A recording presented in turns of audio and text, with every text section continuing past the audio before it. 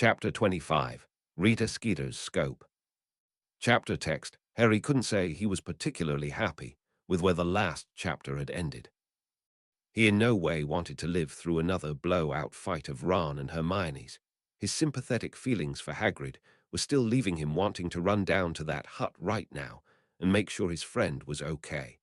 And as always, that tournament and the next task hovered just on the edge of his mind, ready any moment to lash out and remind him of just how much worse his life could get if he got complacent. He just knew that if he had all his memories, he could be telling his family right off the bat all the bad to come, save them the trouble and worry of trying to figure this out along with him. But wanting had never really got him anything, so he flipped to the next chapter with a heavy mind. My parents would be thrilled, James chuckled. At Harry's confused look, James realized he'd never mentioned, "Oh yeah, my parents invented that," all while mussing up his own hair for emphasis. Harry wasn't sure if he was supposed to be laughing or not, but when Lily read his look correctly, she properly explained. "I do believe it was his mother's way of trying to keep her husband and wayward son at some restraint. It didn't work, but it is how they built most of their fortune. The rest hadn't been very well kept." "Hope someone informed you at some point you inherited the irony." Remus tried to laugh at the unpleasant reminder, though hopefully at least the Ministry at some point would have told Harry of this. "Can't really blame her for that, though," Remus agreed. "Better than how I was picturing it," Lily grimaced. "I was hoping for a little more than just an argument," Sirius pouted. "Those two really should have more than just a talk." "I preferred it," Harry disagreed. "At least I didn't have to deal with the awkward conversation that would have been." "Don't be such a romantic, Harry," James smirked. "Not like you had anything else to share about that night," Sirius snorted. "Okay, I'll take that," James smiled, pleased at least one of Harry's friends had their same initial reaction. She'd been that way about Remus as well, but it was always good to know that extended. Harry blinked in surprise as he tried to imagine that. Clearly even the dragon for scale hadn't been accurate enough. "While not entirely accurate," James sniffed. "It's a close approximation," Remus muttered. "With what?" Sirius raised a sharp brow, clearly ready to give a snappy reply right back. "Don't know," Harry shrugged. He never answered. "Ah, the righteous and bitter end," Lily agreed. Harry groaned and muttered something under his breath, half wishing he could go back and dwell on that ball again. "Was afraid of that," James muttered, shifting in his seat a bit at the approaching thought. "You know, doing the same thing over and over again and expecting a different result is a sign of insanity," Remus pleasantly informed him. Harry gave him a half-hearted glare, like he wanted to demand for some better ideas, but decided he'd only be more annoyed when he actually got a good answer. "At least there's a different attempt," James smiled. "I'm sure it made you feel better, though." Sirius gave a smirk he was sure was helpful. "Kind of hard to forget about such an odd moment, honestly," Remus agreed. "And I honestly can't blame you," Lily shook her head ruefully, "but that vindictive streak is only going to hurt you." Harry huffed and muttered something indistinct. "Yeah, my feelings," James nodded. "Well, now he's just rubbing it in," Sirius grumbled. "You might benefit from that, though," Remus tried to say without a smile. "An idea might strike you at any time if you keep chewing on it." "Actually, I find that not thinking on something actually leads to better ideas when it pops back up later," James countered. "I'm sure you two could discuss this all day," Lily cut them off. "There's the bright side," Sirius chirped. "You said what now?" James demanded, trying to lean over Harry. Harry nudged him back out of the way, still frowning down at the papers as a nasty feeling was starting to grow in him, not towards this woman in particular, but something bad about this. "Well, I dislike her already, using my phrases." Sirius had his eyes narrowed suspiciously at the pages and missed the groans. "Why?" Lily yelped first. "If we knew, I'm sure you wouldn't be asking," Remus muttered, earning himself a scowl, but allowing Harry to continue reading with increasing agitation. "Indisposed," Sirius repeated the words slowly and carefully. "You don't think this is still him being upset over Maxime?" James frowned. "I mean, come on, man, I'd be upset too, but this is kind of—" He trailed off with a sad shake of his head. "Now who's the only person I can think of laughing at a time like this?" Sirius growled. "Sometimes I hate it when I'm right," Sirius finished his rhetorical question. "All of them," Lily couldn't help but groan, having grown quite tired of Harry categorizing all Slytherins by Malfoy. "Yep," Harry fully embraced that one this time, though explained. But I get the feeling most of them were smiling not to see Hagrid for once. He wasn't exactly, a popular teacher. Harry's face showed quite clearly he didn't agree with that statement. He'd stick by Hagrid no matter his poor choice in lessons. But yes, even some of the Gryffindors had looked rather relieved not to see him for once. "What is going on?" Remus asked slowly. "Oh, but when I ask that, you mock me," Lily grumbled at his side. "I imagine those in particular aren't used to our climates," Remus muttered to himself, as their winters tended to be a bit harsher than the greater France that wasn't in the mountains. Then again, maybe Beauxbatons was somewhere in the Alps or the likes, so he let it go. Lily cooed, wriggling on the spot as she pictured the poor dear needing a cup of tea and a blanket that was across the room, too sick to go and fetch it. Hagrid was not known for falling ill, so if that was it then, this must be bad. Hopefully Madame Pomfrey had been down to see him and Harry would go and confirm this. "Well, normally I'd agree," James said, his tone explaining the exact opposite. "But as you consider Hagrid a friend, I think she's being too crisp," Sirius sniffed. "Well, that was just rude," Remus huffed. "Darn," Sirius sighed. "I kind of want to see another professional try and handle those Scroots. Prove to the lot of them it's not all Hagrid's fault they're hard to manage." "I think I'm relieved," Remus disagreed, "since we've well established Hagrid probably shouldn't even have those. Having someone like a substitute teacher finding out about them probably wouldn't be helping him feel better right now." "It's not that hard if you know what you're doing," Remus began babbling at once. "What you want to do is get some raw, precious metal untampered." "Thank you, Professor Lupin." Sirius quickly cut him off before he launched into an hour's worth of lecture notes. "They'll let the teacher talk, or give Harry the highlights later when I can avoid you." Remus stuck his tongue out at him for now. "Sexist beasts," James pouted. "You know that can really hurt a guy's feelings." Lily was giggling too hard into her hand to respond. "I really don't think a Scroot could hurt him that badly." Sirius winced at the thought. "Wish you were," James snapped back. "Oh, this can't be good," Lily groaned, as it had yet to mean anything remotely that this whole book when it came to a paper. Harry was getting a nasty feeling rearing inside him in full agreement with her, now positive this bit of paper had everything to do with Hagrid. "Oh no," Lily groaned at once with an already settling sense of doom. "I am completely sure she did," James growled right back, his eyes already narrowing with hate for this. "How does she have the right to do this?" Harry demanded. "First me, now Hagrid, we haven't done a thing to her, why's she doing this?"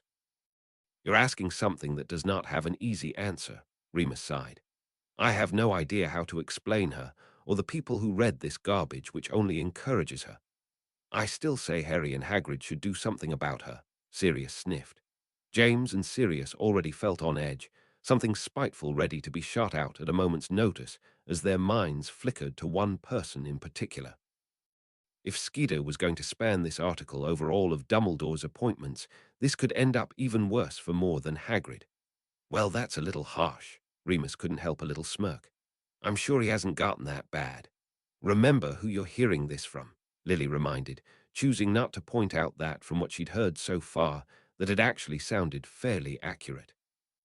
Harry could sense someone wanting to cut him off again with a string of protests for that statement, but Harry was getting a little desperate now to see what Skeeter was really going to say about his friend, so pressed on. "I sincerely doubt he admitted that to you," Sirius grumbled under his breath. "Mysterious influence." Lily raised a sharp brow. "How about how knowledgeable he is over creatures? I say that's plenty influential." Remus felt bad about it, but honestly he may have given credit to that one at least. No matter how much he liked Hagrid, he clearly wasn't particularly good at this field. That didn't mean he wouldn't be as outraged as anyone if he lost the job. Hagrid was working on it. Harry muttered something foul under his breath about that. "Flabberworms and hippogriffs are hardly horrific," James scoffed. Lily's mind flickered to the idea of the Scroots, which she'd classify as fairly horrifying, but in no way wanted to give Rita a point, so didn't acknowledge it. "Only one kid's gotten hurt, and it was his bleeding fault. Hagrid hasn't maimed anyone." Sirius snapped in outrage at that pure fiction. As that was of course what Sirius had meant, Harry forced himself to keep reading slightly louder, even though he more than agreed with the others' muttered insistence that was his idiotic fault. "Did he really just say that?" James demanded, now looking faint at the levels of idiocy. Anyone with a brain knows that flobberworms don't have teeth. Whoever agreed to have this in the paper has got to know how much bull this is, Lily agreed. Oh, Hagrid, you didn't, Remus groaned into his hands.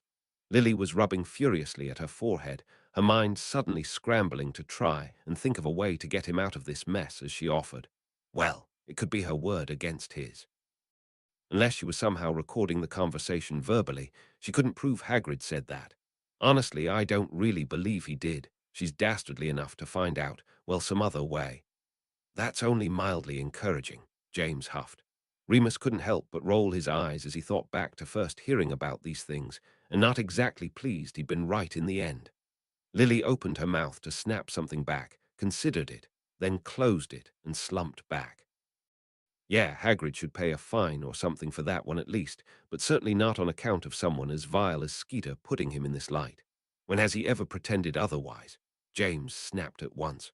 Not that anyone should even bother asking in the first place, but even if you did, he'd have the right not to answer like he does. Why does she know that? Harry's frown deepened. I didn't even think Hagrid knew that, the way he was talking to Maxam about her. I honestly have no clue. Lily's tone matched Harry's. I suppose the Ministry might have a registry of all known giants left in Britain, whether they have locations for them or not. Skeeter could have gotten a hold of that and picked any name on the list. What she calls facts are so loose I'd believe that. Remus shook his head in disgust. Harry fidgeted uneasily with the pages, thinking that this seemed truth enough with all Ron had told him as well.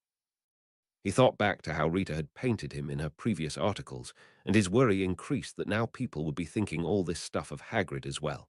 How on earth could she say such a thing? Remus snarled in outrage. Hagrid's one of the kindest people you could ever meet. I can only think of a handful of times I've ever even seen him shout at someone. I don't care her reasonings, Sirius snarled. She's going to regret them. Even though Harry had really only found out less than a week after this article, it didn't change his opinion that he wouldn't have cared no matter when he found out. Hagrid could have introduced himself as such, and Harry would still look at him the same way, so Skeeter suggesting otherwise only managed to grind him up farther. Dumbledore'll sooner turn on Hagrid than eat Fawkes, James snapped. And any students who complain to him otherwise can see the door, Sirius agreed. That's a very good question, Lily sniffed. Hagrid's hardly spoken of this to anyone. We only know of one. Who's she been talking to get a hold of all this? You don't think Maxam did it? Remus asked uneasily. I should bleeding hope not, James shot off at once. She'd be under just as much bombardment as he is, seeing as she's the exact same thing. Maybe she made a deal with Skeeter. Maxam would share all this if her name was forever left out of it, Sirius said in disgust. Besides, he added in heavier tones, I think that's just a little naive. It's really not that hard to work out if you do a little digging. Most people just wouldn't bother to think on it. We know that Skeeter's not that kind, though. If she really wants to, my question is why Hagrid? What'd he do to deserve this? You think it's just second-hand so she could go after Dumbledore? Remus offered. He was mentioned just as often. His face is public enough. Skeeter would always enjoy taking shots at him, and his staffing choices are a brilliant way to do so. Harry sat there chewing on his tongue while all of this was going on around him. None of this was completely lining up with what he was feeling, something more directly involved in Rita's means to pull this off. But then he noticed that they'd mostly wound themselves down around him.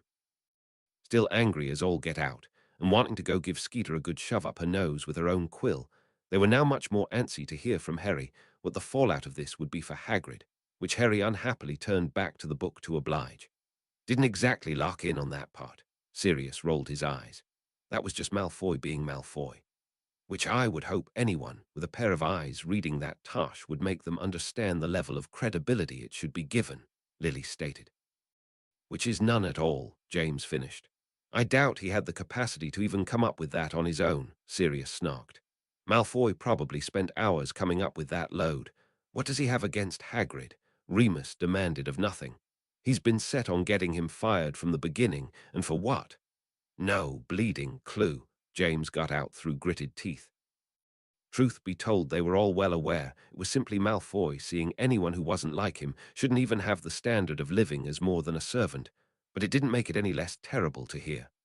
They can all bite me, Sirius barked. You'll be top of the list, James pleasantly informed. They all startled just a bit, that paper having completely erased from their minds where Harry even was. It's good to know you don't get so easily distracted by shiny objects, Remus mumbled under his breath. Why hasn't Hermione cursed her yet? Lily raged.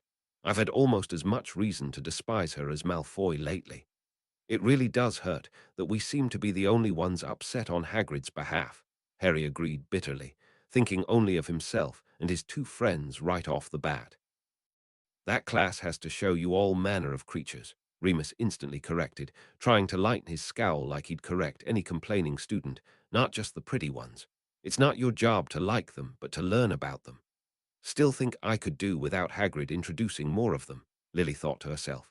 That's not the point, James shot back. Hagrid has just as much right to that job as anyone, and he's never done something so egregious to lose it. He knows his creatures, he's just at a learning curve. Credit that you at least acknowledged that after the fact, Lily sighed. Since I doubt you, or even Ron, apologized. Harry gave her a blank look. It hadn't even occurred to him. I can't even begin to pretend to care, Sirius grumped. James' temper looked ready to fire again at Hermione agreeing with Parvati, but Remus quickly cut him off. She doesn't know about the paper yet. In fact, neither of those girls did. He also couldn't help but rebuke Lily. Give Hermione a chance. Now that I find hard to believe, Sirius rolled his eyes. I'm not shocked, James shrugged.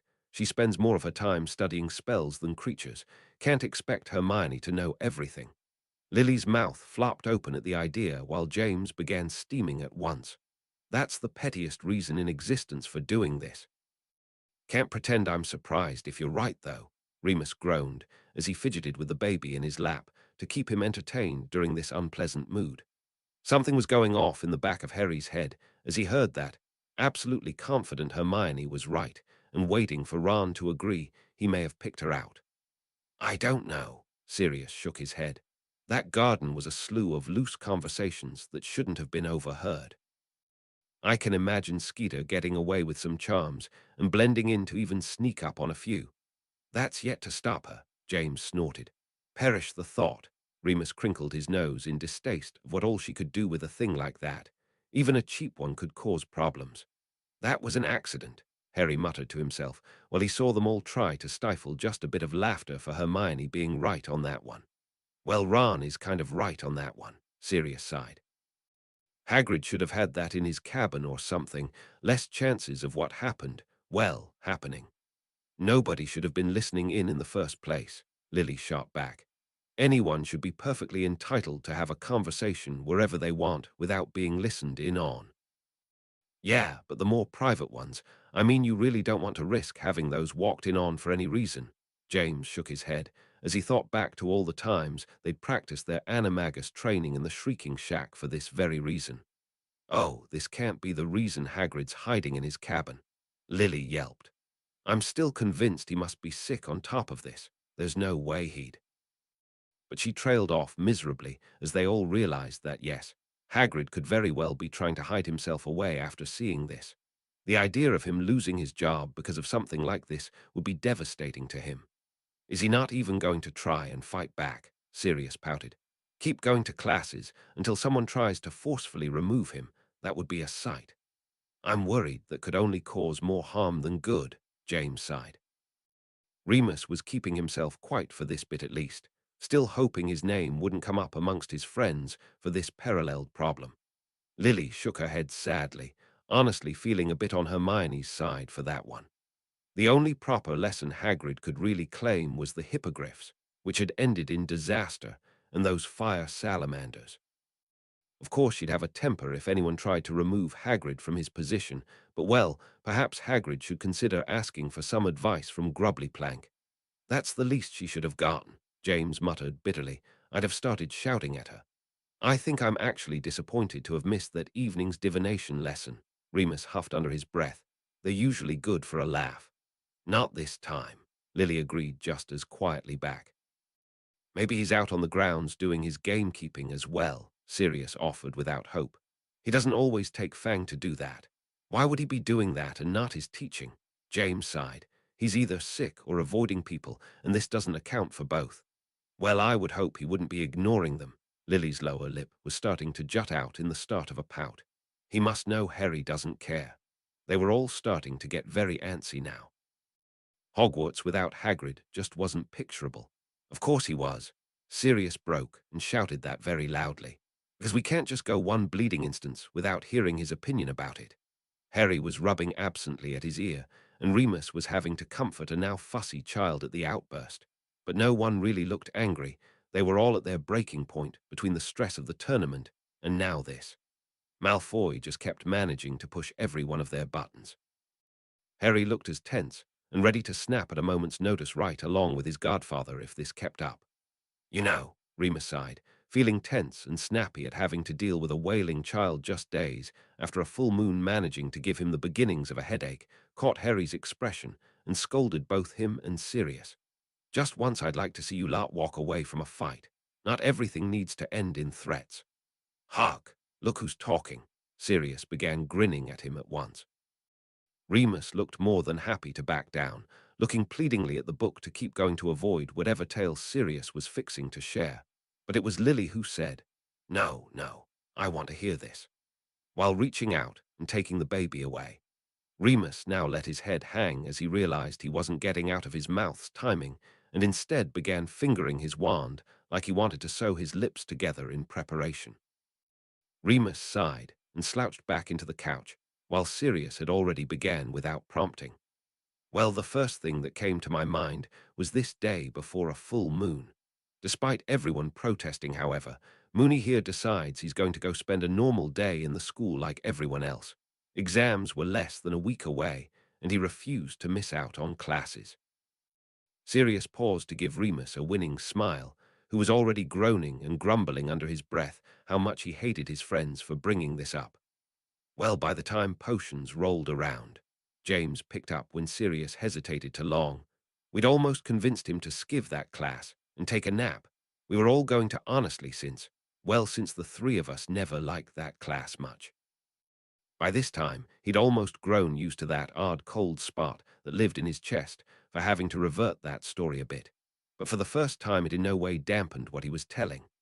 Whether Remus noticed this or just decided to get the worst over, he finished for them. James got me to agree just as Snape was walking past. So, of course, the only thing he heard was me agreeing with Prongs it was a good idea to skip class and take a nap. He called me the Marauders, yes man, he finished with an ugly scowl.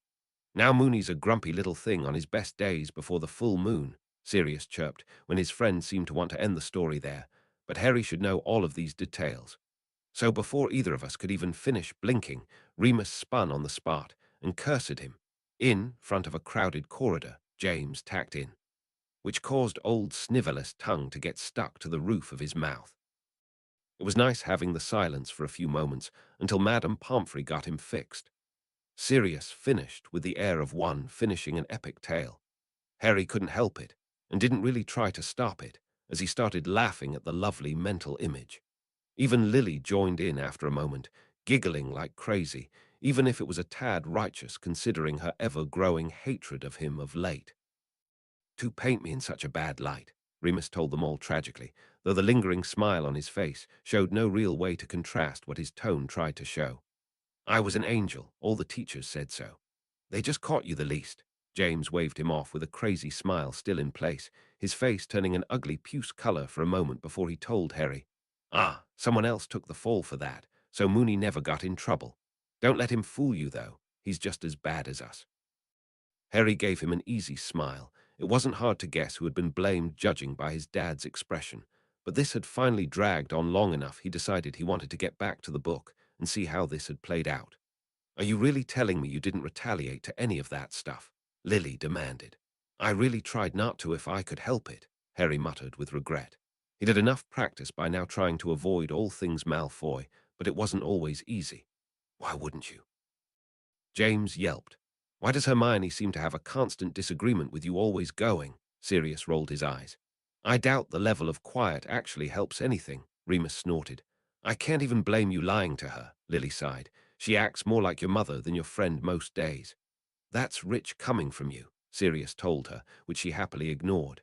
"Oh, please don't keep thinking like that, though," Lily groaned reproachfully. That deadline will creep right up on you. Harry tried and failed to look innocent of this most likely happening, leaving them all just that little more stressed than they were before, and they hadn't even been aware that was possible. I don't see Hagrid in a three broomsticks mood, James disagreed. Maybe more like his own private storage in his hut, Sirius sighed. Is he mad? Remus yelped, goosebumps erupting on his skin at the thought. He did say it was colder where he came from. Sirius shrugged without remorse.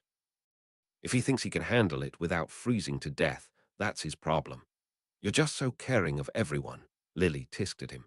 Harry hardly noticed them, his mind puzzling why on earth he should think it a good idea to maybe pay more attention to that lake. He's mad. James balked at the idea. Sirius was shaking himself vigorously at the idea as well, but was aware enough to smirk at the mimicking pair. Warm is putting it strongly, Lily shivered, wrapping her baby's blanket just a smidge tighter around him, causing a collective snort of laughter from all even if it was an empty threat.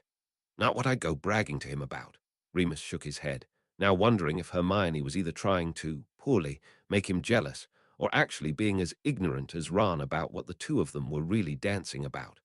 Now what on earth would have you making that connection?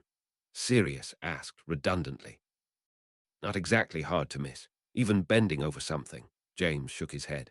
I'm sure a quick sweep would have done the job. Harry didn't respond. He'd still been holding out hope that his eyes had been deceiving him. I'm surprised you haven't at least tried putting water into the egg or something, Remus tried to offer when he saw how gloomy they all were getting, and at least the egg was a better problem to focus on than Hagrid. Cedric's tip was odd, but soap and water were clearly heavy hints. And give him the satisfaction that he'd both asked out Harry's date and helped Harry with this, Sirius shot back with a frown. Don't curse your nose to spite your face, Lily shrugged, on Remus with that one. Harry muttered something indistinct about how unhelpful this all was. I suppose it is odd to see him out of his office so much, James arched a brow, tournament aside. He's allowed to have social visits. Not all ministry employees are Percys, Remus said. That's not a social visit, Sirius pointed out. Well, it could be. Lily backed Remus up just for the joy of annoying the other two. He could have goblin friends. She knew as well as them that goblins didn't have wizard friends. The two rarely interacted outside of contracts and deals, so this was indeed an odd sight. I remember all that, Sirius nodded along. You think he ever got his money back from whoever stole it? Not maybe that's what he's talking to them about. Remus cocked his head to the side. Explaining what happened. Maybe they have some way to track down who robbed him. Wouldn't surprise me, James shrugged. Even if they don't work for Gringotts, goblins have this eerie way of tracking down gold. Whatever curiosity they held for his situation, though, vanished in that instant. They felt bad for his troubles, but his continuing to chat up Harry like this still managed to rankle them every time.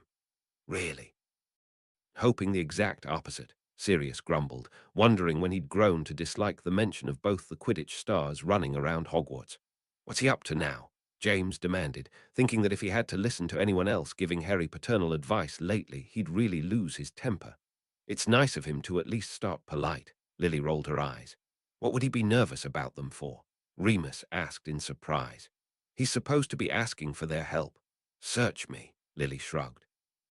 Okay, then you should have brought a translator. Sirius rolled his eyes at the absurdities this guy kept pretending was explaining. Harry only had a moment for his gut to wrench, informing him that was a flat-out lie, before a quick shot of pain in his head reminded him quickly to let it go. Why would goblins be looking for him? Remus questioned with a deep frown. Lily tried to work out. I guess I can kind of see how they'd be looking for the head of the Department of International Magical Cooperation. There are foreign goblins after all, but what are they asking Bagman for? They should be up at the ministry asking all of this. Got me, James grumbled, more than happy to move this along. That's not even that surprising, Sirius snorted. I don't think I'd call them friends. Wait, what? All five of them yelped in surprise. Even Harry, who knew the least about Crouch, found this mind-boggling. Did he die? Lily managed to splutter out first. That is the only explanation I can fathom for this. Bagman wouldn't be talking like this if so, Remus countered, his mind spinning to try and think about this mess. What is with the ministry lately? Sirius scathed. Can't seem to find one department that hasn't wanted to make me burn the building down lately. At least make sure Mr. Weasley's not there. Harry shrugged, much to Sirius' amusement and agreement. I'm really starting to think that you might be onto it, Lily. James couldn't help but frown. Unless Crouch has had something really big happen to him, this is the only way to explain what's up with the Crouch I know. It wasn't a particularly pleasant thought for any, but nobody argued it. And there was a time I praised that journalism and the ministry never mixed. Lily snorted. Merlin knew Bagman was right in that instance. Of course, Remus rolled his eyes. Like of course you should have months ago. They were all feeling rather fidgety at the reminder that a body would never be found. Sirius was starting to chew on his own tongue to convince himself not to start the spelge of diatribe he wanted to launch because of what that vile rat had done. At least that's a kind explanation, James hissed. Agreed, Lily couldn't help but huff. Quit being a walking distraction every time you appear. Oh, this again. Sirius' brows shot up in surprise. I can't pretend I don't find it sweet he's helping you, Lily frowned, but I still can't figure out why. Playing favoritism to the boy who lived. Harry offered bitterly, though somehow even saying it out loud didn't feel right. Can't fault you for lying to him, though, James smirked. Thank you for the reminder, Remus said stiffly.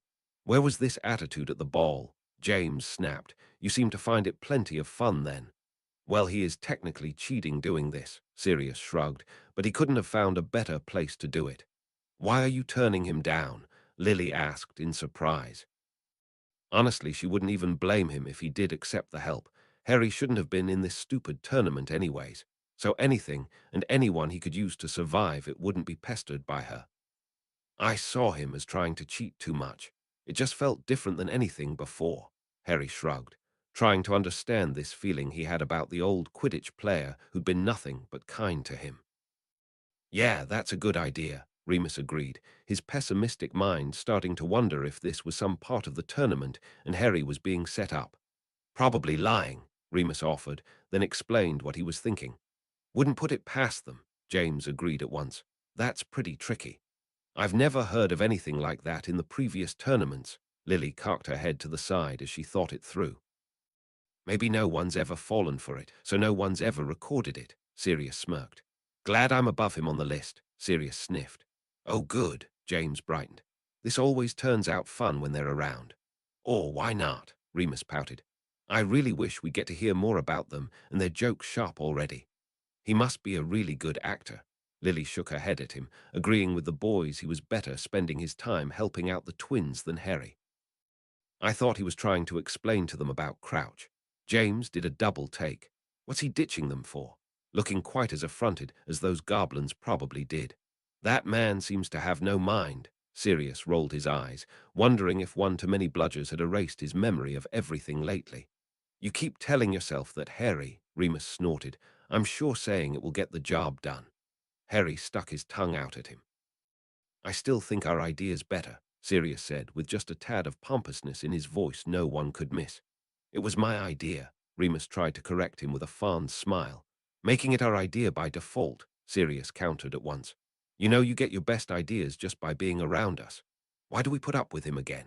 Lily asked the baby in her lap, who merely babbled as answer. Sounds like he doesn't need it on this task, James quietly muttered to himself. 5 collective snorts of laughter were given for Ron's wit, or at least what they hoped was a joke. He'd be the youngest ever, Lily couldn't help but point out. It's one step closer to what he's really aiming for. Don't encourage him, James scolded. Why do you have names for all of these looks? Sirius demanded between cackles. How often do you get them? I made a chart once, Harry told him with an innocent enough smirk, but she burned it and made me swear not to say. Well, she's not here now, James pleaded. Harry shook his head adamantly, though, insisting, oh no, I'm not doing anything to get on Hermione's bad side. Also true, Lily agreed. I guess the two departments might be delegating, with someone so young at the helm, or Lily, James cut off his wife. I have begged you not to try and get into office politics with me unless it's Harry's nap time.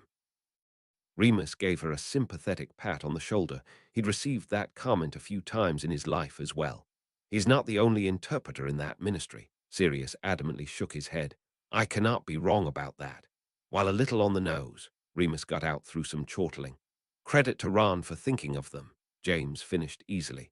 Did she really just ask that with a straight face? Lily demanded. I've never met anyone besides her who would answer other than no. You know it's true when Lily agrees with us, Sirius nodded along. That about covers the whole school's answer right there, James snorted. I can imagine Ron said that often when he realized he got her into a tangent, Remus sighed, now watching Sirius and Lily uneasily as he hoped those two fighting wouldn't cause another eruption in here. That is much more cause for Aho, Lily puffed up at once, several things on the tip of her tongue she couldn't wait to throw at that person for doing this to first her son, then Hagrid. You are much kinder than any of us, James snarled. I'd have booby-trapped her chair before she even knew which one she'd be picking. I'd pay money to see it, Lily happily agreed. Ruined somebody else's life already, has she? Sirius got out through gritted teeth. I cannot think of a single reason, Remus stated with transparent sarcasm. Waiting for you to ask, obviously, Sirius sneered. Hark, there's some blessed irony, watching her get lied to, Lil scathed. Admittedly, she didn't particularly like Bagman, but he was much lower on her list than Skeeter. She comes up with those titles before she even, James sputtered off when he realized how absurd it was to be criticizing this excuse for a writer. Oh, Harry, Lily groaned. Are you trying to start trouble now? He's a bit of a late bloomer, Sirius couldn't help but grin, but I'm willing to encourage this behavior, especially towards people like her. I wasn't going to be able to leave without saying something to her for what she did to Hagrid, Harry snapped at no one in here. She cannot actually be that oblivious, Remus gaped at the idea that she was still putting on pleasantries around him. Never get tired of your word choices, James praised. Because she got off topic of you for 5 seconds and needed someone else to harass, Remus sneered. Not at the expense of a good man's job, Lily spat back. You know it's got to be dramatic for her not to be stepping in, Sirius shook his head. No, I mean it, Remus insisted like he was sure he was talking to a dummy. She cannot actually think he'd still give her a breadcrumb, let alone. She's either the most oblivious person in the world, Sirius shook his head in disgust, or the most heartless for it not even registering, James finished. I choose the second, Lily sniffed. James nearly snapped at that one. He was sick and tired of every single male being compared to him as of late when Harry had never even met him. Glory, his son, was technically the same age as him now meeting him for the first time. Sirius he'd hold back. Bagman was inconsequential and more mildly annoying, but Hagrid actually had been there for some of Harry's most important firsts. Hogwarts letter, Diagon Alley, even his first Quidditch game, and it wasn't bleeding fair. The only thing actually stopping him was that it wasn't Harry who'd thought it, just Skeeter spurting off some more. Still, it wasn't making him feel much better when he glanced at Harry and saw that he wasn't exactly looking to deny the comparison. He was too busy still glaring at nothing that he wished was Skeeter herself. There's a pleasant thought, Sirius chuckled low in his throat, trying to help his best mate move past these constant pangs that must be breaking his heart. James didn't seem to hear him. Silly little girl, Lily raised an imperious brow. She has no idea who she's talking to. I can't wait for her to find out, Sirius said with a wolfish grin. Not surprised, Remus scoffed. Of course she'd treat Hermione like dirt. She's not a name. Then why don't you publish your article and be done with it? James rolled his eyes, clearly thinking he was calling her bluff. What on earth is it even recording? Lily demanded of nothing. Nothing good, Remus shook his head, thinking Hermione had just picked quite a fight. I really can't see Skeeter writing anything Hermione would care about, James sneered. She's proven at every turn she doesn't let other people's marking get to her. The only time she snapped is when someone insulted her intelligence, or friends, Sirius nodded along, that predatory smile still dominant. Skeeter's done both. Can't wait to see what Hermione pays her back with. I will genuinely pay Hermione to assist with this in any and all ways, Remus cackled at the promise of this. Another reason you should have stuck around, Lily snarked at him under her breath. He gave her a hurt look for the shot, but wasn't going to start that argument again. There's a good idea, Sirius snapped his fingers with pleasure. Get me involved. I need something to do with my free time. This will bring back some good memories. As if you aren't involved in enough, Lily scolded him at once. I thank you for that treasured memory, James beamed. They were all still angry at Rita, of course, but Hermione's reaction was pure gold to anything they could have done, or in this case were incapable of doing, so cheering her on felt best. Couldn't have put it better myself, Lily's smile stretched so wide she couldn't have been prouder. That'll give him a start, Sirius stated ruefully. He might even come bursting out thinking you're in trouble with that. Whatever gets him out, Harry shrugged without remorse. Harry read that with such an astounded look that quickly flushed in embarrassment that alone would have caused their laughter, but the thought of the headmaster getting the pleasure of hearing all of that through Hermione's screeches had already caused them all to burst. It only subsided as quick as it did, and Harry quickly kept going so they could hear the rest of this. Well, it sort of was, there for a moment. James shook his head. So glad he could take a hint. Remus got out around his chuckles. Well, it'd be rather embarrassing to turn back now, Lily smirked. Actually, I thought it always looked like that, Sirius snorted. Shut it, Padfoot, James quickly shushed. Harry couldn't stop his mind floundering for a moment as he really wanted to ask about this display of magic creating all of that into existence. But then he remembered his first trip to the kitchens and how the house elves had a setup just like this, and Dumbledore had probably summoned that in his own way. I'm sure Trelawney heard what she was saying. Remus gave a toothy grin. Well, that's going a bit far. Lily shook her head fondly. More like Dentit for now. Though I'm sure if he hadn't let them in, it could have escalated. James sighed with longing at how that could have turned out. I hardly find that the foulest insult you could have used, Sirius snorted. Oh, I missed this. Remus gave a breathy laugh and tried to speak all at once. None of them had even begun to forget what he'd done to Sirius, and possibly even Remus and Harry, but at least there was still the man sitting there. The true leader of the Order, the man who would stick by his friend's side, no matter what, and offer whatever comfort he could. He may have abandoned Sirius when he needed him most, but even now he was slightly making up for that as far as Sirius was concerned by sticking with Hagrid, and clearly still Remus on some level. Nice catch, James winked at Harry. That still managed to increase their smiles to another degree. Hagrid had been gamekeeper for countless generations, and an apprentice to the job even before that. He'd never harmed a soul, and in fact had been an honest comfort to anyone and everyone with just the tiniest offer. This in fact managed to give Sirius and James a conspiratorial look at each other, now fully intending to throw in Remus, face later, when they had a better chance that the same would be spoken true of him if it had ever gone this far, not that Remus had stuck around to find out. Lily's heart did manage a painful twang, though, as she realized that she wasn't one of those to have sent such a thing. It was never a pleasant reminder. He can't honestly expect universal popularity. Sirius raised a staunchy brow, his tone carrying as much. And even if he didn't have that much support, it should be the real ones who matter, like Harry. Thanks, Harry muttered, feeling bashful at the unexpected praise and quickly reading to cover it. Lily gave a soft sigh, and yet couldn't stop a smile. Happy as she was to see Dumbledore acting the way she'd always known him to again, even his wisdom-filled words now weren't making his past crimes against her son feel much better. That would have been a sight, James rolled his eyes. Best point you could have made, Lily griped. Where have I heard that name before? James asked with his head cocked to the side. Isn't that the guy from the Hog's Head? Sirius asked as he raked his brain. That smelly old guy, Remus scoffed. Probably a name coincidence. There's no way it's the same person. Harry spluttered in shock at that, something very hard trying to smack his memory into thinking of something. But the others thought it was suppressed laughter at such a tale, so Harry was instantly distracted by Remus saying, Before our time, only ever heard rumors about that. I didn't even know Dumbledore had a brother, Lily said in surprise. Then she went cross-eyed as she realized, Albus, because his brother would be called that too. Oh, you know what I meant. Harry felt disappointed that they clearly didn't know more about Dumbledore's brother, but didn't press them for more. This time Harry couldn't help but laugh a small bit along with the others, Harry still eagerly pushing for any details. So you've never heard anything about Dumbledore's siblings? We've only heard gossip about a brother, James said in surprise. Think my parents mentioned it once as a joke. I wasn't even sure that was true. I doubt he is even more. Harry slumped back in disappointment, his mind clearly unwilling to let this one go, though. Still, the headache won in the end, and he forced himself to keep going.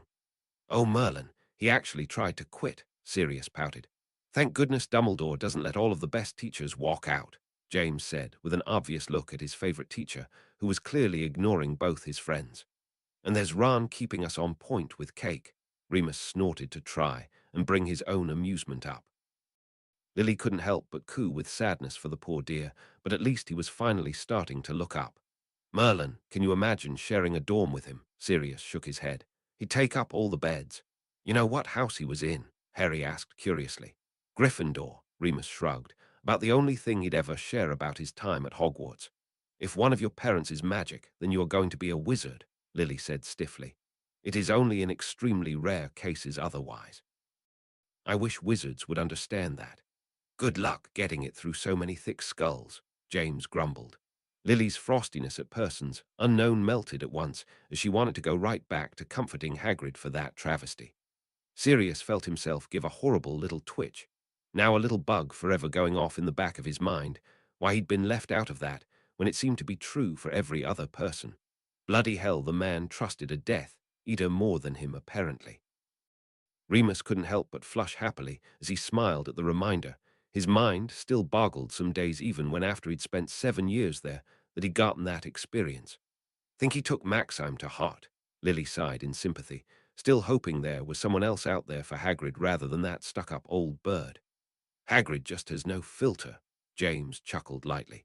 If those kids didn't know what he was talking about, it wouldn't exactly be hard to guess from all that.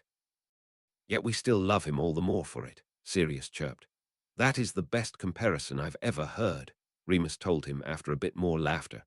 He's actually getting worse with years, Lily giggled. At least by now he should have cut himself off and corrected that he shouldn't have told you that. Harry's smile was a bit more forced now as yes, he did remember all of that quite well, but he'd never been happier to be wrong. Still don't know if I'd go so far as praising him for that, James muttered to himself, now wanting to curse Skeeter for a whole other reason. She just had to put that poisonous little thought in his head. Now he was even feeling resentful of Hagrid. Sirius worked furiously for a moment before actually putting on a fair impersonation of Hagrid's West Country accent. Well, if he can be me, then I can be him. Everyone was plainly distracted from whatever they'd been thinking to either groan at him or in Harry's case to laugh, which had been the whole point. So Sirius smiled, more than pleased with himself. I'm fairly confident I don't know any of the other champions' blood status, Harry said in surprise. It's the principle Hagrid's going for, Remus shrugged. You are an underdog of sorts being the youngest. Actually, Fleur would make his impact better. Sirius couldn't help a little smirk, being part human and all with her Vela status.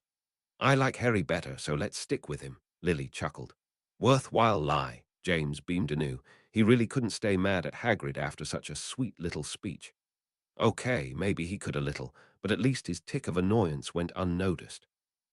Was wondering when you break on that, Lily chuckled, giving her baby's nose a friendly little tweak as Harry got up to hand the book to Remus. Mana 999 offered the question of where that was being taken place, if not the room of requirements. This had always been my running idea. Chapter 26, The Egg and the Eye. Chapter text despite Remus. Rather tired eyes as he never enjoyed being active any days preceding or following the full moon, and it wasn't helping the ever-growing fear of the next task creeping closer. Remus wouldn't deny he couldn't think of how better to be spending his time as he got started. You make it sound so difficult to lock a door, James shook his head. I think he's just making up excuses for using that prefect bathroom, and after hours is the best time, Remus smirked. Harry ignored them both. Harry grumbled something about how he still wasn't going to admit they were right. It's not like he'd wanted to go in there just because he'd heard rumors about how cool that place was, and they couldn't force him to say otherwise. The fact that you've only been caught once is what gets to me, Sirius shook his head fondly. By our 4th year, we caught up with him as much as any teacher, James agreed. And you only got caught that time because you forgot the cloak, Remus snorted. If you'd paid attention a little more, even then you would have gotten away with it. Harry wasn't sure if they were teasing him for not being as troublemaking as them again, or trying to mock him for that experience again. Either way, he chose not to answer. At least he'll remember it this time, Lily reminded to get the boys to stop smirking. The two kind of go hand in hand, Remus agreed. Why did you wait almost a whole other week? James asked. Homework, Harry used as a main excuse, but also adding, Plus I spent a few nights making sure I could walk down there and scout the place out without getting caught. Look at you, finally showing some forethought, Sirius praised. Still think that one's a bit too paranoid on your part, Remus rolled his eyes. No one ever pays much attention to that. Well, now you can without the responsibility, Sirius smirked. You're lucky you never got caught in there, Remus reminded him, or I would have most likely gone down with you. Then, of course, I would have had to pay you back for getting me into trouble. Sirius had a challenging smirk in place as he stated, wouldn't be the first, wouldn't be the last. Harry's mind was starting to gape a bit at such grandeur. A diving board for a bathtub.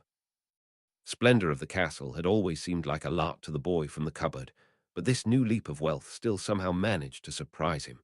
Then Harry felt a zap pelt his brain, now blinking spastically as he was sure that should have meant something more to him, but was instantly distracted by Remus trying to cover up some laughter. He quickly smothered it and explained for Harry, I don't know who conjured up that image, but it's the farthest thing from what merpeople actually look like. Harry was very sure that news shouldn't have come as a surprise to him, but simply nodded in understanding. Remus was suddenly distracted as well from Harry getting to find this new place, to his mind spinning back to that noise again, and why Cedric would have led Harry here. Water in the prefect's bathroom. It couldn't have anything to do with that particular painting of the mermaid. He'd only ever heard descriptions of them, but apparently they had a beautiful singing voice underwater. Above water, it was a senseless, high-pitched noise. He was immensely curious to know if this had been what Cedric had figured out, but even if it was, what would the second task have to do with mermaids?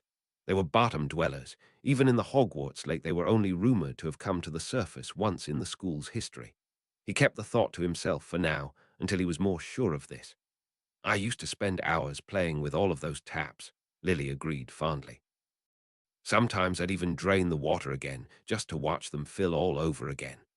Harry was surprised at his own daring at that, as he'd never learned to swim, though he supposed being in there by himself was a good way to practice, and it didn't seem deep enough that so long as he didn't try anything foolish, he shouldn't have a problem.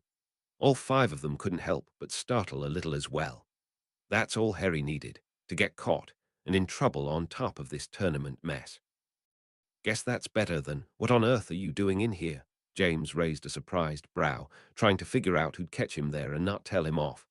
Oh hey, Myrtle's back, Sirius said, relaxing back at once. Why is she in there? Lily demanded around a squeaky voice, her hand already twitching like she was going to cover her modesty now.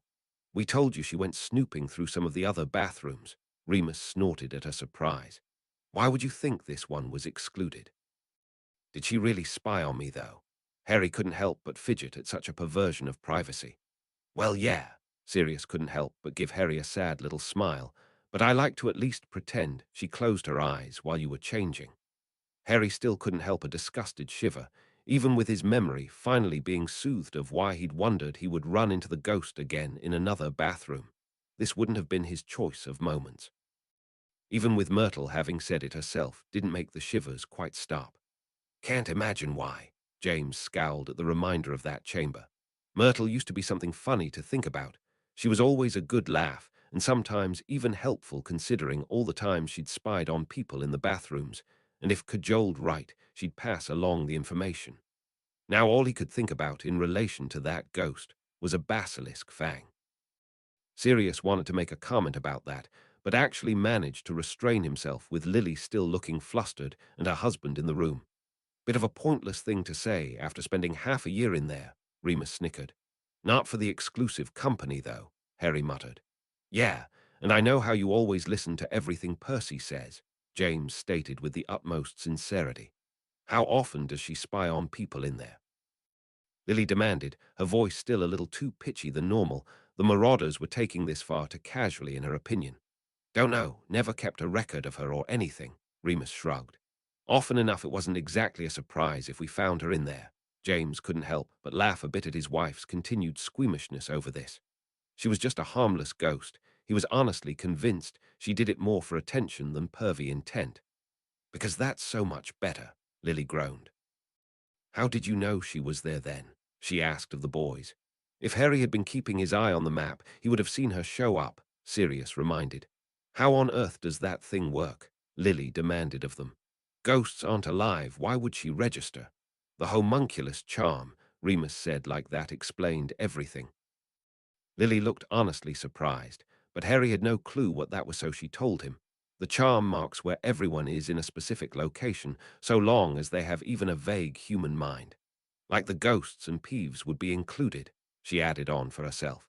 It just never occurred to me that was the spell they used, because I could never find the incantation, just mentions of it in old texts. Sirius found it in a book from his house, Remus shrugged. There's a lot of musty old stuff in that place. Sirius rolled his eyes. I got bored and looked through it at one point, came back and found it a few years later when it actually came in handy. Would the basilisk have shown up on the map? Harry asked, thinking normal pets like Crookshanks never had, but then Mrs. Norris had, so was the giant snake stretching it. Nope, James stated, not human-like enough. So how come Filch's cat's on there? Lily demanded of them. She got her own separate charm to track her, Sirius grumbled. We realized that mistake and added it after the fact. Remus was instantly distracted from his old pet project and was now much more focused on seeing if his idea was right. He couldn't think of too many other creatures that this would apply to. Oh, Remus smiled in triumph at the exact moment the other three stated in surprise. Harry gave an agitated little sigh. He was sick of always being the one things to had to be explained to, but didn't question it, as he had a gut feeling he'd come to his own conclusions on this soon enough, and watched impatiently as Remus happily yelped. It's mermaids. What does that have to do with a Triwizard task? Sirius demanded grumpily. The first one had been bad enough, and this wasn't starting off much better. Those creatures were rumored to be as vicious and territorial as dragons, with the added bonus of drowning their victims to death rather than setting them on fire. No clue. James tried to shush him and wave him quiet so he could hear this. Guess she doesn't get the opportunity much, Lily grumbled, though even she was finally distracted from the ghost's habits to pay attention to this. That was not encouraging. Remus' smile slipped right off his face as the full impact of the challenge sank in. Hang on, read that again, James requested, sure he'd heard a bit wrong. Remus obliged to the now stunned faces of the others. What's this on about an hour? Lily demanded as she began biting at her lip at once at the thought. What are you looking for? Another bit to lead you to the last event, I guess, Sirius sighed. But even as the worry started flooding him, he couldn't deny at least this sounded more bearable and doable than the first. I'm still stuck on that part where they took something, James grumbled, running his hand through his hair in thought. Are you looking for two things, or is the challenge personalized? I really don't like the sounds of this, Remus groaned the more he thought about it. They're only giving you a pinch more information than the first time, and it still seems as deadly as ever. He was still categorizing everything he'd ever heard about mermaids as well as aquatic life in general, none of it exactly pleasant, and all very hard to deal with inside the water, where only a few select spells worked properly. Let's look on the bright side. Lily tried to keep their attention. Least now he has something to work with, and I'm sure Harry'll figure it out. She gave him a winning smile at the end. Harry wasn't as sure as her, unable to erase the nasty feeling that this was hardly his favorite challenge, and he'd still take the dragon back, but didn't argue the point either. No, Remus snapped at once, as he'd noticed that look on Harry's face. It must be annoying to the boy to constantly having things explained to him, then and now with his lapse of the magical world. But that was hardly his fault, as he stated. It's not exactly a common problem for many wizards. I'm positive it'd be just as hard to work out for the other champions. You guys figured it out in like a second, Harry grumbled. James quickly corrected as he gestured at first Sirius and himself. Have a running expert on all things beast, now waving vaguely at Remus, who was squinting at him like he was trying to decide if that was supposed to be insulting or a compliment. Knowing James, a combination of both. So we know a bit more about it than the typical person. I didn't get it until he said it. Lily shrugged as she jabbed her thumb at Remus as well. I was just surprised you could suddenly hear it underwater. Harry did at least feel marginally better his mother had at least been on the same page as him for most of it. There's a fond memory. Sirius couldn't help but laugh. The magical mistakes people could do to themselves had always endeared him. All five of them made spluttering noises of disgust at that. Are you telling me the plumbing empties into the lake? Sirius demanded, going a little green at the thought. I thought it was just banished once it left the pipes. We never found where they exited off, so he cut himself with a wrench. Great, and I used to go swimming in that, James groaned, his skin starting to crawl. I like to think Sirius was half right. Lily had her nose crinkled so much she looked like she was imitating a pug. Surely it goes through some sort of magical cleaning system. There are creatures like the giant squid living in there who would get sick from that. Let's just move on, Remus grumbled, not really wanting to sit around thinking about it. Can't imagine why you wouldn't want to paint that picture, Sirius muttered to find some amusement again. You see, that's a brilliant deduction, Lily smiled. I probably never would have got there without that painting, Harry tried to brush off. But you did, James rolled his eyes, so take the compliment. Harry muttered something that didn't quite mask the pleased look on his face at his parents complimenting him. Harry's pleased feelings increased into a full-blown smirk, unable to really beat away that pride that he'd done something faster than Diggory. Then he got an intense curling feeling in his gut, and Harry was once again wondering why his own jealous feelings at Cedric really hurt like that. Oh, thank you for that lovely bleeding reminder. Lily narrowed her eyes nastily, all of them having to fight down the urge to go drown those people in a bathtub. Harry looked around expectantly to find they looked rather stumped at the thought. That is a remarkably good question, Lily frowned, fidgeting with a lock of her hair as she cast her mind around for a spell or potion she could lock on.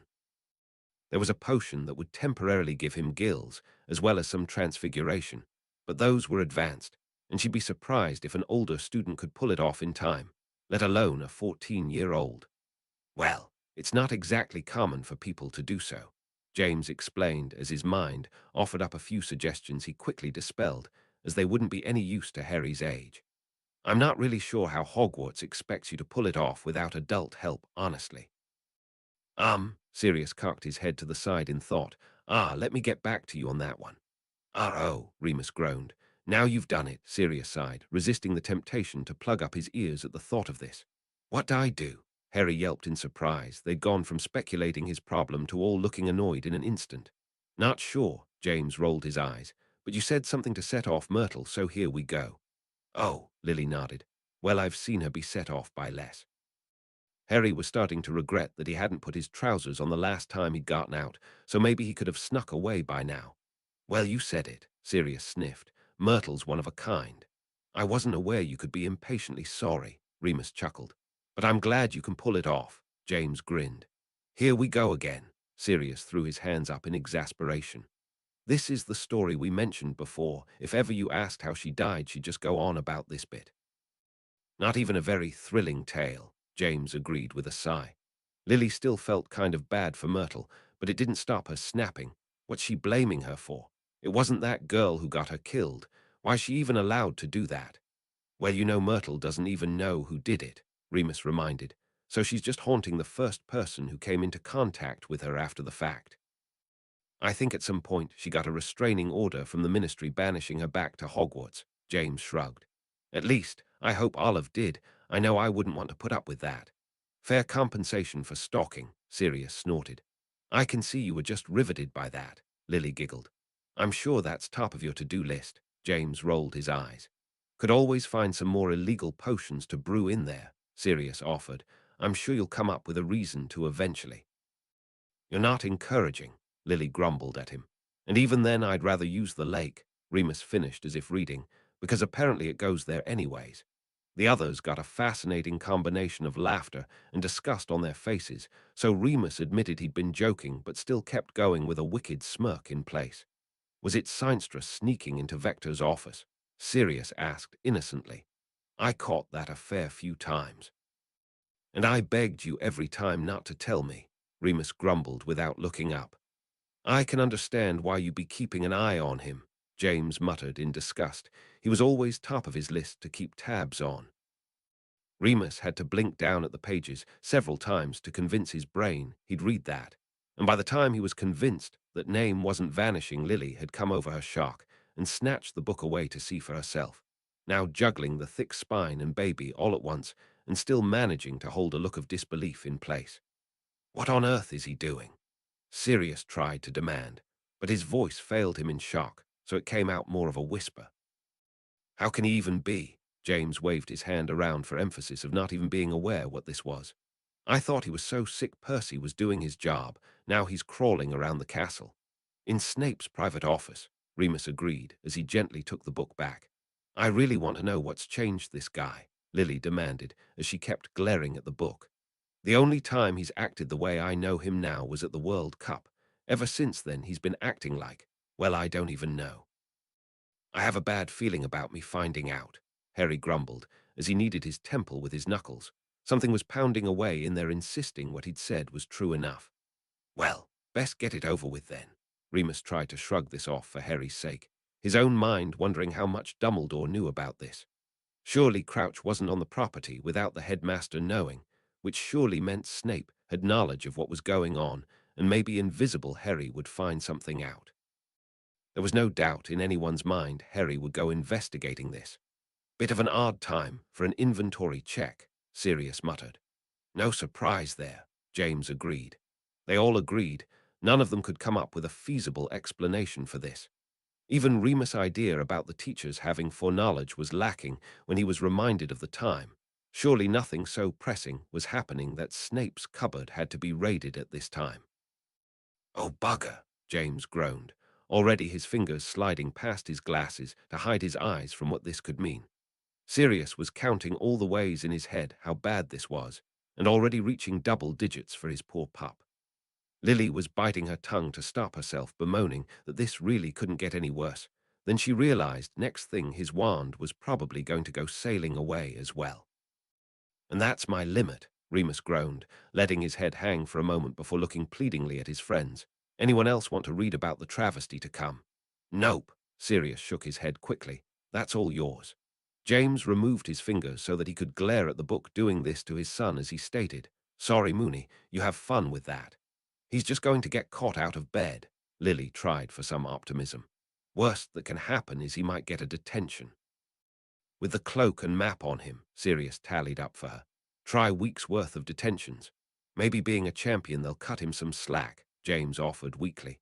Good luck with that, Remus snorted. And why did that stop you? Sirius asked, rolling his eyes. Just say the spell and it'll still be done. Then he suddenly brightened all the more and said, You've still got your wand on you, least that didn't come loose. Just summon everything back to you and hide under the cloak. You'll still be stuck in there until someone pulls you free, James winced. So it's a question of being caught, or let your leg go numb for how many hours? Harry had gone from looking flabbergasted at Sirius, the thought hadn't even crossed his panicky mind, to thinking that his dad's options were more likely. There's a momentary relief. Remus couldn't help a small smile. Least he's not approaching you at DEFCON 5. Filch always blames Peeves first, Sirius agreed. They all tensed in preparation for Filch making the connection, but then James suddenly brightened with the widest smirk in place. Actually, this could still work out. Harry's hiding under the cloak. Filch shouldn't be able to find him. That could belong to any champion, so Harry could just steal it back before anyone's the wiser when Filch takes it back to his office. Could work, Sirius agreed eagerly, so long as Harry keeps his head. Not like you had a choice, Remus muttered. No, really, Sirius insisted, watching Harry with the most disappointed eyes he could muster. Summon it back to you already. You are losing some very important scheming points for not reacting already. I panicked, Harry defended. Went on lockdown. I think I stopped breathing for a few moments, let alone think. Actually, no, Lily shook her head. I've never known Peeves to actively steal personal belongings, or at least hang on to them. He might chuck it across the room. I can still see him trying this, though, Remus disagreed. If one of the champions had left it out, Peeves would think this was a great idea. Like Peeves would still be hiding there, though, James scoffed. He'd either be floating above laughing, or at the other end of the school by now, Sirius agreed. I am as positive as can be Dumbledore has no control of Peeves being in that school, Remus snickered. I've never known magic that could get rid of one, Lily agreed. And even if by some miracle you did, another would just appear. They're spirits of chaos after all, and who harbors more chaos than a school, James finished for her. Really makes you wonder if Fleur was lying. Sirius cocked his head to the side. I wouldn't honestly be surprised if all schools housed one of some kind. I wouldn't put it past her, Lily tisked, thinking she'd probably exaggerated every bit of her perfect precious school. And the answer is still yes. Physically, she can't see you, Remus sighed. But she can use her other, sharper senses, like smell, Sirius grumbled. It just depends on how intelligent she is to work out if the scent is old or fresh, and she should get filch, or what. James was muttering under his breath about how bad this could get, and didn't add in. Lily scowled and said a few choice words even as relief flooded her. Harry Life really knew how to set the tension. Remus couldn't help face planting the pages for a moment, counting up all the number of times this guy kept showing up to ruin their lives and not happy at all with the number. Of bleeding course, Sirius snarled in outrage. Because if there's one person to make a situation worse, it'll always be him to show up. I swear he has a radar on my last name, James moaned. There is no other explanation how he keeps doing this. Because I always wanted to know what he slept in, Sirius crinkled up his nose. You're not helping by exaggerating, Lily sighed, though honestly she couldn't help a small smile at the same time. After all the heart-pounding, fear-inducing moments this tournament had already done to her, a thing like dealing with filch and detention felt like a cakewalk. Oh. James drew the vowel too far out in surprise. Well, maybe we were slightly wrong, and it was a surprise visit being conducted. Hope he gets fired for something, Sirius grumbled, knowing it wasn't exactly Crouch's job to do. Well, whatever on earth could even be going on, but if it was putting Snape in a bad mood, he was all for it. Remus couldn't help a petty little smile that Snape was running to anyone for help, thinking the last time Snape had needed something he'd turned to Filch then to. Seemed the caretaker, even he'd hated in his youth, was the only friend he seemed to want help from now, not that he had any others. He's kidding himself, Lily rolled his eyes. He must know better than anyone Peeves wouldn't still be hanging around. He's got his evidence, he can come back later. You be sure to tell him that, dear, James smiled at her. Yes, why indeed did you not have the foresight not to play with that new toy? Sirius scolded, wagging his finger in Harry's face for emphasis. Harry momentarily considered trying to catch that finger and hold it hostage until his godfather reconsidered doing it again. He was wound tight, as could go at the remembered stress of this. But then Sirius turned eagerly back to listen to Remus keep going, and Harry lost his moment. And the party continues. Remus raised a sharp brow. Just how many teachers wander around this castle at night? Harry threw up his hands in exasperation. More than you'd think, but few enough this usually isn't such a problem, James said, in what he was sure was a wise old voice. While the footsteps were distinctive enough, I guessed as much. Lily rolled her eyes. Could it not have been anyone else besides him? Harry actually had a chance to get out of this mess, but the one person in that castle who can see past that cloak shows up. So glad we're on the same page, love, James huffed as he slumped back into his seat. The game was definitely up now. Well, I should hope not, Remus tried for a laugh. McGonagall wasn't invited, and you know how upset she'd be about that. See, this is why you should have stuck around, Sirius grinned at him. Lily raised a sharp brow like she wanted to give Snape a suspicious look for doing that. What was he trying to hide from Moody? Someone should make that the next painting hung up in school. James couldn't help a small smile. It feels like the perfect metaphor for how Harry's life goes. Mostly observing and just waiting to get caught. I'm sure Snape would love one hung in his office, Sirius agreed. What master aura skills he has, Lily grimaced. He practically gave away Harry's position before he said a word. They all braced themselves for this boot to drop. Again, James couldn't help but point out with a smirk, though it faded right back off as he couldn't help but question, though even knowing who did it doesn't help any of my questions. He's not going to tell, Lily yelped in surprise. I guess not, Remus agreed slowly. If he didn't say it right off the bat, I can't imagine he would. But why not? Who cares? Sirius grinned. Harry's going to get away with it for sure now. You weren't saying so a second ago, Sirius sneered, knowing Snape thought anything concerning him was the most important thing in the world. Remus enunciated each syllable carefully. Hypocrite. Before continuing on more casually, I know for a fact he used to filch from Slughorn all the time to brew his own vats for whatever he wanted. Oh, please have Moody go check next, Sirius sneered. Would make my day for him to get fired for something illegal I know he has in there. I wouldn't hold your breath, Lily couldn't help but mutter a tad bitterly. Well, looky there. James' grin managed to spring back to life instantly. As if Moody hadn't already proved himself useful to this school, now he's actually listening to us. Pity he didn't find anything, Remus sighed. Probably keeps a secret stash hidden in the dungeons somewhere, so he can torture students at his own disposal, Sirius said, only half kidding. And yet he did it anyways, Lily snapped back, which finally shows there is still a brain in his head. While honestly pleased his wife still hadn't switched back to even remotely defending Snape again, he still couldn't help but expect a relapse. This new version was honestly scaring him as he recoiled slightly.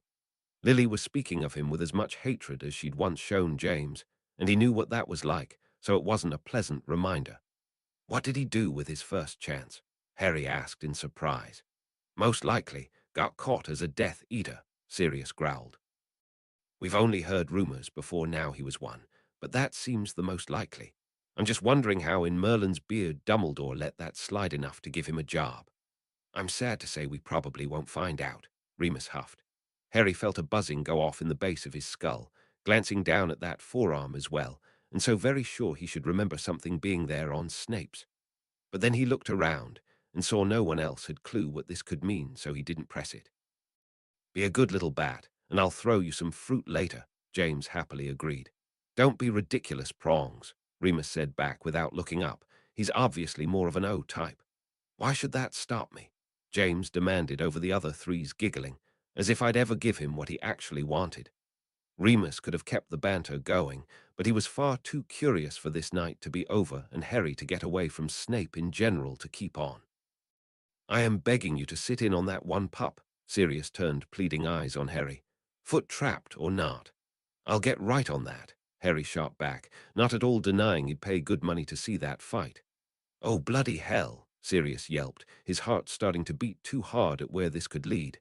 Remus isn't around to keep him away this time, James groaned. Harry couldn't deny any such things of happening, because he was quite sure he wouldn't have his map for some time after this night, and it was not an encouraging thought at all.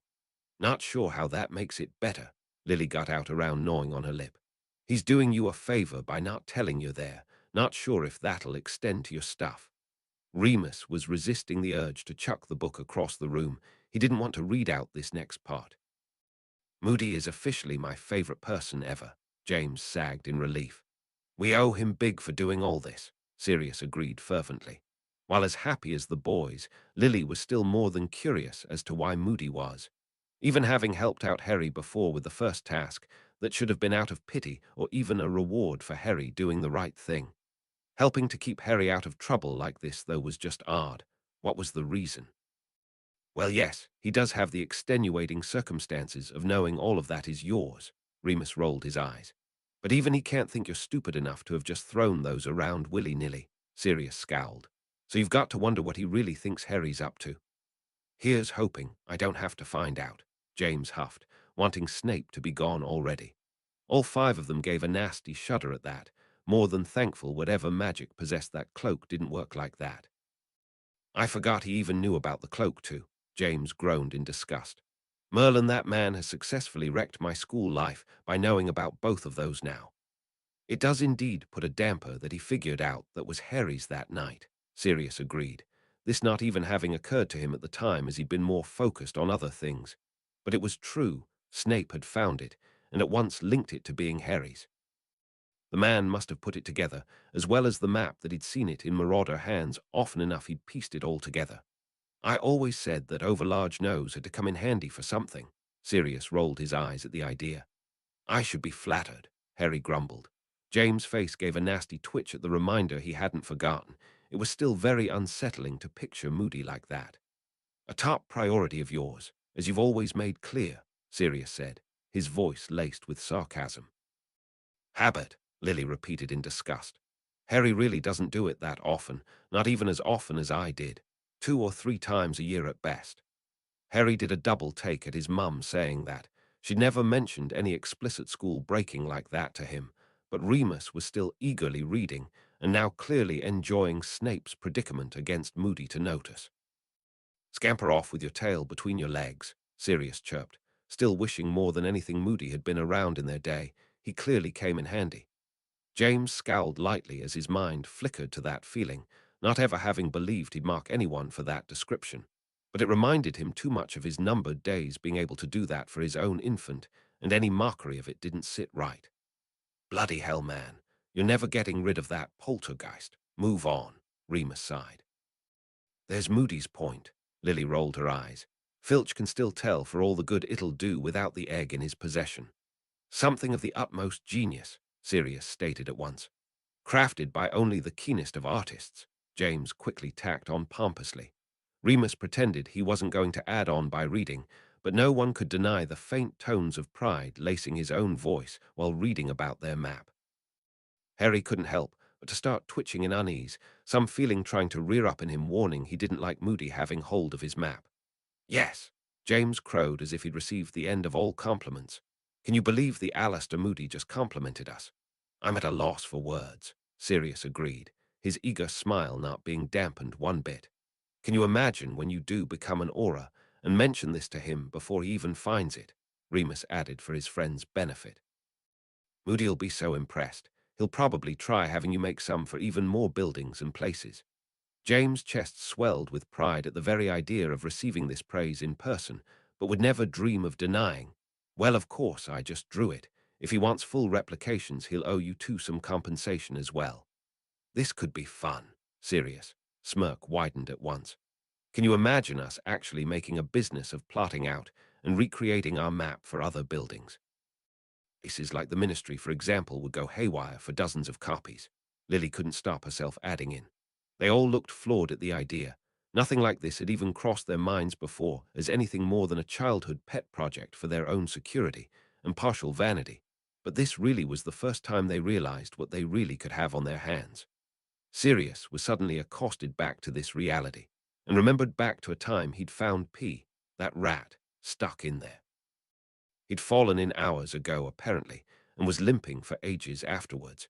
It really could leave a bruise if someone was left in there long enough, not being able to pull themselves out. He didn't say this aloud.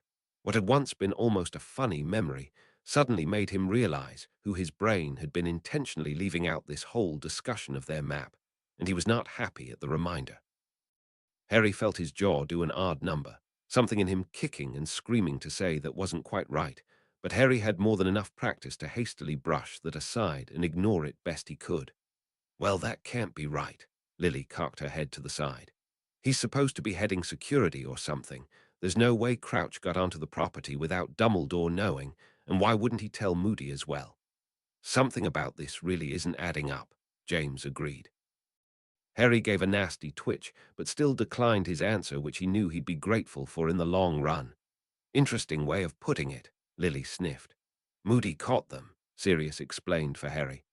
While Crouch threw the book at them, the heaviest and hardest ones he could find, on even the smallest of charges, James finished with the smallest of frowns showing his displeasure.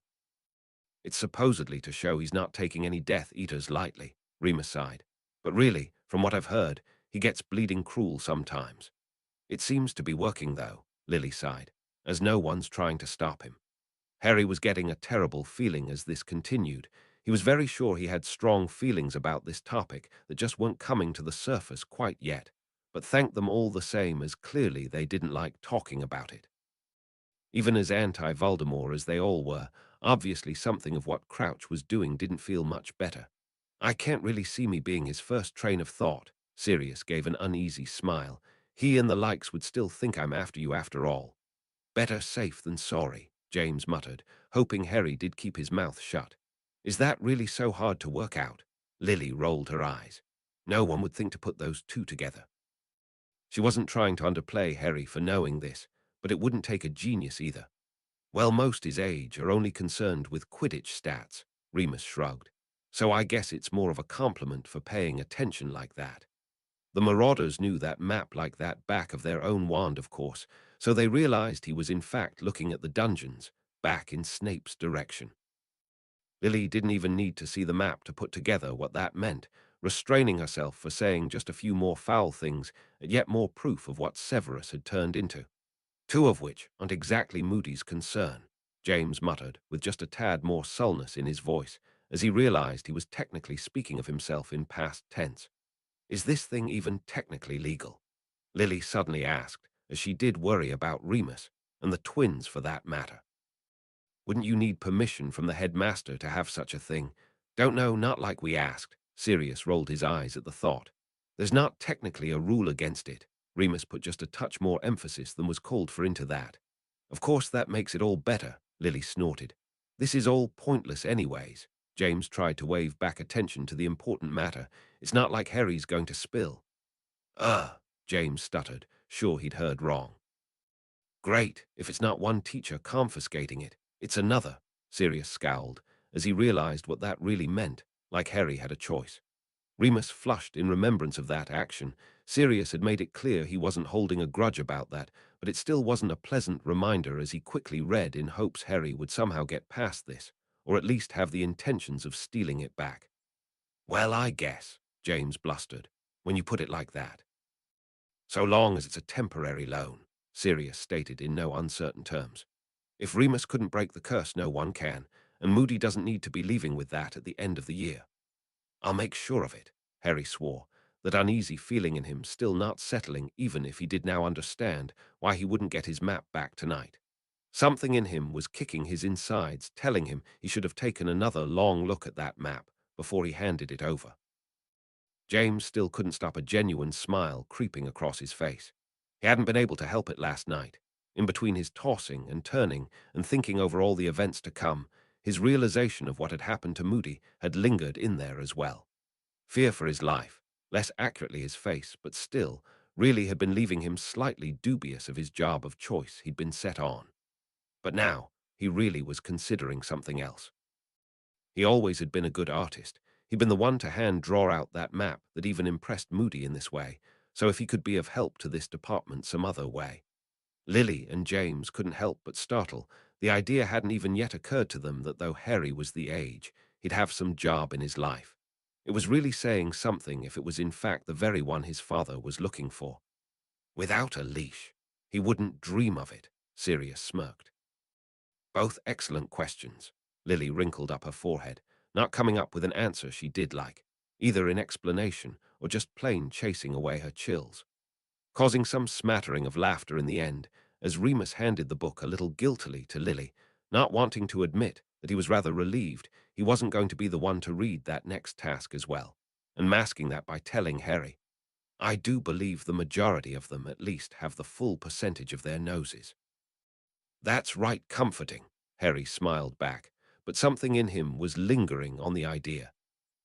Chapter 27, The Second Task.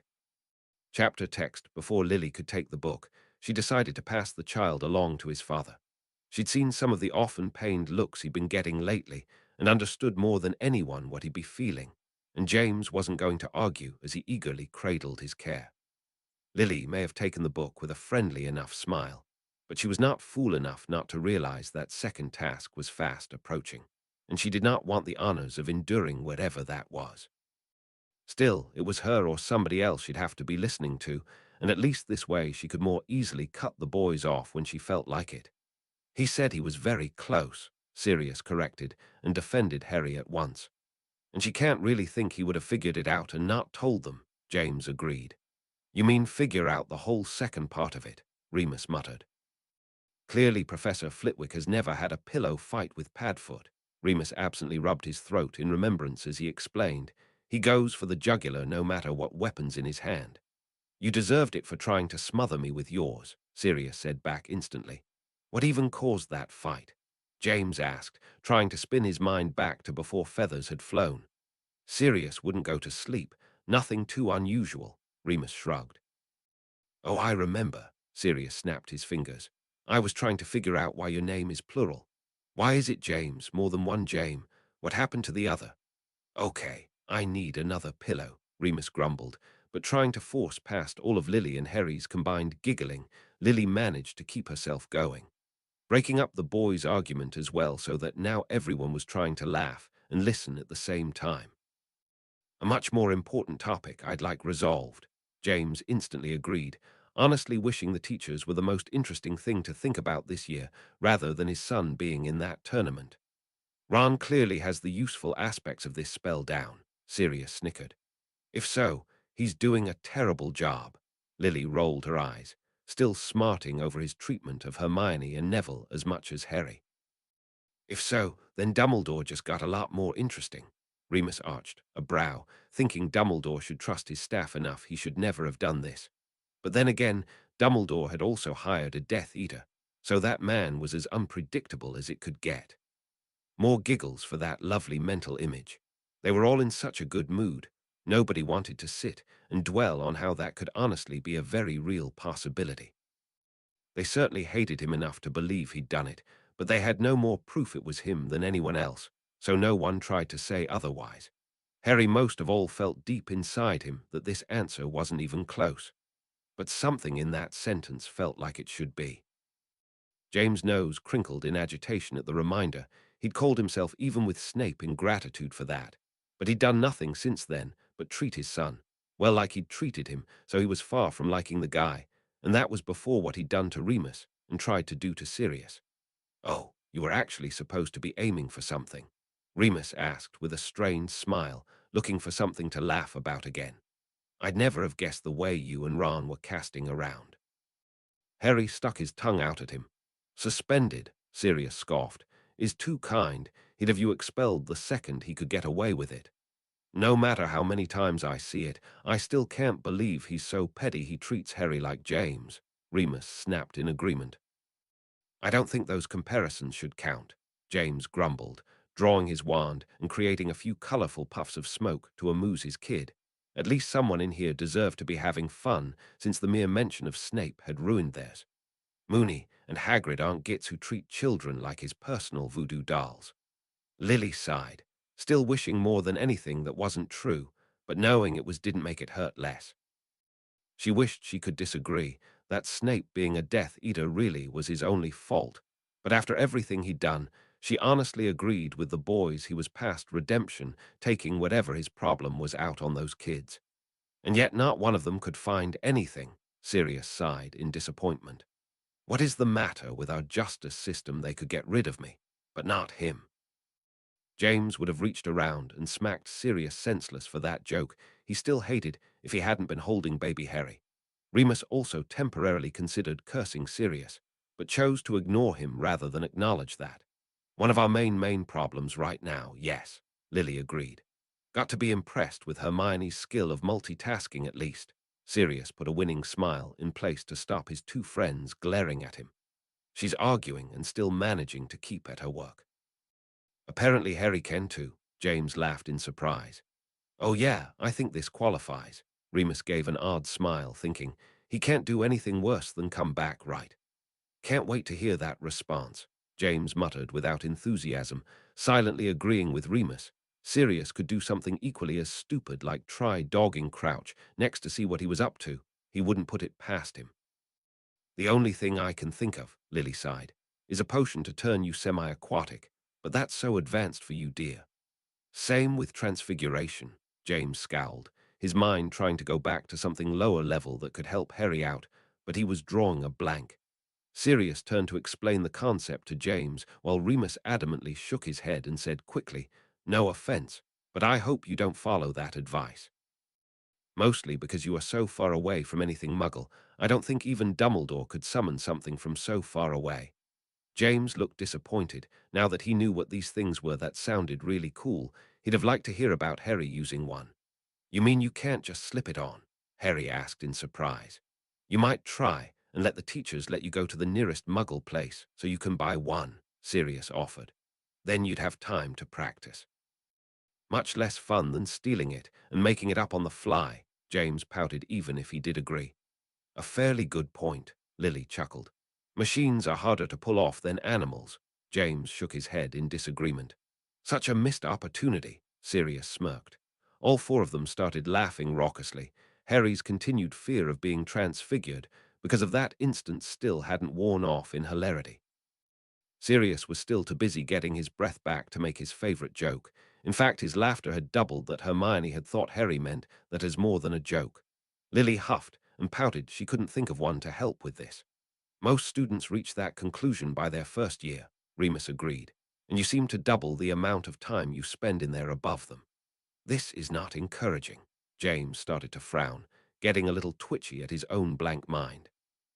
This felt like a real lapse in his magical education, that above some high-level magic, some kid could have fallen in the lake in all these years, and could have drowned because Hogwarts had never taught them to survive the instance. True, when this had happened, the giant squid was prone to save people, but that wasn't the point right now. I'm sure there must be something, Sirius groaned as he ran his hand through his hair.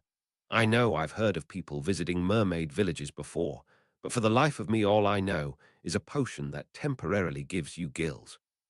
Remus started fidgeting with the sleeve of his robes, his eyes squinting at nothing, but it really was frustrating them. They were drawing a blank on this matter as much as Harry. Not to mention they already had some unpleasant memories about that stupid lake nearly having been the site Sirius had been kissed, so they weren't keen on Harry having to be back near it. Lily's voice was starting to get pitchy in concern. She really had no clue what was going to happen to her baby if he couldn't go through with this task. The magical binding contracts of the tournament forcing Harry to participate in these contests were the reason he couldn't voluntarily leave. But what would it do if Harry just wasn't able to complete a task? Would his magical core be damaged just because of some stupid event like this? After James accidentally released a foul-smelling gas from his wand that was mustard yellow, he quickly tucked it away and decided enough of that game, and instead starting bouncing his toddler around on his knee, managing to keep him happy and thump out his nerves all at once. As that was encouraging, Lily snapped at him, having to fight down the impulse to strangle Sirius when he technically hadn't done anything wrong. But they were all so stressed that Sirius being unhelpful felt like an extra kick in the rear. Sirius raised his hands up in surrender at once, just as annoyed at his own self, no matter how muddled that made his mind. Why do you even want to know? James demanded of him. You're not actually stupid enough to come onto the school grounds again. When Sirius didn't answer, that only managed to make them all squirm to another degree. They knew he could get away with it. If anyone could survive on the grounds of Hogwarts, it was a marauder. But they'd still felt a lot safer with Sirius being far away from where Snape and an Auror, even a retired one, were. Remus had to plug his nose to stop himself snorting with laughter, but the indignant look on Harry's face really would have been priceless under any other circumstances, as that really was possibly the shortest note Sirius have ever sent anyone. That would be so helpful if I lived that long, Harry said with a forced smile in place, at least giving them all the reminder that he had.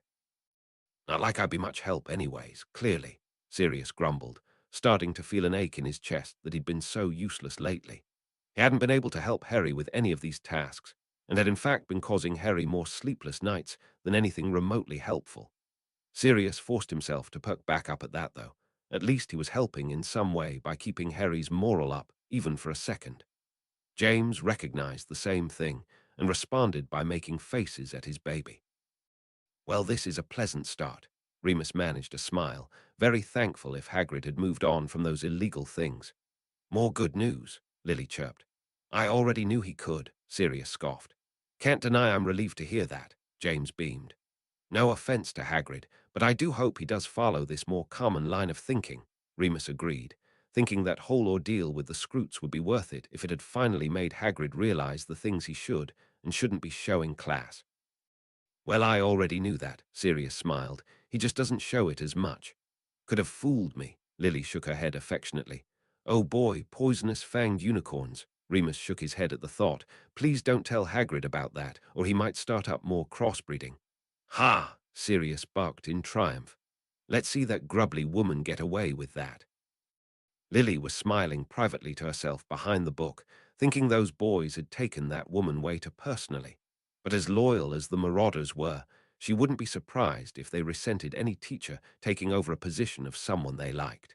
It certainly explained the lackluster way they were treating any mention of Moody. Harry's eyes flipped wide in surprise as he remembered those beauties. James couldn't stop his own triumphant giggles at Hagrid not only one-upping Grubbly Plank, but also managing to stun those two uppity girls. Glad to hear she's not a completely heartless monster, Remus smiled, as he'd never met a person who resisted those babies' charm. How long do they live? Harry asked in surprise. Average age is 20, Remus happily supplied, some up to 30. Those that are domesticated and in captivity can live up to 40 or 50. Harry couldn't imagine anyone actually owning a unicorn, let alone riding one, but he'd certainly love to see that. They'll never let you leave if you do that, Remus chuckled. Not all at once, Lily couldn't help but caution. Still only a few at a time. Don't want to startle them.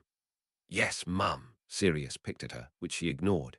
Even though he knew Hagrid to be wrong, Harry still couldn't help a warm rush of reassurance that Hagrid had such unwavering confidence in him. Harry knew right then he'd come out of this task on top just for that alone. For the most part, Sirius rolled his eyes. That's actually not a bad idea, Remus said in surprise. I'll bet Hagrid would be more than happy to spill, Sirius agreed. It might even be something insanely easy to get a hold of, since Hagrid's no great shakes at magic. Harry just sighed, though. Feeling confident, he wouldn't be asking Hagrid for help with this, considering that would be confessing to the man who'd just given him such comfort that he had no idea what he was doing. They all realized that at the same moment as Harry, so it was only strained smiles for Hagrid's over-enthusiasm. Even Harry couldn't stop a forceful shiver at that. He'd only had just this amount of time before to practice a summoning charm he'd already heard of. Now he was supposed to find one and master it in less than 12 hours. His panicky feelings managed to subside the moment he blinked his haze of fear away and realized where he was, at least feeling safe in the knowledge those around him weren't blaming him one bit for this mess he was in. Oh, I don't think that's your fault, Lily said instantly. You acted like everyone else in that situation would have. Harry had to bite his tongue from bitterly pointing out Cedric had already figured it out first, and he'd probably come in first place by doing some masterful thing. At this point, Harry wouldn't be surprised if the perfect Hufflepuff invented his own spell to combat this. Still, he said none of that aloud. It wasn't his mother's fault she'd gotten him instead. Then Hermione would know how to do this, James soothed. And if she doesn't know, and she's at least a year above you, then I'm confident this isn't your fault in lapse in knowledge. Harry actually did feel himself relax at that being pointed out. But that's not strong enough for the whole lake, Lily sighed. That charm had crossed her mind, but she hadn't suggested it for this reason. Not now, Sirius. Remus cut him off before Sirius could point out Lily had finished Ron's sentence. He pouted at his friend, but didn't argue the point. He wanted to hear about this task being over already as much as anyone. Tension broke in the room once again because of Ron, Harry actually laughing so hard he started listing in his seat, and he couldn't help it. He truly missed his best friend. I genuinely hope you try that. Sirius happily brushed some hair out of his face. You will definitely get points for originality. Remus held himself back from pointing out that it wouldn't work, but at least no one could say Harry hadn't tried. Actually, it has several times now, James happily pointed out. You didn't find out about the stone in there, or the Chamber of Secrets. Technically, the stone was in a book she'd previously checked out, Lily countered just to poke back at her husband. And she did find information about the basilisk in a book from there, Remus agreed. Okay, 50-50, Harry pacified before Sirius could argue anything back. Why would that have helped? James asked in surprise, ignoring his internal wince that of course Harry would say Sirius' name rather than his. He'd actually seen Padfoot as more than a memory. I didn't know you couldn't choose the animal, Harry shrugged. Even if you could choose, I'm sure you would have picked something better than a puny fish, Remus sniffed. Like an alligator, Sirius happily agreed. That's half a lie. James raised a challenging brow. You don't have to register. Lily ignored him. She knew Harry had meant it as a joke, and James returning Hermione with sarcasm wasn't helping anything. Sirius clearly didn't, as he kept going sadly. But that first half is true. We started at the end of our 3rd year and didn't manage it until the beginning of our 5th. Even if you had been practicing from the whole time you knew about them, you would only be able to go about halfway. Still, Remus couldn't help but point out speculatively, he could manifest certain parts, so if he had been something aquatic, it may have been enough to get him through this. None of this is helpful. Lily cut them all off for good. Hermione is clearly focusing on the wrong things here, Sirius muttered so Lily wouldn't snap again. And why wouldn't you? James returned innocently. There's my point. James gestured vaguely to Lily's ever-growing annoyance that she couldn't be done with this. Lost, I'd guess, Remus snorted. Why? All of the boys asked at the same time Lily read out. Well, that's not encouraging, Sirius frowned. What could she be talking to them for and not Harry? Remus agreed uneasily. Oh, she wouldn't. Lily wriggled with unease at the idea. I'm positive that's not what this is about, James said with conviction. Their old head of house was bound to give Harry more slack than that. Really, those last two sounded promising, Remus said. Don't even remember what they're about anymore, Harry sighed. Even if I had found a spell, I was so tired by then I'd have read right over it. They were all shifting around again in unease, that worry creeping up again of how had Harry lived through this one. It was much less scary than the dragon, and yet still somehow more stressful. Never mind that you must have looked like hell by then, James muttered mutinously. Oh hey, what if you used your firebolt again? Sirius suddenly yelped in excitement. You'd pelt through the water faster than swimming, and so long as you were fast and held your breath the whole time, you could be in and out. Have you ever flown a broom under water? Lily asked in honest curiosity. Well, no, James answered, but I think the idea has merits. Remus clearly didn't agree as he quickly poked holes. Well, it's still not a good idea not to test the idea first in case there is resistance, in which case Harry wouldn't be able to move any faster than normal, plus I'm positive for mermaids to be in there that it's going to be very deep and large. He still might not be able to hold his breath long enough to find what he's looking for. Well, you're just no help at all, Sirius pouted as he sat back. Where'd Ron and Hermione go? Lily yelped in concern. They never came back, Harry admitted, starting to flatten his hair in nerves as he was sure he'd see them again sooner than he was thinking. But not how he was expecting. Harry slumped back in his seat, trying to ignore the mortification bubbling in him. James caught sight of this and wasted no time in telling him, You can't go blaming yourself for not getting this, Harry. These were not designed for your age in mind, and honestly you still never should have been doing them in the first place. Harry watched him for a moment before giving an honest smile. He didn't exactly feel better, but it still felt good no one in here was judging him for not being able to do so. He could suffer through all those other people's reactions so long as those in here shut their mouths off at them because of it. Though Harry winced particularly hard at that one, knowing that would hurt the worst. Yes, how dare the person move, Remus muttered to himself. The fact that you've used that cloak to sneak into the library more than anywhere else in that castle. Sirius shook his head. I really never would have guessed it. Lily quickly countered with, Well, I'm not going to pretend to be disappointed. I'm thinking you finally fell asleep, James chuckled lightly. No, really, Sirius challenged back. I think Harry finally gave up and decided to hide in there with his broom. Lily sighed, hesitating before she read on to find out who was trying to wake her son up to face something like this. She really wasn't looking forward to the end results. Why's Darby the one fetching you? Sirius did a double take in surprise. Why can he even see you? James added. You fell asleep under the cloak. Why didn't Ron and Hermione ever show up again? Remus groused. Lily was still ignoring all of those very good questions. Well, at least Darby poked you awake this time, Sirius offered helpfully, though he agreed he'd rather have just let Harry sleep through it at this point. So at least he took your advice. As if I needed heart failure right before this, Harry absently agreed. And how is he going to do that? Remus demanded in surprise. Magic, James rolled his eyes, though now leaning forward eagerly as he was really curious to hear what Darby had been up to, so shushed Remus before he could respond. His what? All the boys asked at once. Sirius flushed in shock, only just managing to stammer out, They took Ron. How on earth did they manage that? James demanded of nothing, getting a little jittery at the thought. You think Hermione and him went down to the lake to test a theory of hers, and Lily trailed off as her mind failed to offer up anything after that. Remus was shaking his head furiously as he objected. I've never heard of mermaids abducting anyone. There must be something else going on with this. Harry hadn't realized it before, but he was now feeling more panicky than ever about this task. Now not only had he no clue how to survive under the water, he had to find Ron as well. They wouldn't actually. Lily looked faint at the idea, unable to complete the thought aloud that they'd never really just leave them to die after an hour. Then her mind flashed back to all those horrific stories she'd heard about the champions dying, and now they'd gone and put even more people into this tournament. She kept reading in a feverish haste now, thinking that this school had officially lost its mind. Haven't I heard of that before? James cocked his head to the side as it niggled at his mind.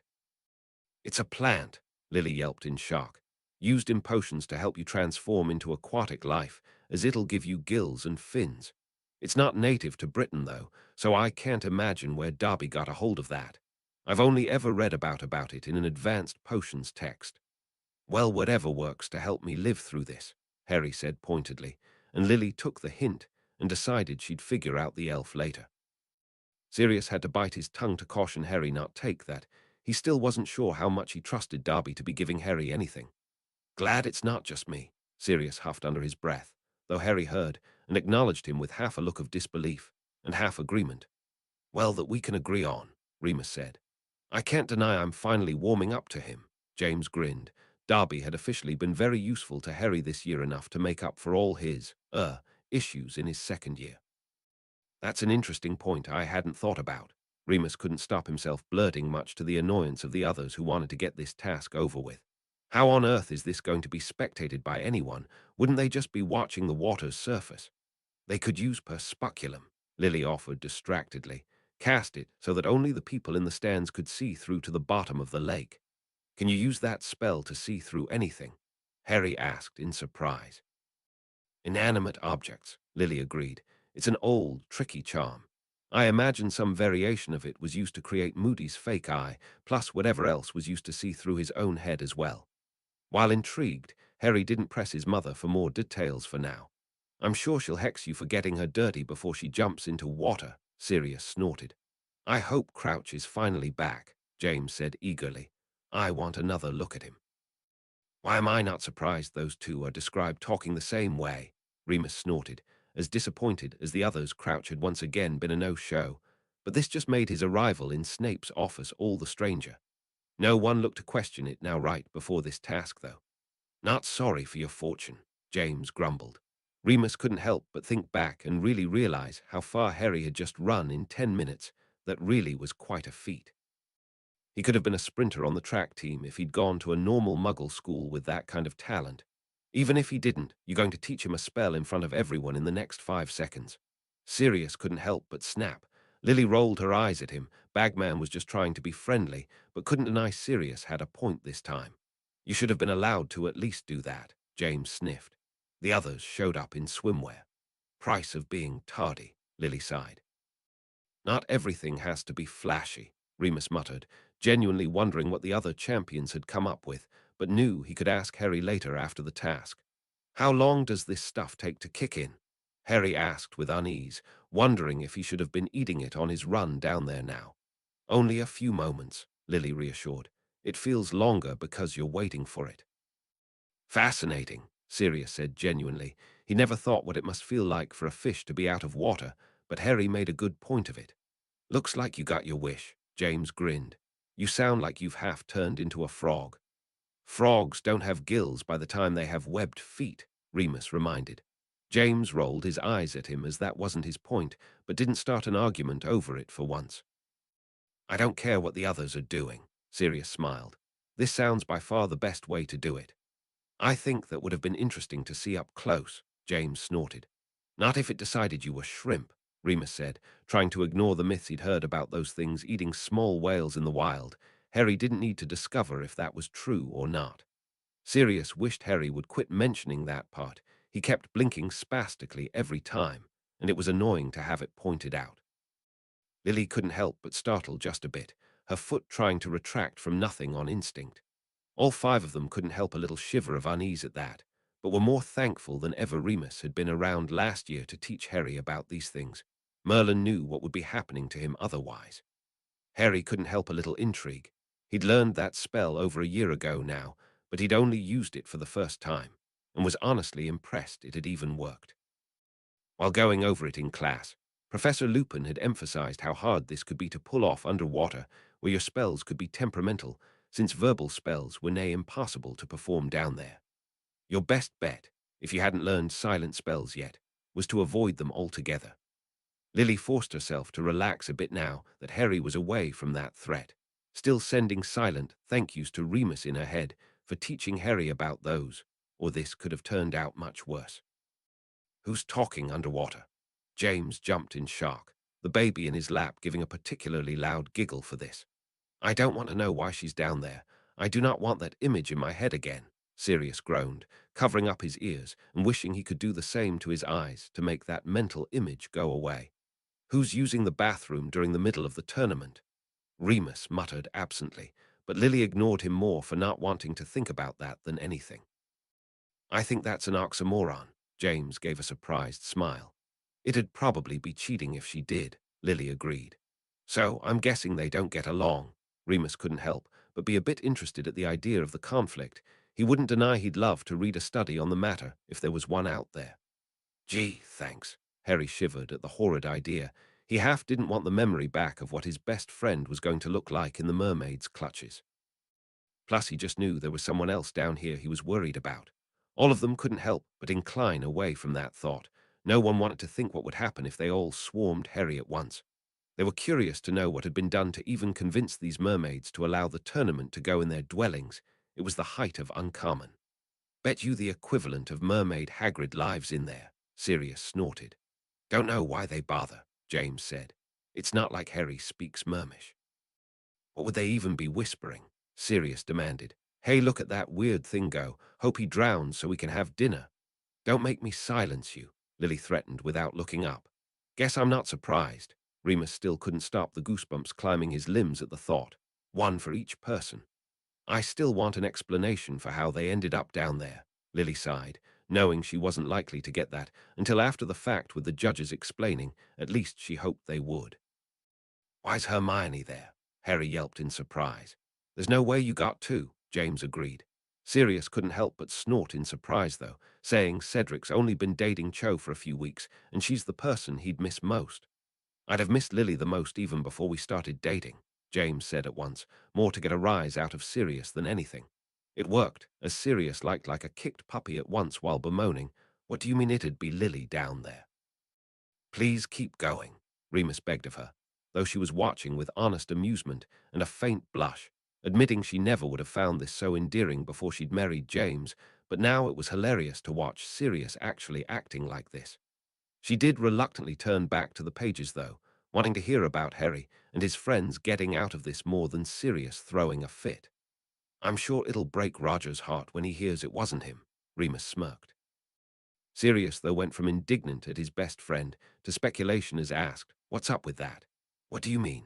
Lily asked, I think it's sweet. Her mind was honestly caught on a time where she knew she would have felt the same way about her older sister. Sweet, sure, but kind of heartbreaking, Sirius said with a shrug. I mean, Fleur's little sister is there, so what's up with Crumb not having some kind of family there, or even a random Durmstrang student Harry doesn't know? Cedric, fine, maybe Prongs is right, and he's had a liking for her for ages, but are you telling me the person that kid would miss the most is some random girl he met that year? All four of them were looking at Sirius slightly slack-jawed, until he gave them a sheepish smile and said, What, am I wrong? No, Remus shook his head sadly. You're right, which is why that was so depressing. That poor guy, James agreed with nothing more any of them could think on the matter. Lily went back to reading. I doubt a severing charm would work any better underwater, Remus agreed with a sigh. I don't get why he's still laughing, Lily grumbled. This isn't funny. I am positive they're not stopping to pet the Grindylows, James agreed, his legs starting to jitter in unease for the victims of this. At least baby Harry found it amusing. Well, that's just cruel, Lily yelped fiercely. Harry got there first. I see no problems he shouldn't be allowed to save everyone. What would happen if the others don't show up? Remus agreed uneasily. Let's hope we don't have to find out, Sirius huffed. Most likely not, Lily muttered to herself. The effects of gillyweed didn't last that long. Because that's helpful, James scowled. What spell is that? Harry asked in surprise, managing to relax even just a bit now that he wasn't alone surrounded by those things. Don't know, James said, his face just the same as Harry's. I've never heard of that. Well, he just came all kinds of prepared. Sirius rolled his eyes, unnecessarily annoyed at him for bringing that along. Good to know Cedric cares so much for the others. James couldn't help but snap. Harry could have one already if he wasn't so busy making sure everyone got out of there, like Cho. Again, they all shivered at such phrasing, but really, they hoped that was being exaggerated somewhat. They wouldn't really leave those kids down there to die if, say, someone like Harry hadn't been able to get there right. You know, I still can't help but like him just for that, James smirked. He happened to do what I would have in this instance. A shark, though, Sirius snorted in amusement. A fish just wasn't grand enough. No, he went for the big one. Exactly what Prongs would have done, Remus repeated with a smirk. Oh, I'm sure he's more careful than that, Lily insisted for comfort at once. Sharks can feel pulses in the water, Remus offered helpfully, so I'm sure he can be precise enough not to hit anything he shouldn't be. It's too bad you didn't have that same excuse to hit Diggory, Sirius smirked, which Harry didn't deny. Remus couldn't help going a little wide-eyed in fear for Harry doing that. He was lucky that whatever was going on these merpeople were playing along. They weren't known for cooperating well with wizards. Harry pulling a wand on them could break whatever truce had been called for this task to play out. Bit hard to misinterpret a wand on your nose, Sirius agreed. You'd be great at charades. James couldn't stop himself saying, even as he wriggled around in anticipation for this to almost be over. They all released a breath of relief at that. Harry really should count himself lucky that hadn't gone worse. Harry looked wildly around for someone to tell him he was being ridiculous at that thought, and when no one did but in fact looked slightly even more worried, it wasn't exactly a comfort. Now with both of Harry's hands tied in fact with these two, he couldn't even keep his wand on them as a threat. And what about when the gillyweed ran out? Remus really didn't like the fact that he wasn't 100% sure about that fact. He'd heard conflicting stories on the matter, and now didn't feel like the time to get a confirmation. Lily forced herself to stop reading no matter how much she didn't want to, just to look up at her son for a moment and tell him, "You and me really need to have a talk about how your mind comes up with the best ways possible to make this tension 10 times worse than it should be." Harry gave her an uneasy smile, unsure if he was being scolded or she was just looking for a release, but she was already turning back to the pages. Finally, they all managed to breathe with ease again as well, lighting another check mark down in their brain. 2 down, just 1 more to go. That last task wasn't going to be over fast enough for them. Well, that's nice, Remus huffed, still half wanting to curse those stupid things for freaking Harry out as much as the Grindylows. Harry suddenly spasmed, his eyes rolling into the back of his head for a moment and shaking so hard he nearly fell over. But the yellow haze swallowing his brain was over as fast as it had come, and he blinked back into the world around him, feeling very close to vomiting, but having no idea why. He tried to both explain himself and apologize around shaking lips, but though the tight worry in all of their eyes didn't lessen any, Sirius kept a tight hold on Harry's shoulder, and James was juggling his infant and watching Harry like at any moment he was prepared to cast a protective charm on him to stop his head hitting anything. No one could bring themselves to ask Harry a single question of why on earth Harry would have a reaction to that. It didn't stop them from turning over what Lily had read over and over in their head. Harry forced out some approximation of a laugh, his skin still too white for it to be believable, still blinking far too fast for them to believe he wasn't still trying to process what he was hearing rather than some accumulation of memories. Though for the life of him, Sirius actually didn't want to make the joke, still far too worried about what Harry had almost remembered to feel it, he still said, "At least you can always count on Ron to point out the important stuff."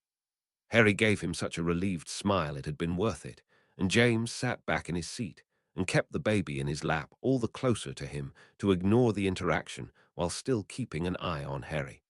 Did he actually expect him to leave her? Remus asked absently, trying to refuse to allow his mind to guess where Harry's had gone and mostly failing, so coming up with far too many options of what could be bothering him. Lily fidgeted with the pages for a few moments, not particularly wanting to answer, but it would still feel better than letting her own mind wander. Well, if that's Ron's first response, then I guess we were worried for nothing. Perhaps the merpeople would have brought up the unrescued kids on their own. She tried to instill as much confidence as she could, especially into the first part of that statement for Harry's benefit, wanting to believe more than anything Harry's flashback or memory relapse of whatever he'd nearly felt wasn't going to be as horrible as they were all thinking. Though no one really believed that. That's a good point, Sirius quickly shot off, now knowing there had always been one fell-safe way to get Harry to laugh, and hoping it would work now. How come I wasn't the one down there? You'd miss Ron more than me. He splayed such puppy eyes. Harry really did cave and give a genuine laugh for that. He makes it sound so obvious. James grumbled, thinking Ron wouldn't have said the same if he'd heard of all the past tournaments like they had. Lily's panicky little worries at the start of this didn't seem so foolhardy now. Acting is inaccurate, Remus said with a strained smile, but all for happily talking about before Harry came out of the water and they'd gained a new worry. What Harry did is very brave, and I'm still offended Crumb and Diggory clearly didn't even consider doing the same. Harry gave a bone-deep shiver. Something of what Remus had said hadn't exactly made him feel better, and in fact was making an onset of his migraine reappear. But Lily quickly realized this, and kept reading loudly before Harry could lose whatever color he'd even partially regained. Remus, point exactly, James agreed. I'll bet the crowd just loved hearing that. Sirius rubbed his ear absently. There it was again. Harry was now confident someone in that list of names had been the cause of such a powerful memory trying to swarm him. But even the thought of guessing had him wanting to press his hand to his mouth to wipe sweat from his lip, and had his stomach curling in protest, along with his mind growing in pain. Or, Lily couldn't help but coo slightly, wondering just how much Percy had been told of what was going on, how seriously he'd have taken this task, and if he'd been wondering about Harry taking so long because something was wrong with Ron. Oh, good, Sirius said absently. He really had been concerned what had happened to her to stop her grabbing her sister, and was glad she hadn't been a casualty this challenge. I don't want to hear anyone calling Harry overreacting now. James arched a brow, if honestly impressed at the girl. She's the one who's clearly thinking her sister was really in danger. Apparently it was just the actual victims who didn't know they weren't really victims, Remus snorted, though that still didn't track right with Crumb and Diggory. Either they'd worked out the hostages weren't really in danger, which was odd as Harry and Fleur hadn't gotten that memo, or they hadn't stuck around enough to care, causing all of them to have smiles of happiness for that moment, erasing the last of their worry for whatever Harry had been feeling from the top of their minds, for now. Whatever he'd been remembering would come, and they'd deal with it then. For now it was too adorable to pass up the moment for Sirius to tease Percy. I'm going to remember this the next time he's spouting off about how important his Cauldron Bottom report is. Well, obviously Beauxbatons doesn't have as good of a Dada teacher as Harry got. James smiled pompously for his friend, while Remus rolled his eyes at Prongs. Don't want you catching a cold on top of everything, Lily happily agreed. She's so surprised when I can do anything without her, Harry Mark pouted. As if I needed more confirmation, he was a heartless scumbag, Sirius scoffed. James let out a booming laugh of pride at that, ruffling his son's hair as the father told that had been a classic move. There was a slight buzz in the base of Harry's skull, something telling him he should know something about that. But since he was still suffering from his last memory shock, he didn't even give the feeling a glance. Lily couldn't help but feel just slightly bad for Crumb. He clearly really liked Hermione, and yet he was most likely jealous of any attention Hermione ever gave Harry. More like, I found you first. I just stuck around the longest, Remus finished for him when it was clear Harry was going to trail off. In modesty or embarrassment, he wasn't sure. Well, sure, in hindsight, Lily rolled her eyes, but no one had better blame you for thinking otherwise. I wouldn't have really put it past them at this point. I hope you don't start using them as role models, James sniffed in disgust. He wasn't particularly fond of either of them, even if they did sometimes amuse. How do you know how I would have taken it? Sirius demanded at once. You never showed it to me. Harry still laughed again, whatever feelings he had at himself vanishing at Sirius' distraction. Why am I not surprised Dumbledore speaks Mermish? Remus chuckled. Suddenly this whole task made a lot more sense to him. It wouldn't surprise him in the least if Dumbledore was actually on friendly terms with the Merpeople. Sirius released a sharp bark of laughter. Guess Harry had a petty side when he got embarrassed. Oh, I'm sure Hermione would have loved to hear that one, Lily giggled. Don't let Cho hear you thinking that one. James gave his son a winning smile. She probably thought you grabbed the wrong hostage. She was likely thinking she'd been both yours and Cedric's. Yeah, laugh it up, Harry grumbled at the lot of them still smirking. You know you were thinking the exact same thing as me. Yes, Remus agreed, but we admit to it. Harry was now wishing he'd passed out when he had the chance. It would have been much kinder than having to watch them all collapse laughing at his cherry-red face. I'm sure he's very hopeful for something, Sirius got out around his laughter. Harry couldn't help joining in the laughter this time. Ron had looked so pleased and flustered at the same time. "What's eating her?" James demanded lightly. "They're just getting thanked is all." "I'm sure Hermione's just upset because she was fixing to thank him as well," Sirius tried to insist around his chuckles. "I've never heard of that," Lily pouted. "You think it's a new spell invented?" Remus asked curiously. "Sounds simple enough in theory. Wonder what year it's taught at." "Clearly more than a fifth year, or Hermione would have come across it," Sirius shrugged. "Still half credit for the magic. Seems fair," Lily agreed. Sirius couldn't deny he sort of liked her again for that. She clearly wasn't all about herself, as she put on, if she was humble enough to admit that. "I'm extremely insulted for Harry," James pouted. "It would have been nice if he'd passed that along to Harry along with his stupid clue, or at least told him what book to be in." Lily wanted to argue that would have been handing Harry the whole task. Even Harry hadn't told Cedric how he was getting past his dragon, but really she wouldn't have been upset about it, either, as Harry had clearly needed the help. He should get points off for using the same thing as another champion, Sirius sighed. "I'd accuse them of conspiring." "Wow, even first place didn't get there fast enough," Remus said in surprise. "I think they didn't estimate that time limit correctly." "I'll send them a note," Sirius said with a careless shrug. "I can see that," James nodded along, though he'd half been hoping both those boys would get some points taken off for not being like Harry and hanging around, though this could possibly be more of a reason why Cedric hadn't gotten a perfect score.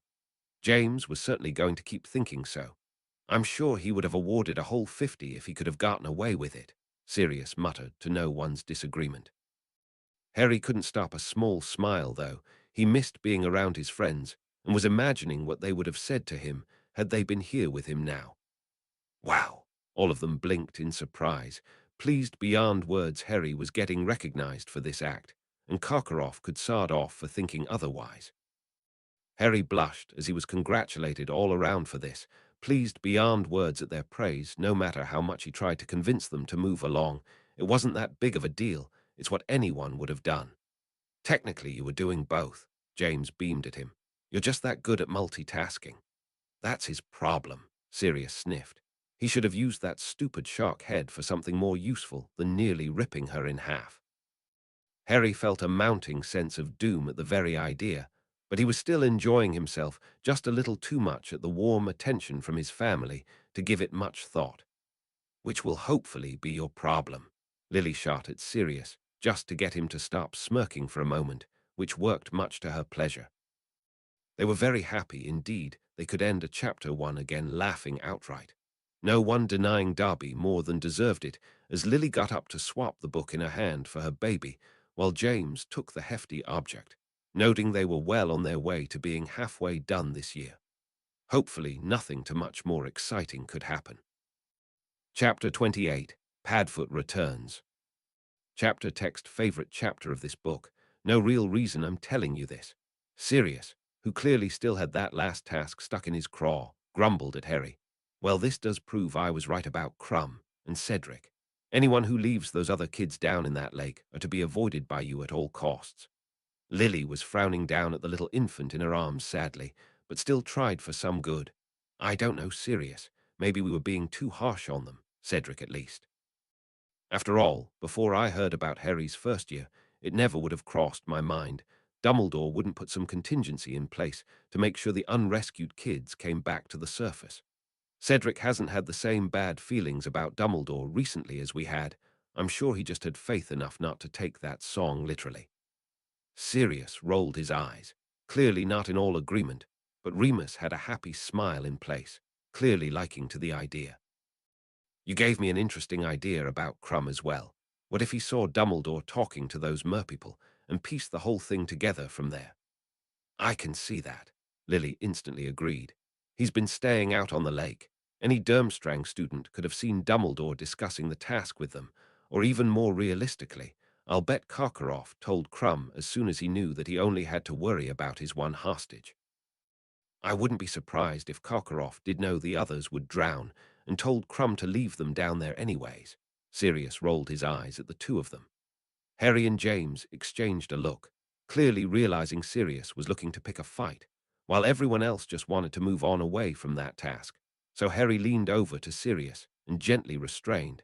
I'm positive I'll take your advice as seriously after the task as I did before.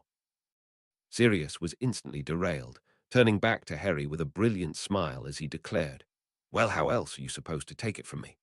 Lily and Remus rolled their eyes at him and looked pleadingly at James to go while he had the chance.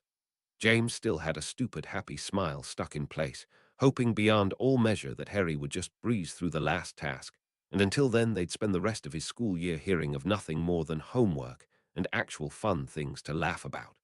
Why? Sirius couldn't help but ask, some nasty memories resurfacing of the last time Ron had been in the limelight that hadn't been pleasant for Sirius. Ron was asleep the whole time. Everyone saw Fleur kiss him along with Harry, Remus reminded, and I can all too easily picture Harry shoving Ron in the way when anyone asked why. I like the second story better, James beamed. It sounds like a thrilling tale. Ron's always been the best at those, Sirius snickered in agreement. Of course, Lily huffed with disgust at such a flighty girl. Ron acting like this was giving her some annoying flashbacks to James as well, so she wasn't going to pretend to enjoy any of this. Teasing might not affect Hermione. James couldn't help a sympathetic smile for her, but it certainly gets to her. Notes for the future, Harry said simply. Least Hermione keeps him in place, Lily approved. I miss Quidditch, James sighed. Harry was the only one who gave a laugh. The others were too on edge for the reply.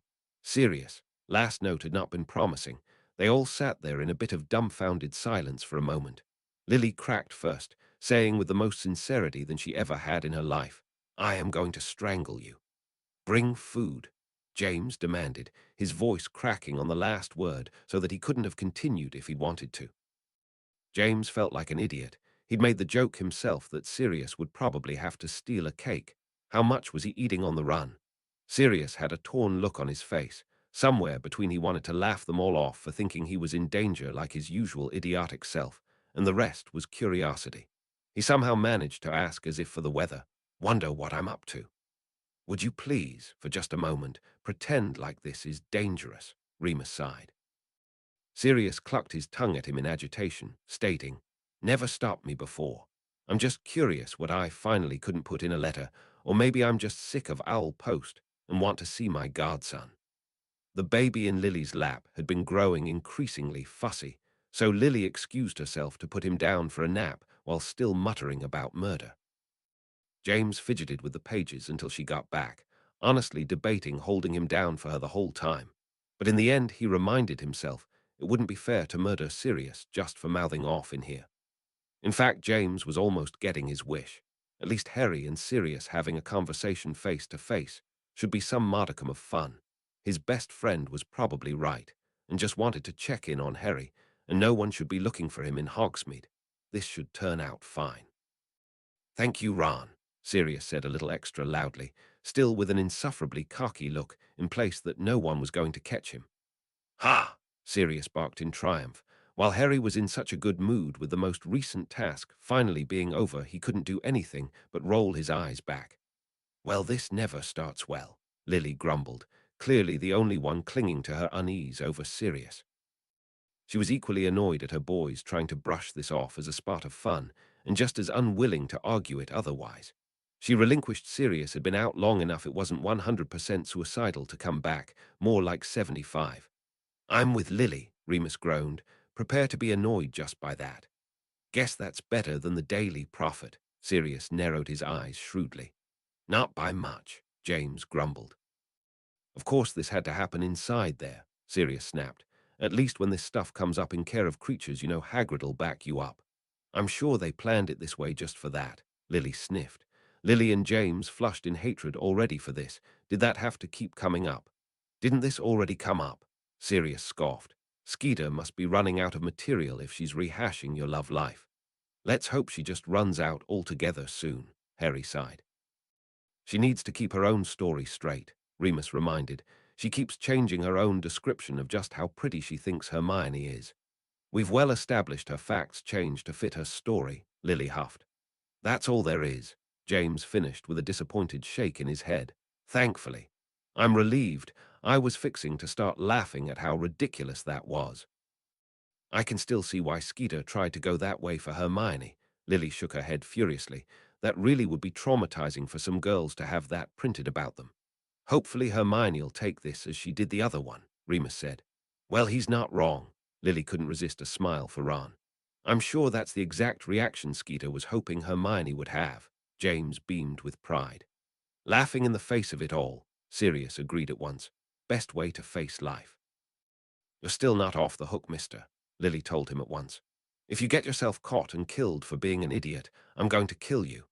And just what's it to you? Sirius demanded with an impetuous smirk, clearly all at ease with digging his own grave. It means a great deal to me, Remus sniffed back, his mind scrambling to play this off and blast away the worry really eating at them. As I take great comfort in knowing it'll be my hand that'll be the death of you one day.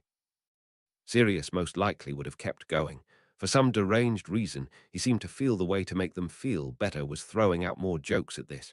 But James was in no way amused and kept reading loudly around them. As if she ever had one, Lily scoffed. So far all of her stories have been nothing but dribble. Never let it be said Hermione doesn't know how to play a situation. James smiled happily at the girl. That Snape's never used that wit-sharpening potion on himself. Remus offered with wide-eyed innocence. That was his first thought. James snorted. Not that I believe she'd do it, Lily shrugged, but I'd be the last person to be surprised that she could. Ron would know the same thing. I thought that was just more made-up stuff, Sirius said in surprise. All four of them were snickering now, though at least trying to hide it at Harry's bewildered stare. He wasn't sure if they were laughing at Ron or something else altogether like he was thinking, but did not want to discuss it. I cannot believe she's actually admitting this to them, Remus shook his head. This is why Hermione needs some friends who are girls, Lily sighed for the poor thing. She knew full well how that could feel. Would not put it past her, James grumbled. I'm thinking Ron wants an answer to that, Sirius raised a brow. What on earth gave you that idea? James kept trying to repress giggles while continuing. Amusement instantly gone and snatched away. Because of that insect, no one had the heat to snap at him this time. It went without saying at this point. Might as well glue that to his arse, or his forehead. Same thing at this point, Sirius huffed. Lily was gnashing her teeth furiously to hold back the abundance of things she'd like to throw in his face for all the petty comments. It was sick how he was living his dream come true, being able to humiliate her son at every opportunity, when most likely he was really looking down on James in all these moments. Aye, Remus spluttered, sure he must have heard that one wrong. There's logic for you, James' lip curled. He took their points away for reading it, and then reads it. Remind me again why I never got around to blowing this one to Norway. Don't ask me, mate. Sirius was glaring at nothing, and not even pretending it was a joke. I suggested at least once a week we hog-tie him and leave him to the forest, but no one would let me do it. Next time you get the opportunity, Remus told him sincerely, I'll run interference while you get the rope. They snarked on long enough at the injustice of this, but James forced himself to reread that bilge through Snape. Please tell me Hermione's brilliant enough to make that blow up without her noticing, Lily pleaded of nothing. I'll pause for the miracle he didn't put him beside Malfoy, James groaned, an honest toss-up of which would have been worse, Harry next to him or continued interaction with Snape. You know what? I like Harry's idea better, Sirius nodded along. It'd be much more personal and fun to turn him into a potion ingredient. Won't deny loving the irony of that, James agreed. When did Snape provoke you before? Lily cast her mind back. He seems much more fond of humiliating the life out of you and then docking points. When he found out I had the map, Harry reminded, tried to get me into admitting I'd been visiting Hogsmeade. Oh yeah. She rolled her eyes at that resurfacing memory of him taking potshots at James. The incident with Remus afterwards had burned that away a bit. The day is just wasted if you haven't, Sirius scowled. Really? Harry mocked outraged with as much sarcasm as he could muster, because I've been putting in so much hard work to garner his approval. It's too bad you can't say things like that to him without risking detention, Remus sighed. The detention would be worth it, Sirius huffed. I'm glad you're taking Hermione's path at least, Lily sighed. He'll get less satisfaction if you act like he's not getting to you. Much more self-satisfying to get him back later when he's lesser expecting it, James Mark agreed with his wife, though she wasn't going to argue with him. He's never broken into your office, period, Remus said like speaking to an idiotic child. Technically, Sirius added on with a faint smile, and Snape can't prove otherwise. That was 2 years ago, though. James cocked his head to the side. Or is he really blaming Harry for, well, whatever that mess with Crouch was? He blames everything on me, Harry reminded. I'm sure he's tried to get you expelled for every instance that went on at school, and at some point Dumbledore just stopped opening the door for him, James said wistfully, thinking about slamming a door in his face as well, or more on his face. Wait, now I'm confused. Lily made a rewind motion. Darby took the gillyweed, but what's this about the boomslang skin? Again, that happened years ago. I'm blasted he's really connecting the events. Again, Remus pointed out, he clearly blames Harry for everything that goes wrong in his life, and I'm not really surprised if he's been in waiting to throw this at him since he found out. But it is rather odd. James had his head cocked to the side. He's talking like this happened when Crouch was in his office, but he can't have stolen either of those. It doesn't add up. With what? Sirius demanded of him. We never even found out why he was there in the first place. What are the odds Crouch happened to steal the exact ingredient Harry had need of, and something he also stole 2 years ago? Lily said back. Sirius had no reply. None of them did. This was such an inane mystery, no one even had a clue how to begin to puzzle it out. While he's technically not wrong about that, Remus rolled his eyes. He still has no proof it was Harry, Sirius finished for him. There are 3 other champions that Egg could have belonged to, but of course he's still convinced, without proof, it was Harry. Lily wanted to scold him this time. It was good enough evidence. The map and the egg together wouldn't leave an idiot stumped, but that wasn't Sirius' point, and she knew it. Oh, do we finally have proof that exists? James asked mildly. What did Colin and Ginny name it anyways? Potter doesn't really stink, Sirius offered to Harry's, trying to ignore them both, about as successfully as he'd been ignoring Snape. About as thoroughly as he has in the past, Remus stated with a winning smile, making them all give a hearty laugh in appreciation for that, because Harry hadn't ever technically been in trouble for any of this. You just know it's on his top 10 list, Sirius nodded along. Right up there with going back into the forest, going to another Death Day party, and going back to the chamber, Remus agreed. I'll skin him alive, Lily said dangerously, wishing now more than ever she could leave these walls for the simple use of acting on that. Not that it's ever stopped you before, James said. And illegal to use on the unwitting, Lily hissed. Harry ruffled his brows at her, casting his mind back to a not at all pleasant conversation where he tried to offer ideas to prove Sirius' innocence. This potion had come up, and he asked, if you can't use it on people on trial because they're expecting it, and you can't use it on someone who isn't expecting it, what's it used for? Nothing. Lily deflated a bit at talking to her son, though venom was still clear in her tone, even not directed at him. It's basically illegal to even own any amount unless you have specific license to study under a few fields. Snape would be allowed to have some, I suppose, being a potions teacher and all, but that doesn't give him the right to use it on anyone. She finished, trying to force herself not to shout there at the end. Dumbledore wouldn't let him use it, Remus offered without any real hope. Dumbledore should be stopping a lot of things that keep happening, Sirius snapped back bitterly. And ironically, Lily put her hands up in exasperation, Snape still wouldn't get his end results. Though a few worse things would come out than breaking into a teacher's office, James muttered, keeping a careful eye on his best friend. Sirius couldn't help it. He broke all tension in the room by snorting with laughter, and not stopping there by doubling over and still holding his sides with amusement.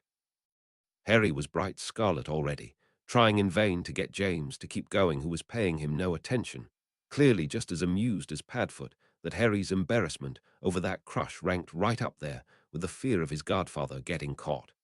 Good to know where Harry's priorities were at least.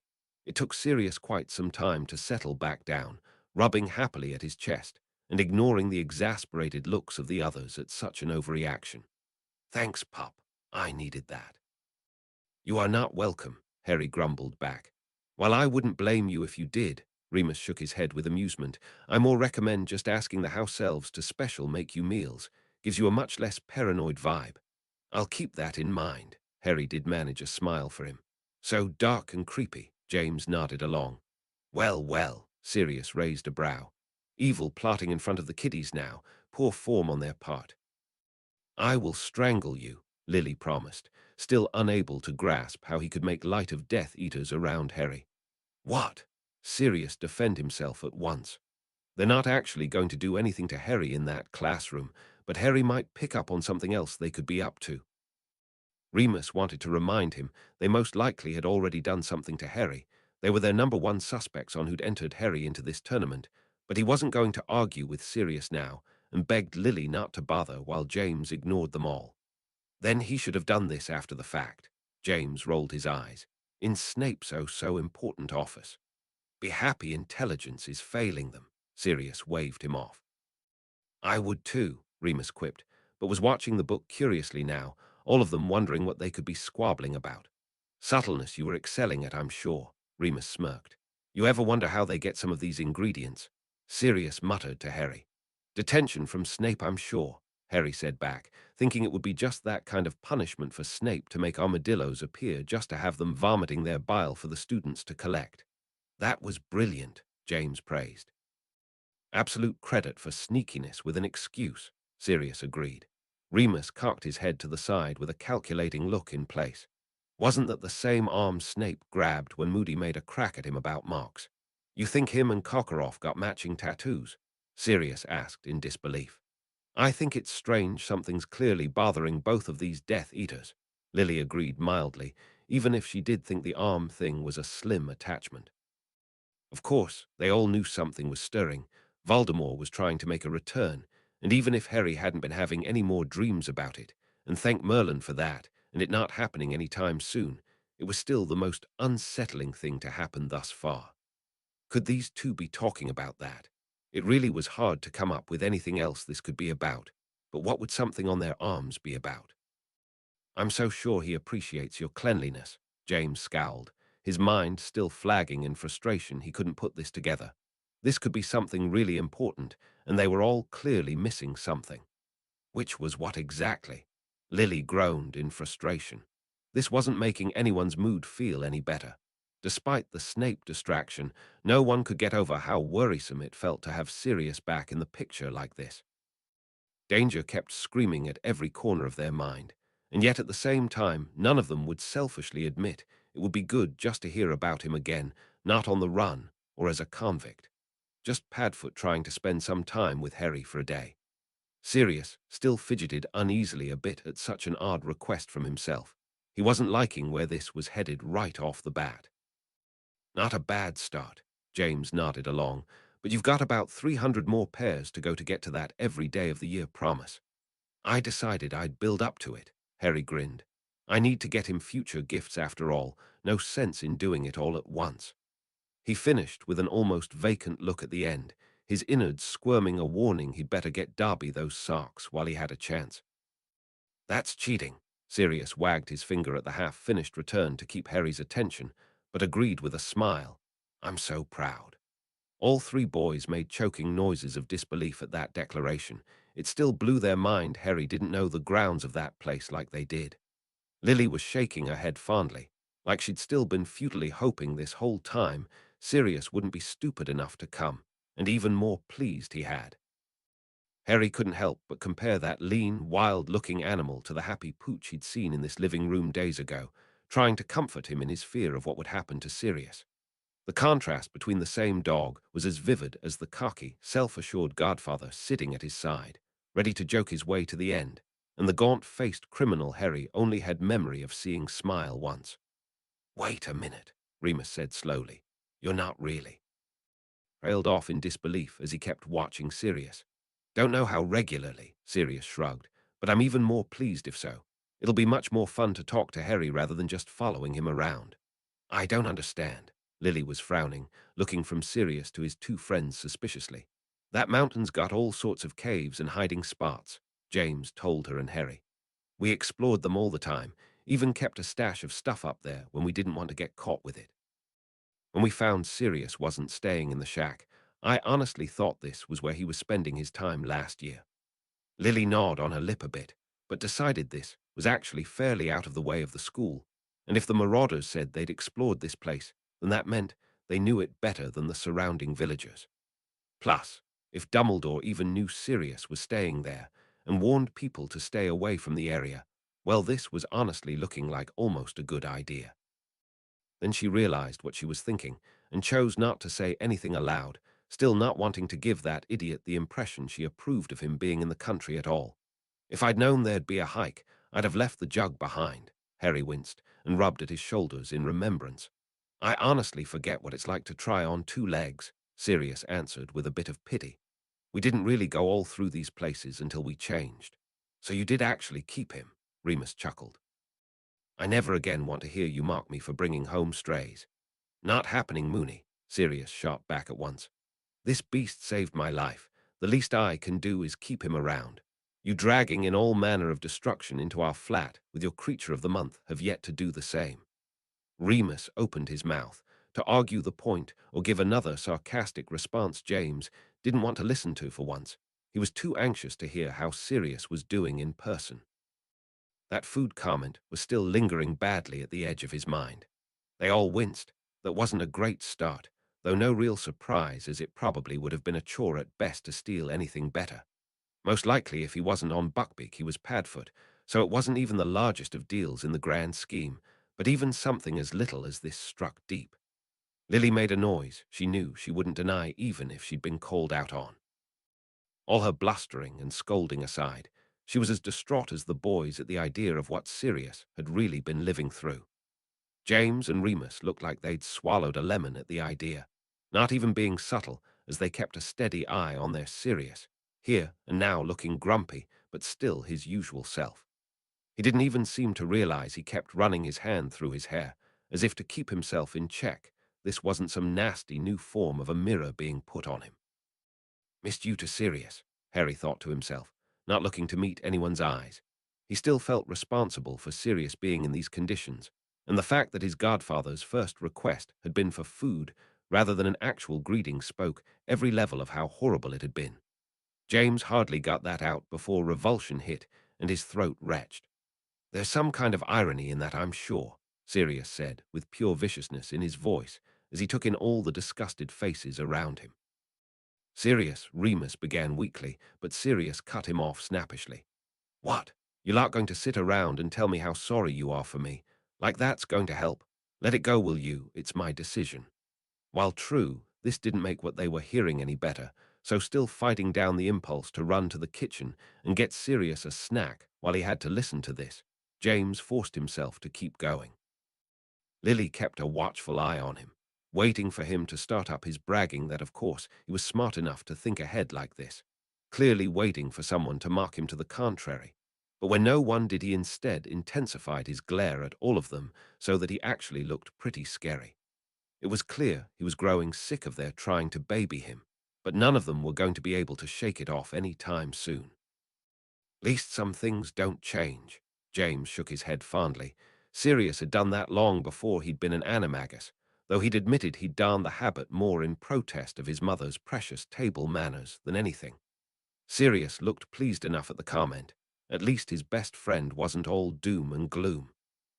Sirius released a bark of triumphant laughter, clearly never growing tired of when Harry did this the most, before turning to his pup and stating, "No need for the clarification, I say everything seriously."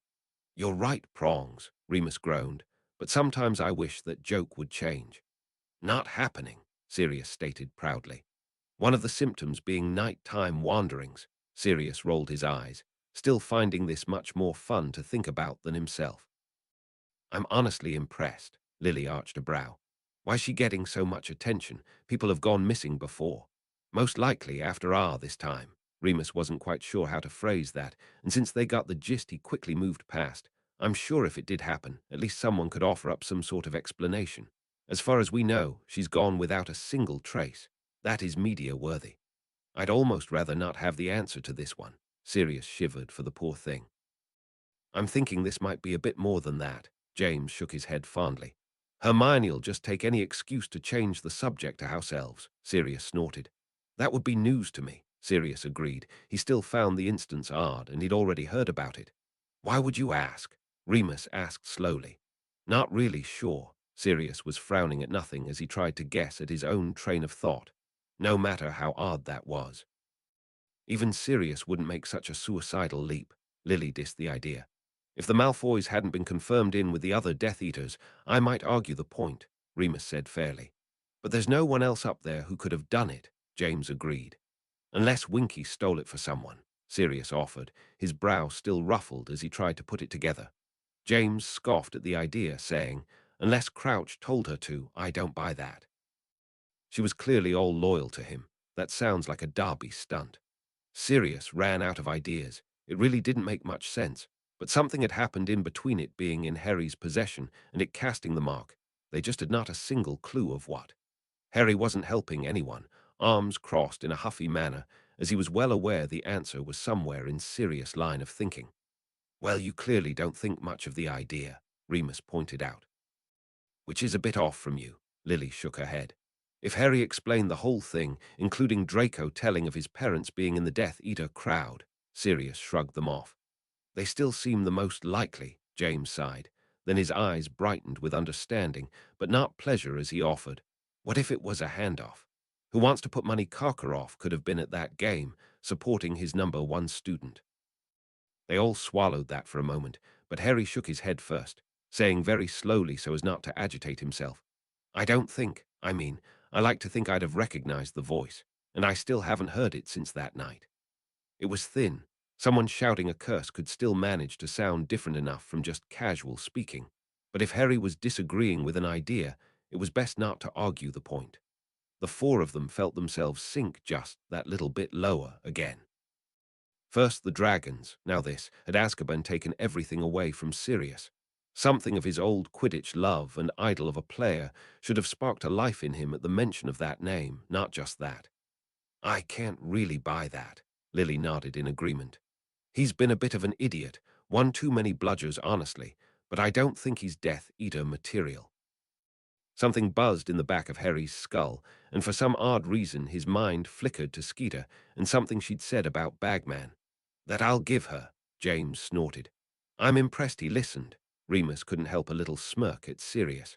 Looks like you've gotten marginally more menacing to stop someone. Wish it would work on you, Sirius grumbled at him.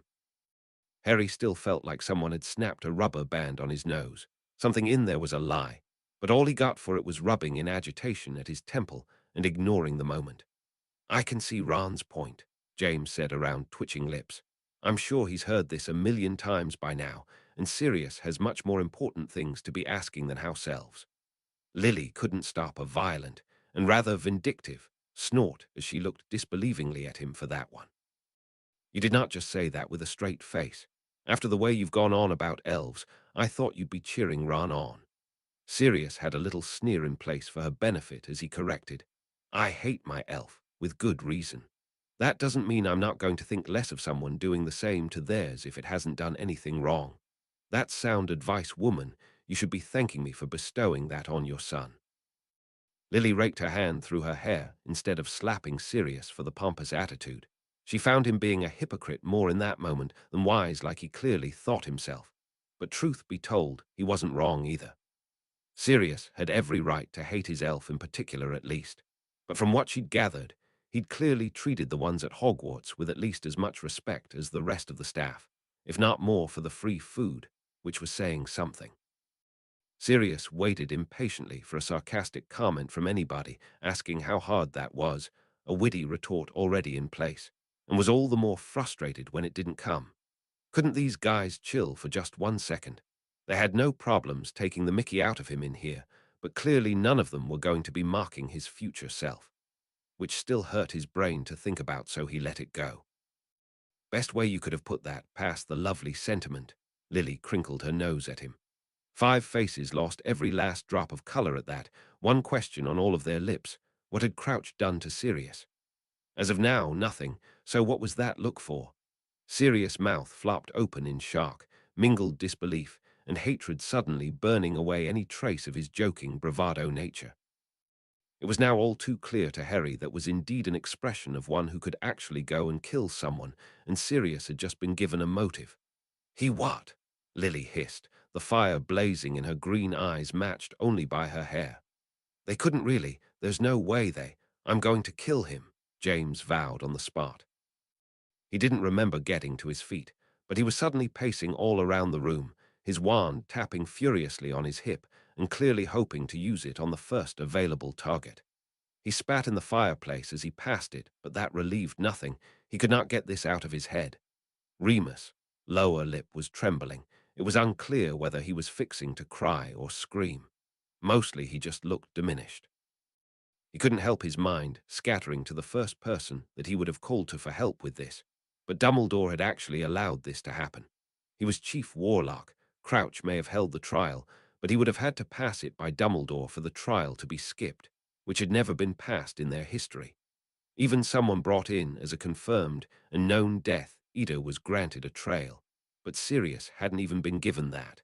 What the bloody hell was the matter with this? It only marginally explained their earlier plights and complaints that Sirius shouldn't have been sent there at all.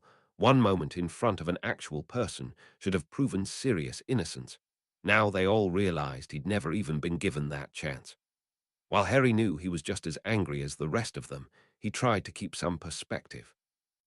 While outraged on behalf of Sirius for this slight, Harry just knew there was something important about this conversation, something Sirius was going to tell him that would make all the difference to this year.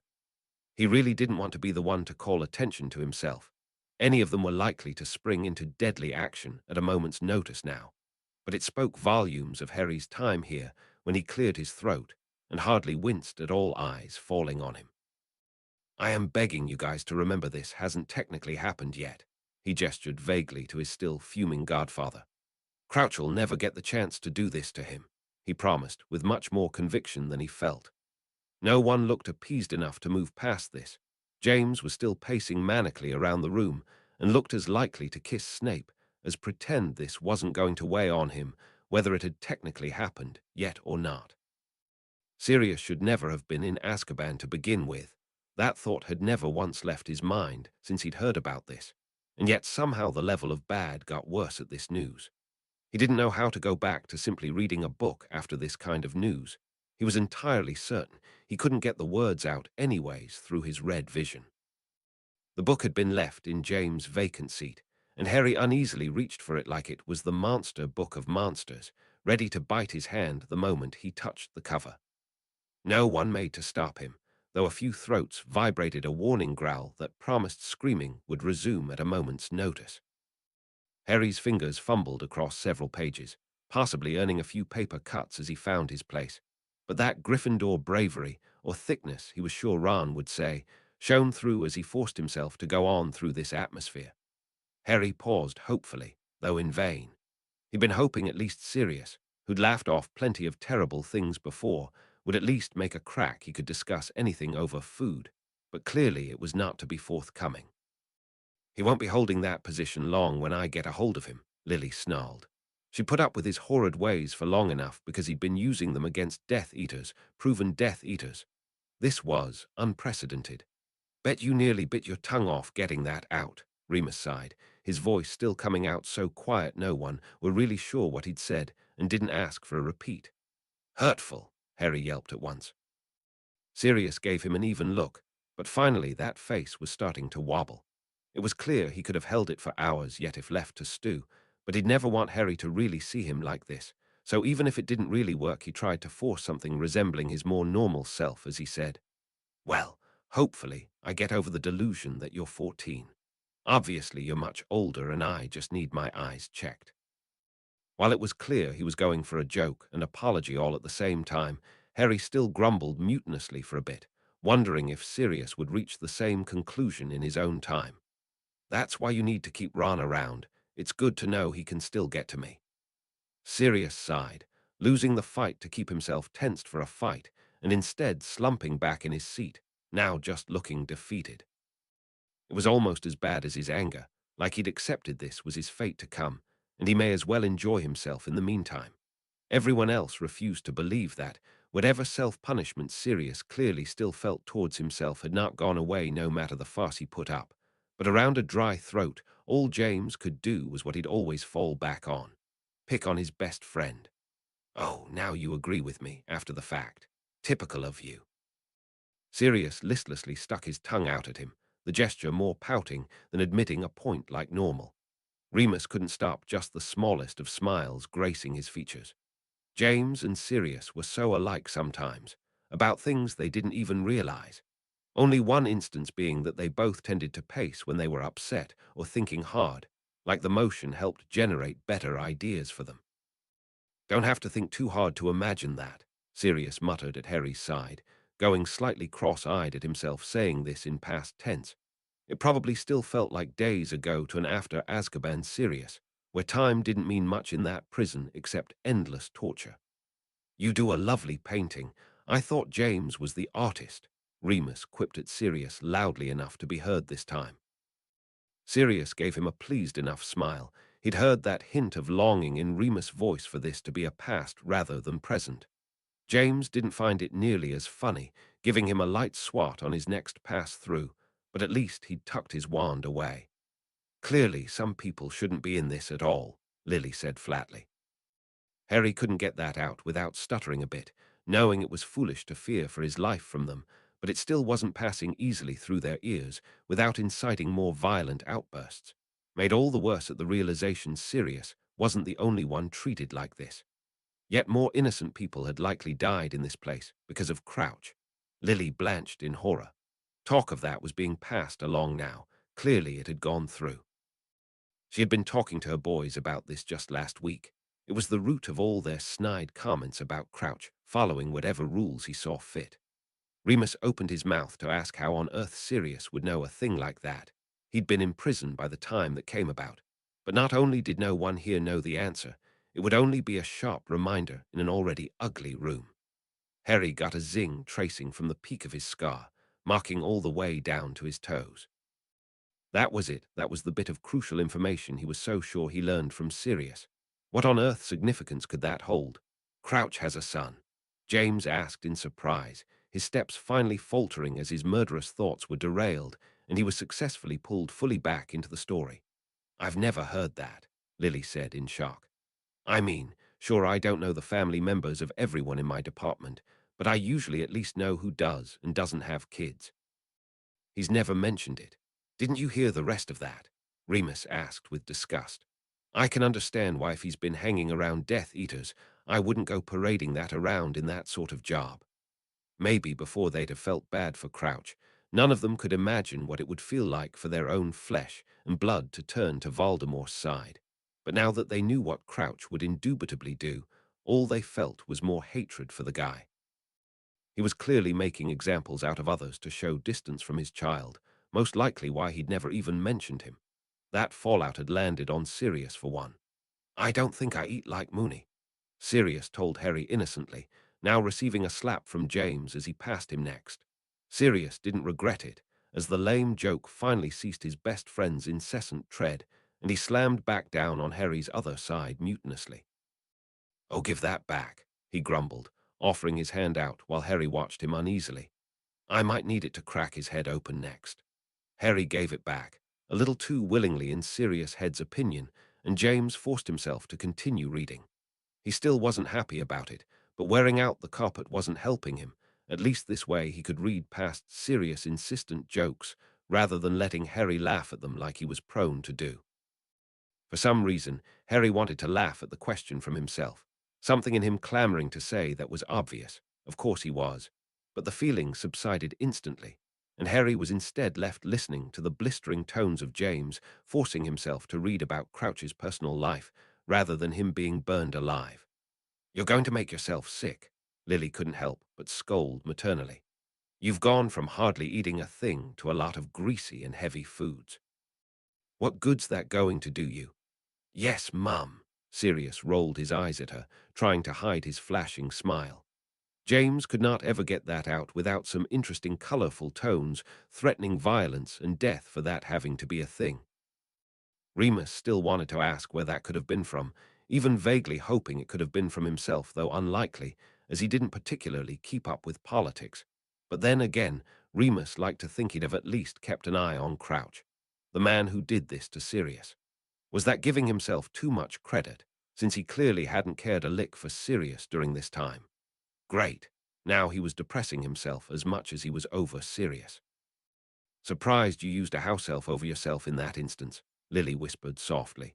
Sirius watched her steadily for a moment, his expression hard to read as he told, "I got caught because I didn't run Lily. That's hardly wrong time and place."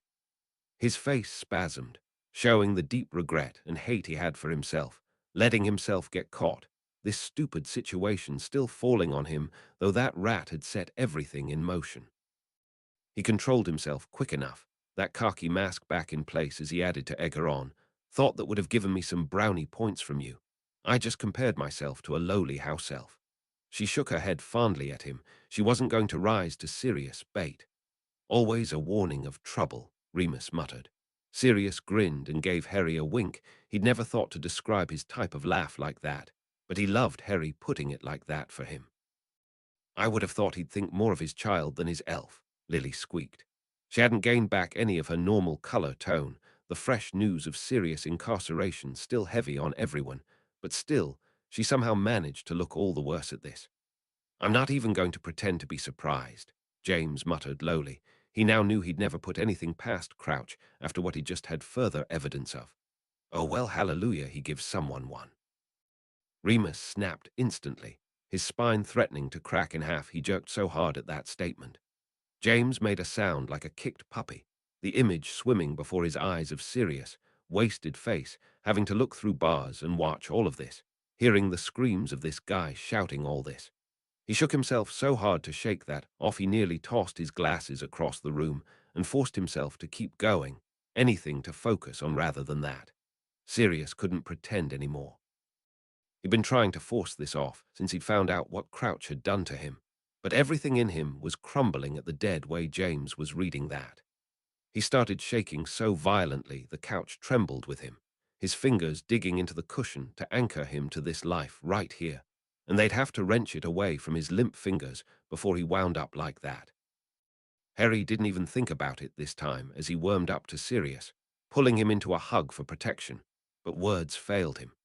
He still held a deep sense of regret whenever he thought too hard about comforting Sirius, something in Harry telling him his godfather was doomed, which wasn't a pleasant thing at all to be considering in light of this. Lily reacted much better, scrambling to her feet and perching on the arm of the sofa, running her nails gently through his hair and promising, "It's all right, Padfoot, that's not happening." The oddity of Lily calling him that managed to win out, his movements going from violent shaking to jerking and finally stilling. He remained hunched in on himself, hardly speaking loud enough. "I don't want to end up like that." "You won't," Remus croaked. Even that had been hard to force out past his tight chest, but it was worth it when Sirius glanced up at him. His dark grey eyes were at war. He wanted to believe him, but the image had trapped him better than any devil's snare. Remus sighed. He knew he would regret what he was fixing to do, but at this point he'd suffer for it just to take that look off of his friend's face. He gave James a steady look as he stated, "I'm serious." James reacted almost instantly. Some things really never died as he remarked, "Nope, he is," giving Sirius a winning smile. Sirius blinked spastically at the pair of them before tackling both of them with a hug, then laughing his arse off as he declared, "You haven't done that since first year." It was mostly for show, but Sirius would rather pet a dragon than let his friends get away with doing this. "That joke wore off after Christmas. You were the only one who wouldn't let it go after the fact," Remus reminded. Still not completely able to hide swimming eyes, Sirius forced himself back to his seat and caught Lily before she could sneak away. "Thanks, sis," without a hint of marking. She met his eyes steadily, while flicking his nose like scolding a dog and saying, "You're welcome, love." Sirius rubbed absently at his nose, but knew he'd take that over the wallop he knew she owed him. James watched Sirius steadily for a few moments longer, but he considered it mission accomplished when his best friend turned back to him expectantly, waving his hand theatrically for James to continue. James knew a farce when he saw one. Sirius was still on the verge of a real panic attack again at his life, heading towards that prison. But James would be remiss if he just sat here and let Sirius wallow in that instead of finding something else to do. No one in here needed to picture that. They just gotten the live version and hoped to never see it again. Sirius suddenly wasn't serious anymore, but instead had poofed into Padfoot for no clear reason other than to bark in Harry's ear, lung across his lap, and lick obstinately at James' ear, and then start running around the room, only pausing to occasionally bite at his tail. The others weren't sure whether to laugh or call for a Mediwizard, whether it would have worked or not, as they wondered if he'd really just snapped. But then he froze, fur bristling at James. James, more than anyone, was used to figuring out silent language, and the intent was clear. Get on with it. He couldn't believe himself when he actually managed a weak chuckle, but he supposed the logic was sound. Sirius had survived that place as Padfoot for 12 years. He clearly felt he was only going to get through the rest of this mess in the same state. Remus had never wished to be Mooney in his life, but he suddenly envied Sirius. He still understood what they were saying, as he kept his tail high in the air and sniffed at Remus' boots, most likely out of sheer something else to do with himself. But it was in a more simplistic nature, filtered through those ears. He could still process everything being said, and yet not have to face a reaction, something they all were wishing for by this time. If Harry hadn't been so distracted watching Padfoot suddenly leap onto his lap, which he was far too big for, Harry knew he would have considered much more carefully the significance of that. James reached over absently and gave Sirius a mock pat on the head, a silent promise this was all almost over. James was entirely sure that was bile slicking over his tongue, his hand suddenly trembling in the fur, the distraction of the wet tongue lapping at his fingers, and then Sirius leaping cleanly over the table to start chasing his tail again, the only thing that saved another vomiting session appearing. James was sorely tempted by this point to pass the book to Harry and join him as prongs. On his life, he'd never forced himself to read anything as painful as Sirius recounting his time in Azkaban. Harry had no want to ask about Azkaban when it had been such a horrid topic for Sirius, but the question had lingered in the back of his mind, so he figured he could ask now, which seemed fairer than later when he'd have to see Sirius face again. If only prisoners and dementors are in Azkaban, how does that work? How do the prisoners get fed and go to the bathroom and stuff? There's bathrooms in the cells, and the food's shipped in. Lily sighed heavily, building up a mental rant in her head.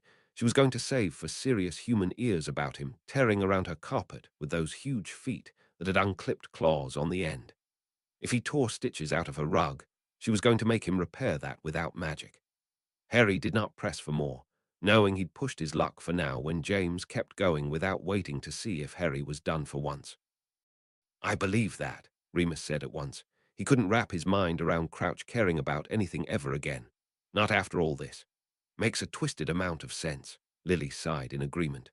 Let's hope it's a real one, and not just a name, James murmured to himself, keeping an eye on the dog that was finally pretending like he was going to settle, stretching out in front of the fire and closing his eyes, but keeping his ears perked and listening.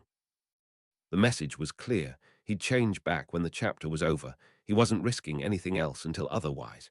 Triumphantly, Remus tore his own protective eyes away from Padfoot to look curiously at James and the book. What did Ron just latch onto? You're clearly not following along anymore, Lily snorted at him. Ron's as convinced as we are Snape's a Death Eater, and I can't say I'll be displeased if Crouch does put him away for it, she finished nastily. I got that, he waved her off, but was anyone disagreeing for him to be throwing that around? Lily shrugged without response for that. Apparently Sirius is, Harry noted, looking to his godfather in surprise, who was still pretending he was asleep, clearly not even up to defending himself and still content to let the book do it. A sharp breath of air was released from the wet, slit nostrils. If a dog could be quietly yet smugly triumphant, Padfoot was doing it.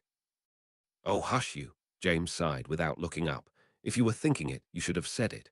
And that means nothing to us, Lily said bitterly, her temper flaring at the mention of his name as well as Crouch's. Things change, James snapped sourly. Voldemort hadn't been on the verge of a comeback then.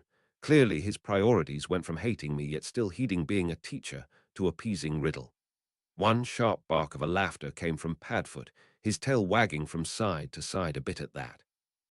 I remember agreeing to call him that. Remus smirked at James as well. I'm glad you didn't let us forget. Lily pressed her fingers to her lips to hide her smile. She wasn't going to let Sirius see how amusing she found it Sirius had managed to stop those kids picking at each other, when Sirius was the source of nearly every fight going on in here. He just hit the tip of the iceberg. Remus shook his head fondly. I've heard worse things from him on his good days about Snape. Clearly, Sirius was still as lost in his own thoughts in that time to have used such mild insults. Lily bit at the inside of her cheek, pain welling up inside her chest as she fought to try and say otherwise. Even though she knew the truth, it still hurt that it ended up being so true. Wicked! The three Order members suddenly perked up at that information. Any failed Death Eaters was good news for them, especially in light of the fact they'd yet to come across a single member of their own group who'd survived past Voldemort's downfall as well. Sirius made a humph noise from his spot on the hearth, and Harry didn't need a translator to realize Sirius was adamantly saying they more than deserved it. Something else that will be fixed. Lily's eyes flashed in outrage at hearing of this happening again. That's got to be the nicest thing he's ever said about him. James shook his head in disgust. We never underestimated him, Remus reminded. You were the one who near constantly reminded us to keep our checks up for him. He was the quickest to grow wise when we were up to something. That falls under clever to keep up with us.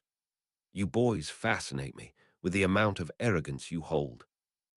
How the castle held your fat heads I'll never know, Lily pleasantly informed them while James smirked and Sirius' shoulders shook in silent laughter. Darn, James sighed. Sirius has actually been a wealth of information so far.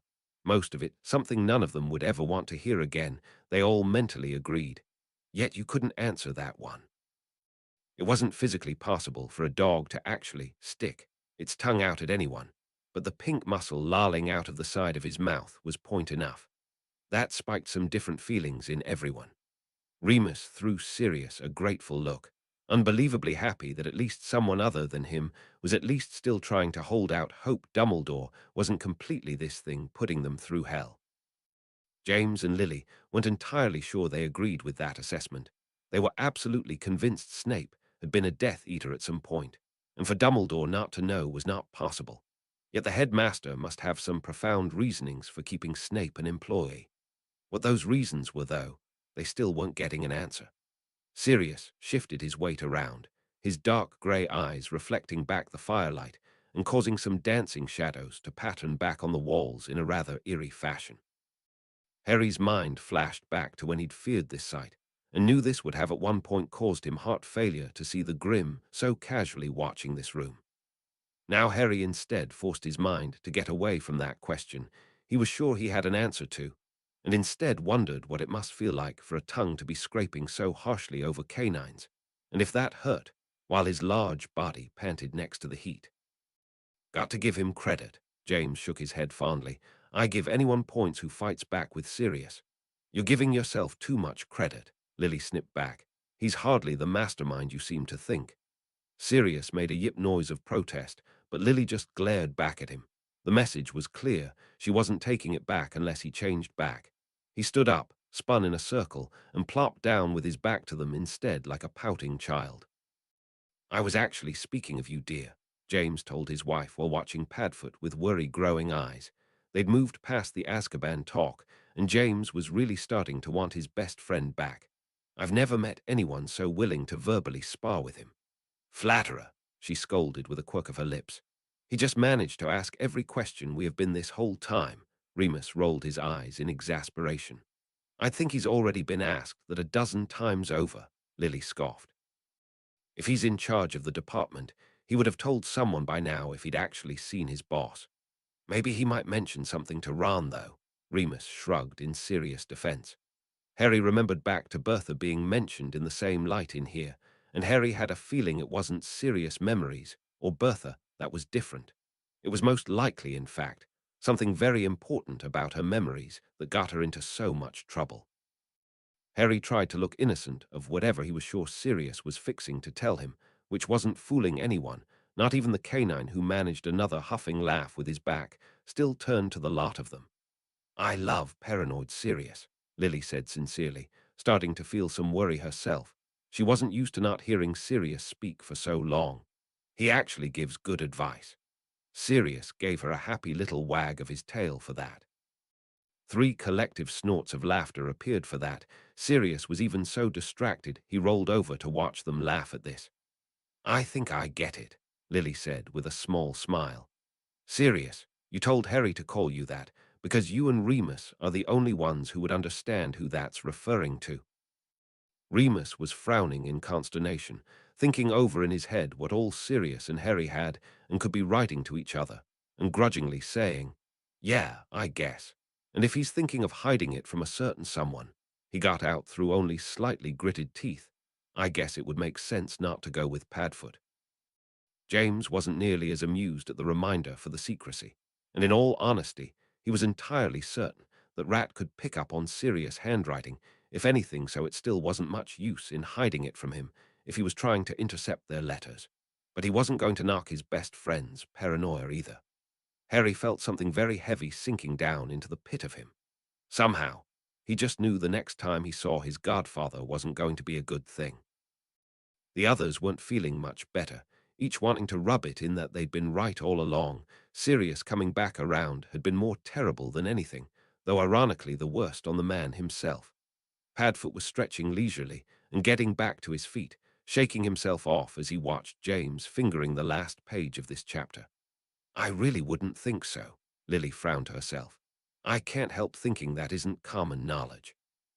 Crouch would want to keep that as hushed up as possible, and if he didn't talk about his family much before, I wouldn't think he would afterwards. "That's disgusting," Remus yelped in shock. "Ron can't really mean that." His mind instantly flashed back to the panicky older brother, sobbing and dragging his kid brother out of an icy lake after thinking something had happened to him. "Yeah, I think Ron's exaggerating on this one," James agreed sadly. "Even Percy's not that bad." Harry felt a bone-deep shiver that he in no way wanted to pretend to process. Surely he was just getting a chill from sitting still so long. Percy would never turn his back on his family like that. "Oh, please stop," Lily whispered as Padfoot froze in place. It was clear he'd been fixing to change back to a person, but at one last mention of those Dementors, he released a high-pitched keening noise and roughly shook his head as if to scare off a gnat. "That's the least awful thing I've heard about myself recently," Sirius grumbled as he stumbled slightly on his 2 feet before going over to James and taking the book away. "I promise Padfoot popping up like that won't become a regular occurrence, no matter how much I loved writing like that. But I can't say he won't ever come back either." That whole conversation happened between me and not 123,456. Chapter 29. The Madness of Mr. Crouch. Chapter text Sirius still didn't really look like himself as he collapsed back into his seat. There wasn't enough energy around him like there should have been. It was clear to all that the more that was shown of this after Azkaban's Sirius, their Sirius would continue trying his very hardest to act in as exact opposite as possible in his efforts to prove it wasn't going to get to him. In fact, just to put himself in even a slightly better mood and keep as much attention off of him as he could for a time, he exclaimed, "I think we should give Lily a Marauder's nickname." "Why?" Remus chuckled, not knocking the idea, but laughing that this came out of the blue. "I like it," James said at once, taking no time to warm to the idea. "She's been unofficial since her and I got engaged. This would make it official. And what would you suggest?" Lily wrinkled her nose at the boys, feeling beyond flattered that they were doing this, but never missing a chance to tease them. "Mrs. Prongs, I think not." No, it's got to be better than that," James sighed, running his hand through his hair in thought. "What about Willow?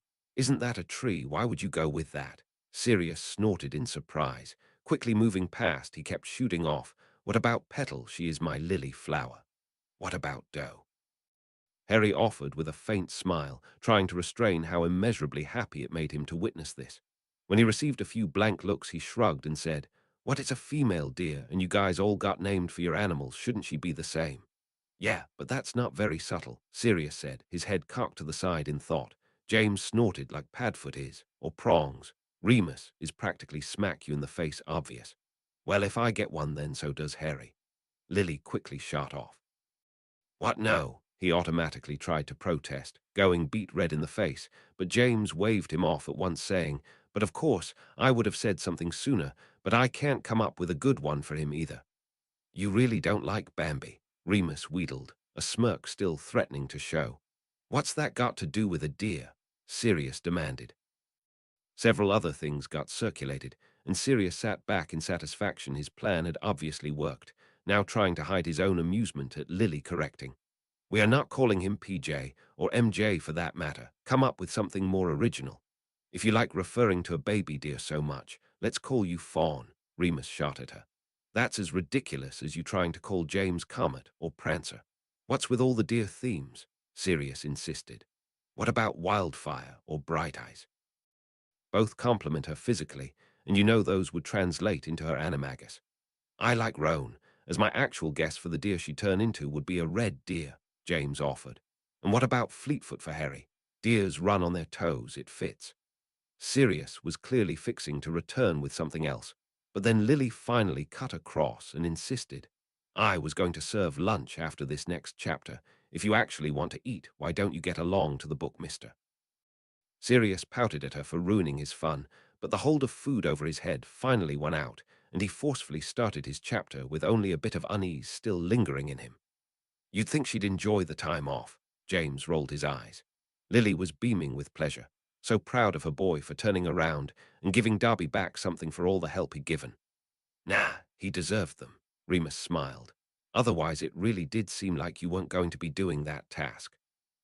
Harry didn't disagree, but still he asked, how do you think Darby even knew to grab that for me?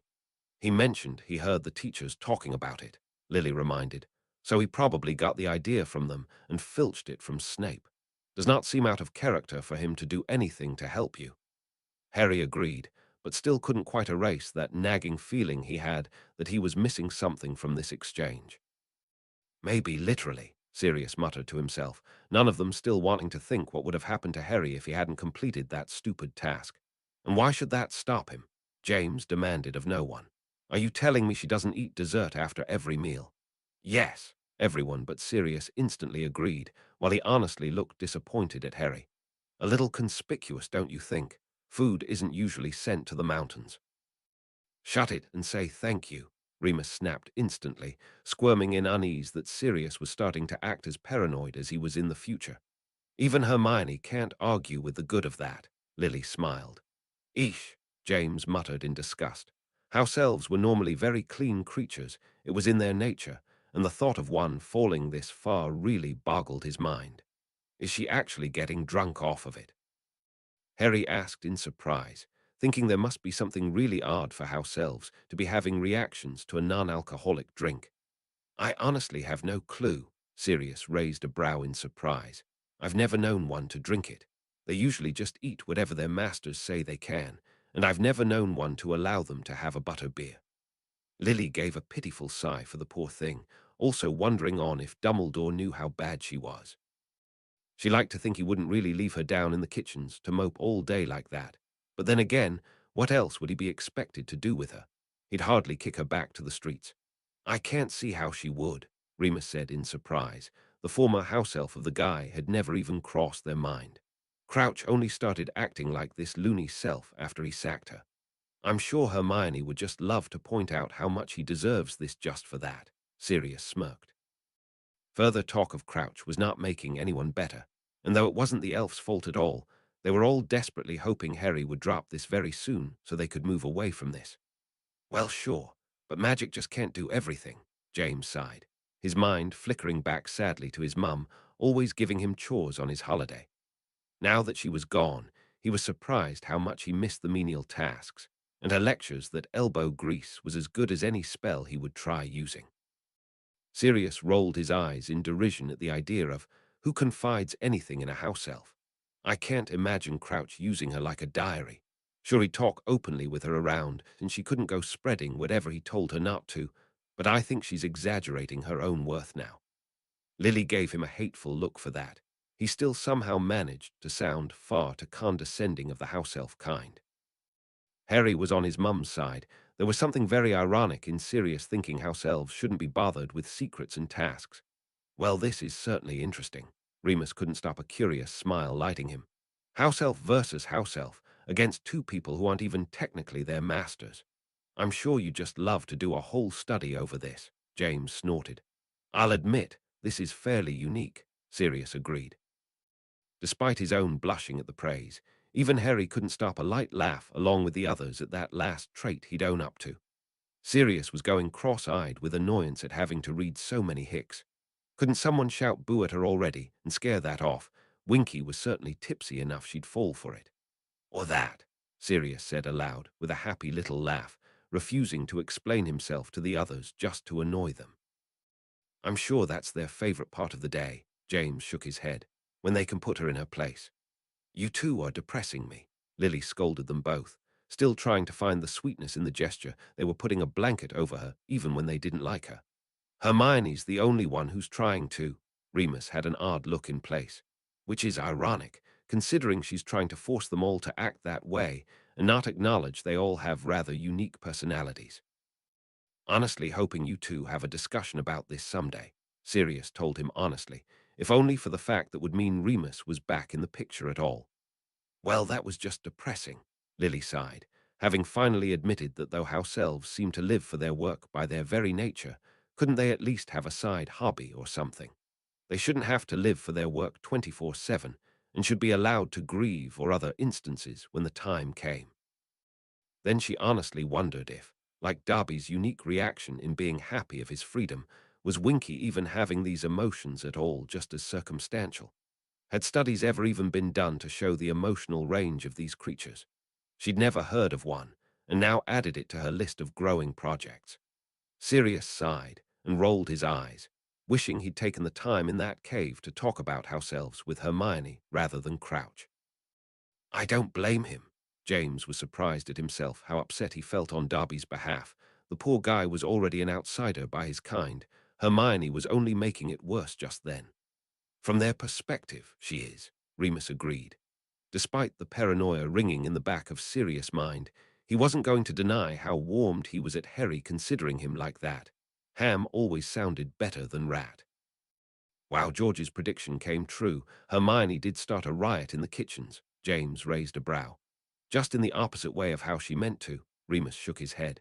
Credit, we've never been thrown out before, so you did something else we never have. Sirius couldn't stop a bit of laughter. And why would that stop you coming back? Sirius asked. You can still pop in and visit. They'd just be a little more bitter about being polite. It's still in their nature to serve you, though. I don't see that happening, though, Remus disagreed. Yes, and James asked, wondering what other reason there was. Here I thought you said you were used to it, Lily sighed. Doesn't mean I always enjoy hearing it, Harry shrugged. Sirius still couldn't stop a grimace. The more owls, the more obvious the delivery, and only proving his point further. Wouldn't be that surprised, Lily smiled happily, thinking she'd have loved nothing more than to listen to Harry simply watching the going-ons of the grounds for hours from his perspective. It would have been far more enjoyable than half the death-defying stunts he was usually in otherwise. They all got a haughty look about them for that at once, none of them wanting to hear from her after the way she treated Hagrid, and honestly half convinced it was still her fault he'd ended up in the papers like that. I'm loving all the colorful things he could have said to her. Sirius gave a not-so-happy smile. Lily liked to think Hagrid would have been a bit more of a gentleman and just kindly told Maxim to move along, but honestly she wouldn't put it past him to say something worse either. She sort of deserved it. I could have told you that, James chuckled happily. Sirius groaned and rubbed at his stomach. Food had been mentioned far too often already for his stomach's liking. Lily sighed. She knew that was coming, and decided she really would start thinking about lunch after this chapter. Honestly, I'm stunned it's taken her this long to do so, Remus agreed. I'd half expected her to do it back in first year when she first found out about them. And there's that, Sirius nodded along, thinking it was poor form on Harry's part to always have to wait on his enemies to find out these important things going on. Ugh, Lily said in surprise. Did Hermione subscribe to a few other papers as well? Sirius tried to say before trailing off in confusion. That's not an encouraging start, James winced. Ouch, all five of them winced for poor Hermione. I can't believe this, Lily snapped. People are actually sending her hate mail because they think they have the whole story when they've never even met her. Welcome to the media, Remus reminded bitterly, where people will instantly believe the worst. What the bloody, James began in outrage, thinking if someone had actually sent Hermione a cursed letter for this mess Skeeter had started, then someone was really going to have a problem from him. Oh, that poor thing, Lily crooned, already having to fight down the urge to shield Hermione and rush her off for help. She could only imagine how painful that was. I'm going to hex someone's brains out, Sirius growled at anyone doing that to a kid. Hermione hadn't always been the top of his favorite people, but even he'd never disliked her this much, and all over a stupid article. Harry was starting to go red with rage that someone had caused that kind of pain in his friend when she hadn't done anything to deserve it, and this was all Skeeter's fault. Is now really the time for I told you so's? Remus demanded. He's paying back Hermione for all the times she's done it to them, Sirius sighed. Or just not open any mail any time soon, Lily agreed through gritted teeth. I for once actually wish Hogwarts would screen these kids' mail or something. James shook his head with depression. Even Death Eaters never sent cursed mail to students. I don't believe pansies ever had the pleasure of knowing what Bubatuba pus can do to you, Remus began pleasantly enough. There's an egregious lapse on her part, James agreed with a heavy smile. I do hope someone passes along the message to a set of twins. She really needs to be set right. Sirius thought that was being too kind. He wished he could be the one to set the lot of those Slytherins right, but it was a good starting point. Oh, Sirius hummed, fear that the Scroots had somehow created another clutch of eggs. They'd all really been hoping Hagrid had learned his lesson before. Nifflers, Remus beamed at the admittedly adorable mole-like creatures of havoc. I've always loved the root word of them, Niff, which means to pilfer. They were originally bred by goblins to help them in their search for. Lily reached over and placed her hand over his mouth with an obvious look, while he pouted and jerked away. Sirius wasn't even bothering to hide his laughter. They'd all told Remus more than once not to go spouting off those kinds of facts, until after Hagrid had explained whatever so that they wouldn't have to hear repeat information. All five of them laughed at that. It was small payback, but dearly loved. Never let anyone say Hagrid doesn't do interesting lessons, Sirius vowed, his eyes shining with light at this. All Kettleburn did was a demonstration for us, had a gold coin being moved around while the creature followed it. Lily giggled childishly at the image. James couldn't resist making the crack. Good luck of it finding anything in there. Gee, thanks, Harry laughed. No, we're not getting one, Lily, James said at once when she looked to asking. Ask him why not, gesturing at Remus to continue. He crossed his arms and gave them all a look that plainly said, "Oh, now you want me to talk." Well, just take my word for it then, James concluded. Guess I'm just happy she didn't witness it, Lily sighed. It would only make things worse. Good for him, Sirius beamed, thinking as small as it was good for him to have even this small little win. James was all the more pleased Ron had now asked, since Moony was giving them all the silent treatment. He could have gone into a lot more detail, Sirius said, giving Remus an obvious look. But picture that thing going into every corner of your house, collecting anything it wanted and tucking it away. You can't really train them either. Lily deflated on the idea, even if she did still want to see one in person eventually. Why am I not surprised? James rolled his eyes in disgust. I'm actually not surprised by that, Sirius agreed. It didn't seem like Hagrid to be playing around with real money. Best prize he could get, Sirius smacked his lips in appreciation. Serves her right, Lily huffed. She hoped Maxime regretted this forever. What is wrong with people? Lily flushed anew with hatred. He didn't ask for his parentage. Hermione never got to tell her side. But these people can just send those terrible, possibly dangerous things. What if Hermione hadn't been able to go to the hospital wing? I wonder if that pus would even have any effect on Hagrid's skin. James scratched absently at his face in thought, then flinched away from his wife, who was sending him a very obvious, "That wasn't my point." Oh, that's right, Harry, just rub it in. Sirius rolled his eyes. No such thing. James shook his head at once. Why would Harry tell Ron about the leprechaun gold? Lily asked in surprise. Harry didn't even know. James suddenly recalled telling him this back at the cup. Was Ron planning on stealing some? Sirius asked redundantly.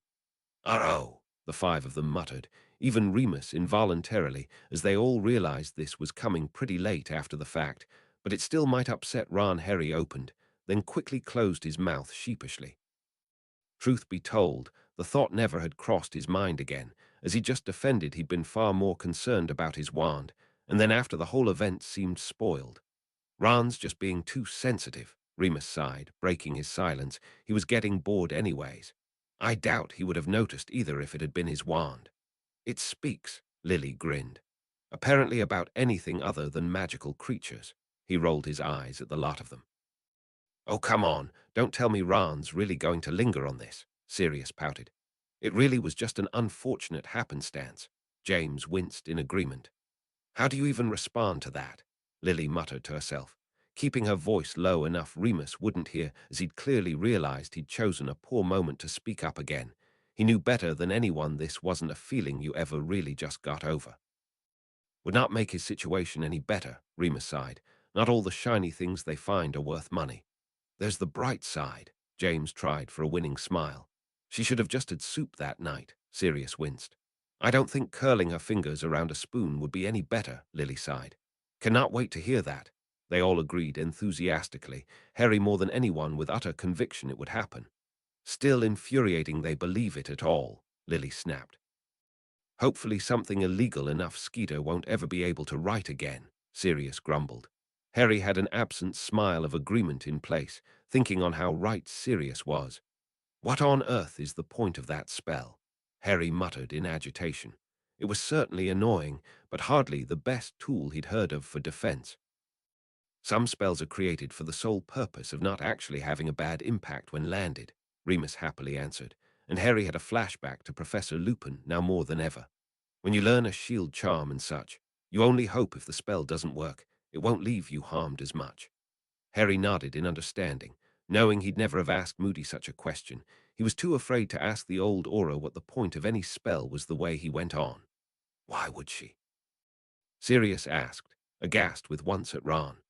So she doesn't get even more hurt, Lily sighed, some lingering fear for Hermione still there. She could be getting in over her head, going after such a powerful woman with such a following.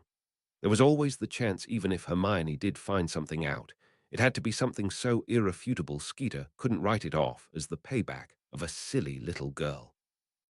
Harry felt his tongue curling in his mouth, his jaw doing a wonky number in regret of himself saying that for some reason, and was thankfully distracted from his own dilemma by his dad cocking his head to the side in confusion. Sirius said back, I'll explain if the book doesn't in a second, thinking Ron wouldn't know any better than prongs. James gave a happy little laugh, both that he hadn't been the only one to not get it, and that had been what he was thinking. James pouted, but admitted he was fine with the answer for now even if he was interested for more. Why would they? Remus smirked. She clearly has it memorized. They can just go to her for it. Shut it, Padfoot, Remus said instantly before Sirius could mark him. Is that why Hogwarts doesn't have phones? Harry asked in surprise. He'd always thought the castle was just being traditional with the owls and such, not that there was an actual reason for them. Yep, Lily agreed. Even outside of Hogwarts, in just plain wizarding houses, anything that relies too heavily on electricity won't work. It's why purebloods are so unaware of them in general. It's not that they refuse to learn about them, they've just never come across them. I can vouch for that, James nodded along. Harry did honestly feel bad for her. He knew he and Ron would have tried to help if they could, but they were a little too worried about the payback Rita had already done. That's all they needed was for even more bad things to arise and hit them, but clearly Hermione cared nothing for the consequences. I agree, Remus chuckled. I'd wear that prouder than an SPEW badge, Sirius said with chipper. IHers actually sound pretty cool anyways, James agreed. I'd rather find ways of revenge than focus on homework, James scoffed. Sirius couldn't stop a little hitch of gratitude in his throat, for that no matter how much he insisted it was unnecessary allowed to him. Harry just gave him a challenging look back, stating, If you're going to be sticking around me at your own risk, the least I can do is help however I can. Sirius could have kept arguing, but he was so touched, and honestly it was a moot point as of right now. He didn't, for now. Lily shivered slightly as she avoided looking at both boys for a moment, growing more and more wary the longer the parallels between those two boys continued. She never wished anything remotely like Sirius life on Harry, yet that's what seemed to keep happening. Oh, she didn't, Lily burst, turning the growing worry she had for Sirius into outrage on this. Molly did not really believe this of Hermione. I'm not that surprised. James crinkled his nose up in agitation. If she believed that tosh about Harry the first time, she'll believe anything. I do not understand this woman. Sirius shook his head sharply.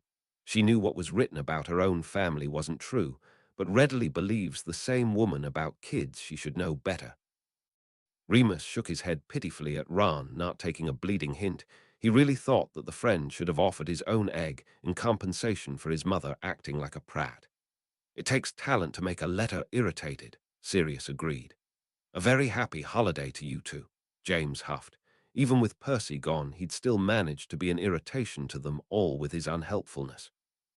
Don't remind me, Sirius groaned like he had a bad stomach ache, missing that sport evermore with all the stressful things they'd been dealing with lately. Why? James narrowed his eyes, with some excitement and some worry he wasn't even sure himself. It's a big, obvious place the foreigners can find. Lily offered, though honestly the entrance hall would make more sense if that was so. Anybody else wondering why all the events are on the 24th of their month? Remus asked to try and change the subject. To be extra cruel, leaving them at the end of the month, Sirius muttered belligerently. Why did it have to be him? James huffed, this night getting worse and worse as that's all he wanted, more paternal advice from Bagman. Wonder where she pulled that from? Remus asked in surprise. Lily had a little vindictive smile in place as she said, I think Maxime's making up some tosh, claiming she spoke to Hagrid because that's what she saw him working on. If the only reason she ever liked him was because of his dragon help in the beginning, then I'm all the more happy it's been broken up, James scowled. Sirius straightened up in agitation at once, his eyes narrowing viciously. Even if he didn't currently like Cedric, he was a Quidditch fan, and on the Quidditch field making that kind of exclamation was not a good thing. They didn't, James spat in disgust. How could they? Harry bemoaned, thinking if this was the result of there not being constant practices on it, he'd ask his team to go down there at once, even on top of their homework. Then something snaked down Harry's spine, wrapping tight around his lungs, and suddenly leaving him breathless with fear. The impact of the third task, suddenly being all too real, were making spots appear in his line of vision, insisting something truly awful was going to happen in the thick of those hedges, something about him and Cedric. There's the bright side of that task, Sirius said with absolute chipper, still agitated enough about his pitch he didn't notice Harry's internal dilemma. Fleur doesn't see you as some little kid anymore. When Harry didn't respond, Sirius just put it down to him being too flustered to say otherwise. When is he ever not? James huffed. Joyful, Lily sighed without emphasis.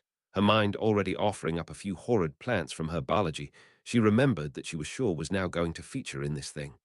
All not even seen by Harry until he reached the highest greenhouse levels. Oh, just kill me now. Remus blanched in horror at once. Anything Hagrid would be providing would leave anyone but the man himself running for the hills. Not happening, Moony. I'd miss you too much, Sirius sighed, as he fidgeted uneasily with the pages, honestly agreeing with his friend anyways. I guess that's a slight advantage, James sighed absently. He'd honestly been wondering what the point of those points were. Really says something about Harry that he's tied for first place. Lily gave her son a warm smile. Even as unprepared as he'd been for all of this, he was still managing to hold his own in this competition.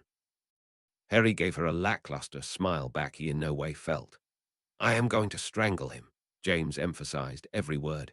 He couldn't have been more clear if he'd tried how much this bloke was annoying him with his constant enthusiasm for all of this. At least Harry agrees with us. Sirius gave him a wan smile, for the first time noticing Harry wasn't exactly paying too much attention. Still, if he didn't want to speak up, he wasn't going to force him to. All five of them groaned in annoyance at this. Even if it was part of the tournament, and it really wasn't feeling like that since they hadn't found a single hint he was doing this for the others, it was never not annoying from the man. Timing, Remus grinned absently, suddenly as on edge as everyone else what Crumb could be up to. Are you sure?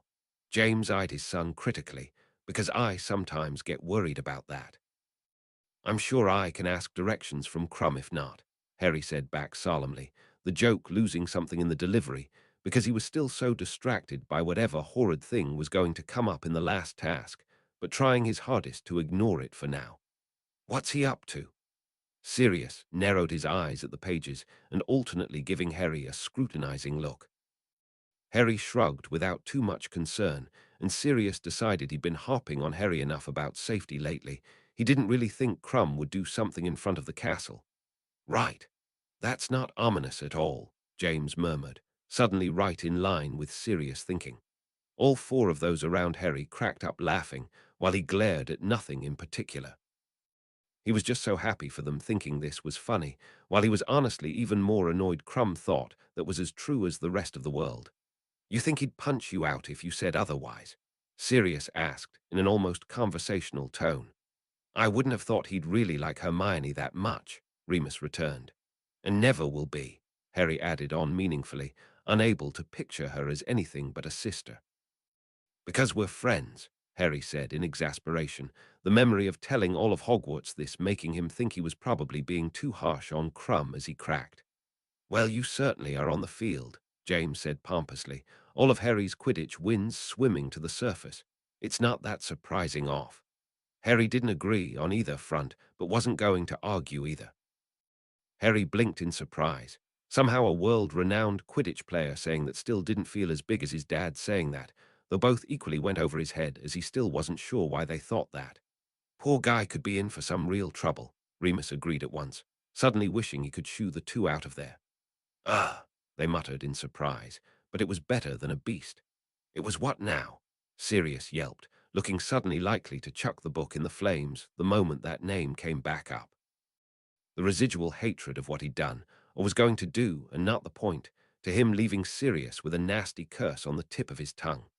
Still, the moment was truly odd enough that he pushed past his own vile at his abrupt entrance and read on to hear why. While Lily could not garner up much sympathy for a man who gave people to Dementors like it was nothing, she still couldn't help the edge of curiosity in her voice, rather than wanting to scream it. What happened to him? "Sounds like he was attacked." James raised an almost triumphant brow. "Maybe he was on the ground snooping around again, and something in the forest got him." He did not sound the least bit concerned, if anything the opposite that Crouch had gotten away. "I have never in my life wanted to hear Vernon's opinion on any subject." Remus scowled hatefully.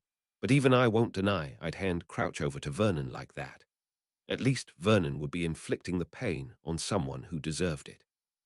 A few creatures came to the boy's mind of something that could have possibly bitten Crouch to cause him to be so delusional. At least one of them big and nasty enough they hoped Crouch wet himself before he was bitten and somehow managed to escape. "Sadly," Lily hissed with disgrace. That was so unexpected Sirius involuntarily laughed that Crouch was still calling Percy that, which quickly fizzled out as his mind quickly realized he was supposed to be plotting imminent death for the guy. "More than I care to list at the moment," James snapped instantly. Or did he mean in the moment? Lily scowled. "Because that I have no clue and no real care." Sirius felt a guttural noise escape his throat in protest of that guy grabbing hold of Harry like that. He was suddenly wishing Padfoot had been on the grounds this night. Not only was he owed some payback, but he hated the idea of Harry being out there at this moment in time. Lily was finally starting to feel a wisp of unease for the man, sighed along with her hatred of him. She was getting very concerned at his actions, and did not want Harry around him any more than could be helped in case he somehow got worse, like violent. Under any other circumstances, Harry would have laughed, as he loved nothing more than to not be recognized. But as memory of this was being replaced, he'd never found anything less laughable. "Some backup," Remus grumbled, Crumb not exactly endearing himself further to them.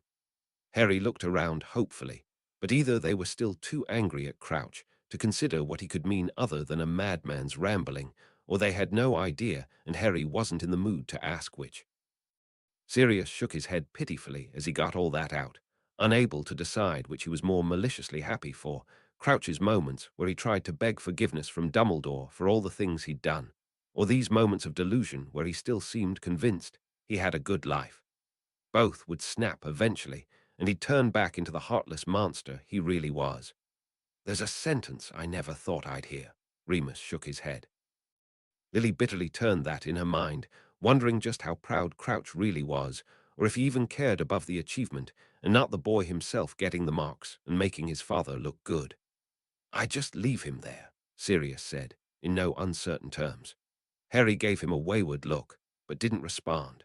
No matter how angry he himself was at the man, he'd never just leave someone in that kind of situation. Sirius sensed someone was about to interrupt him in confusion. This didn't feel as comical or lauding anymore. There was something almost sinister in that wording, but Sirius ignored and didn't let the comment rise, nor did he allow himself to stop in confusion until he got it all out. Sirius finally looked up, blinking in shock to indicate he was done. Did he say he knew Bertha was dead? Remus narrowed his eyes suspiciously. Why on earth would he know about that? The only ones who should. He trailed off, either because it was obvious or he was too appalled to say one of the names was anyone's guess. But James had a much more important question. What's this about you? Don't know, Harry practically whispered back, hearing the truth in his own words. Nothing good. Sirius felt chills tracing his skin. He didn't find this nearly as funny or pleasurable at Crouch's expense anymore. The venom had actually dripped right out of his voice in his fearful curiosity to read what Crouch was on about. No, he's going to take his bleeding time, James huffed through his nose, starting to feel twitchy at all the bad this could be. Nothing was adding up with this man lately. There was just no way he could really be a Death Eater, but then how else would he know about Bertha? He'd been acting off since the beginning of the tournament, and it wasn't just them. Everyone had been saying so. James honestly wished Harry had stuck around and tried to ask him some of these questions. Crouch seemed out of it enough they may have even got an answer. Oh, crap, Remus winced. Clearly Harry didn't know that changed every year, and Harry didn't know the new password. Wasn't a bad start, pup, but now go for McGonagall, Sirius quickly agreed, then turned back to the book in hopes Harry would do just that. Lily felt a bubble of laughter wanting to erupt up her throat. Nothing magical had ever just moved because you shouted at it, but the humor quickly died as she realized how panicky Harry was. Even better, Remus agreed. There's almost always a teacher in there, and just as close as McGonagall's office, which she might not be in right now. They all startled a bit at Sirius shouting that, but no one rebuked him, too busy hoping Sirius would get a move on and show it was Moody or something. He was the most likely to shout, they supposed. Ugh! James snarled in outrage. Why is it every single bleeding time something goes wrong around that place, Snape is always the one to show up and make it worse? Lily was surprised her first instinct was still to defend, say Snape hadn't done anything wrong yet, and instead could just as easily tell Harry the password as any teacher. But the moment was kicked away in seconds as she agreed with James. She had no delusions this was going to go well. He's not speaking Murmish, you imbecile, Remus snapped at once. Pull your arse out of your ears and listen for once. James had a brief flare of regret Remus wasn't at the castle again, not only because he knew Harry could have instantly gone to him, but just to be telling Snape something like that. You've got to be kidding me. Lily was already half shrieking in frustration. What about that was funny? Any part of that should have sent a decent teacher running for the forest while telling you the password so you could get Dumbledore to do the same. You said it yourself, dear, Sirius bitterly reminded. Snape has never been anything decent in his life. Clearly you're not hearing him, James seethed back.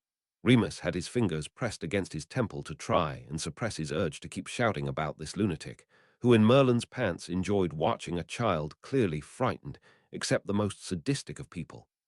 I'm surprised half the castle couldn't hear me shouting and come running, Harry muttered bitterly. I'd have just shoved him out of the way, Sirius snapped. Lily sighed in relief. For all of Dumbledore's ever-growing shortcomings, at least the man was still springing into action now. James gave a bitter laugh he wished he could indulge in more. He's sprier than you'd expect for a man his age, Remus muttered absently. Why would he be worried about that? Lily asked uneasily, starting to feel a little jittery. She didn't particularly like Crumb, but why would he be in danger at the moment? Which was the only reason she could think of Dumbledore hurrying along even faster. Sirius couldn't help the worry starting to creep up in him, suddenly more thankful than he could put into words Harry had run off for Dumbledore instead of the other way around.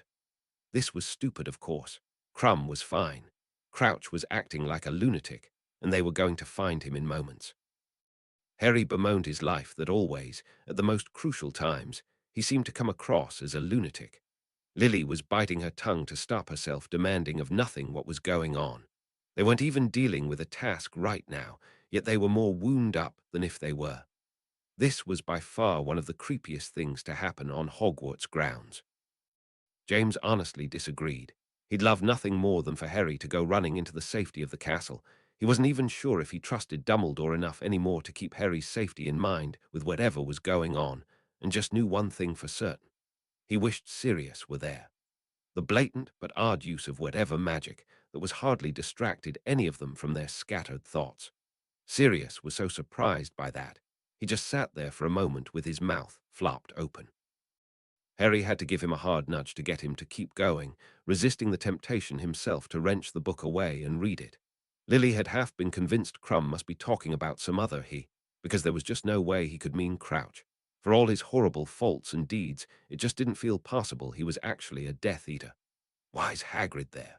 James yelped in surprise, not unhappy at his arrival, but the timing. You think it was that thing Dumbledore sent? Remus asked. Way to summon someone to you. If so, I kind of like it, Sirius muttered before pushing on and hoping Dumbledore or Hagrid would actually explain it later. Now this one I'm culling bull on, Sirius narrowed his eyes curiously. Why would he know to come down there? One of his detectors he didn't disable went off. Remus offered without any real hope. It was still too odd a coincidence. Now he's lying as well, Remus balked. There's no way in hell Snape went and told Moody anything. I'll worry about Moody later, Lily hissed, trying to wave them all down. For now, let's see the rest of this play out. We'd all like to know that, James rolled his eyes sourly. That's his first conclusion. Lily looked aghast. That Dumbledore did this. I've called him a lot of things recently, but I cannot see him attacking Crumb or in any way setting this up. Can't see Karkaroff himself doing it either and trying to push blame, James agreed. Crumb should be the last person he'd want to attack for any reason. James nor Sirius looked the least bit impressed with this act of defiance.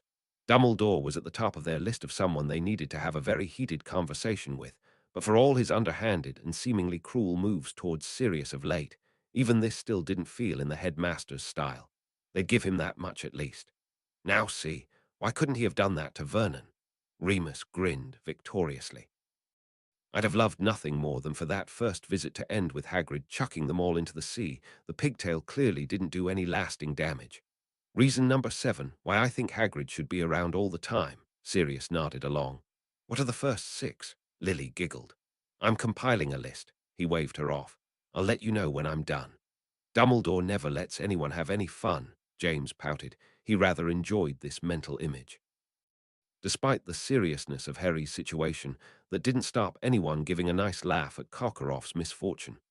Hey, leaving me out of the loop like this, Sirius yelped in protest. Honestly, the others were almost relieved. Now that there was no doubt Harry was out of danger, being with Hagrid and heading back to his tower, they didn't want Sirius anywhere near this.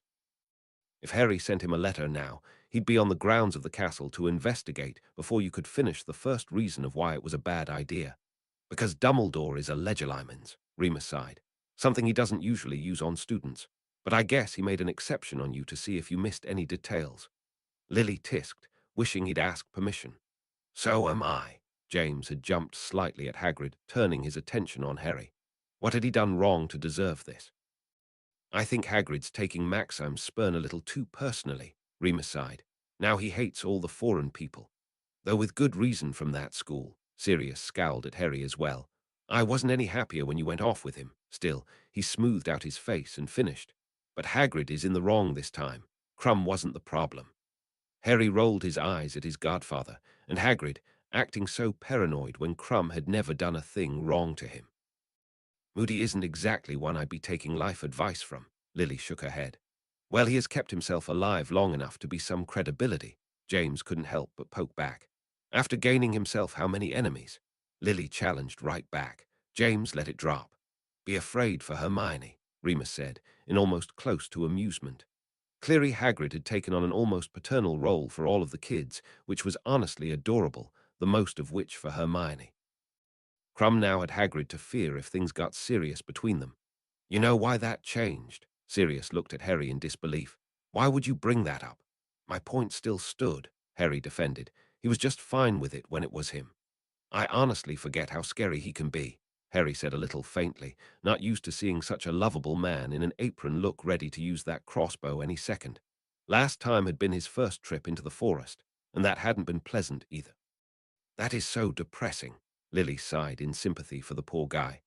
Least you can tell them. Sirius was still pouting he was being left out of the loop till the very last as he passed the book to Harry. I've mentioned that I would love nickname suggestions. Now you know why.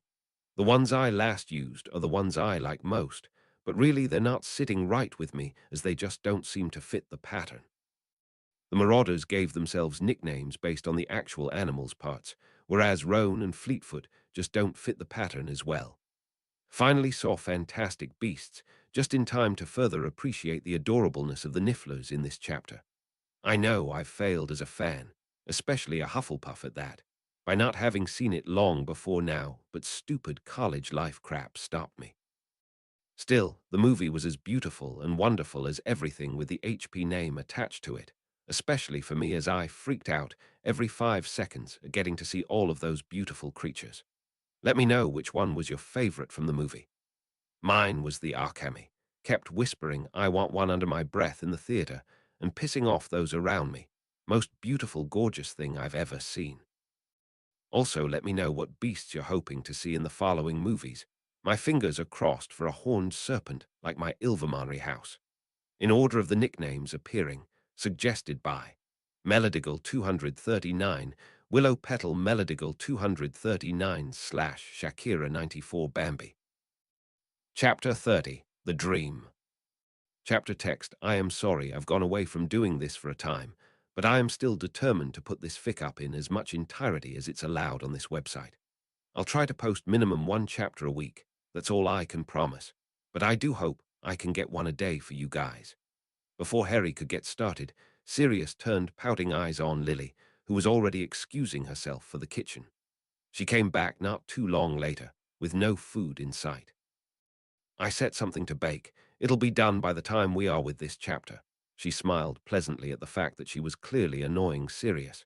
In truth, she'd made the heartiest meal she could think of. She still couldn't shake the image from her mind Sirius was losing weight by the minute. Sirius didn't argue with her, but instead sat back in his seat with mutiny while Harry began. So, I wonder what you guys are discussing. James chuckled in surprise. You know, I'm surprised at you though, Harry. Remus turned to him. Looking back, you sort of just ran off to do as you were told. Didn't it occur to you to go to Hagrid first? He was closer. Harry opened, then just as quickly closed his mouth. That was an obvious enough answer. Don't be like that, Remus, Lily scolded at once with a sigh.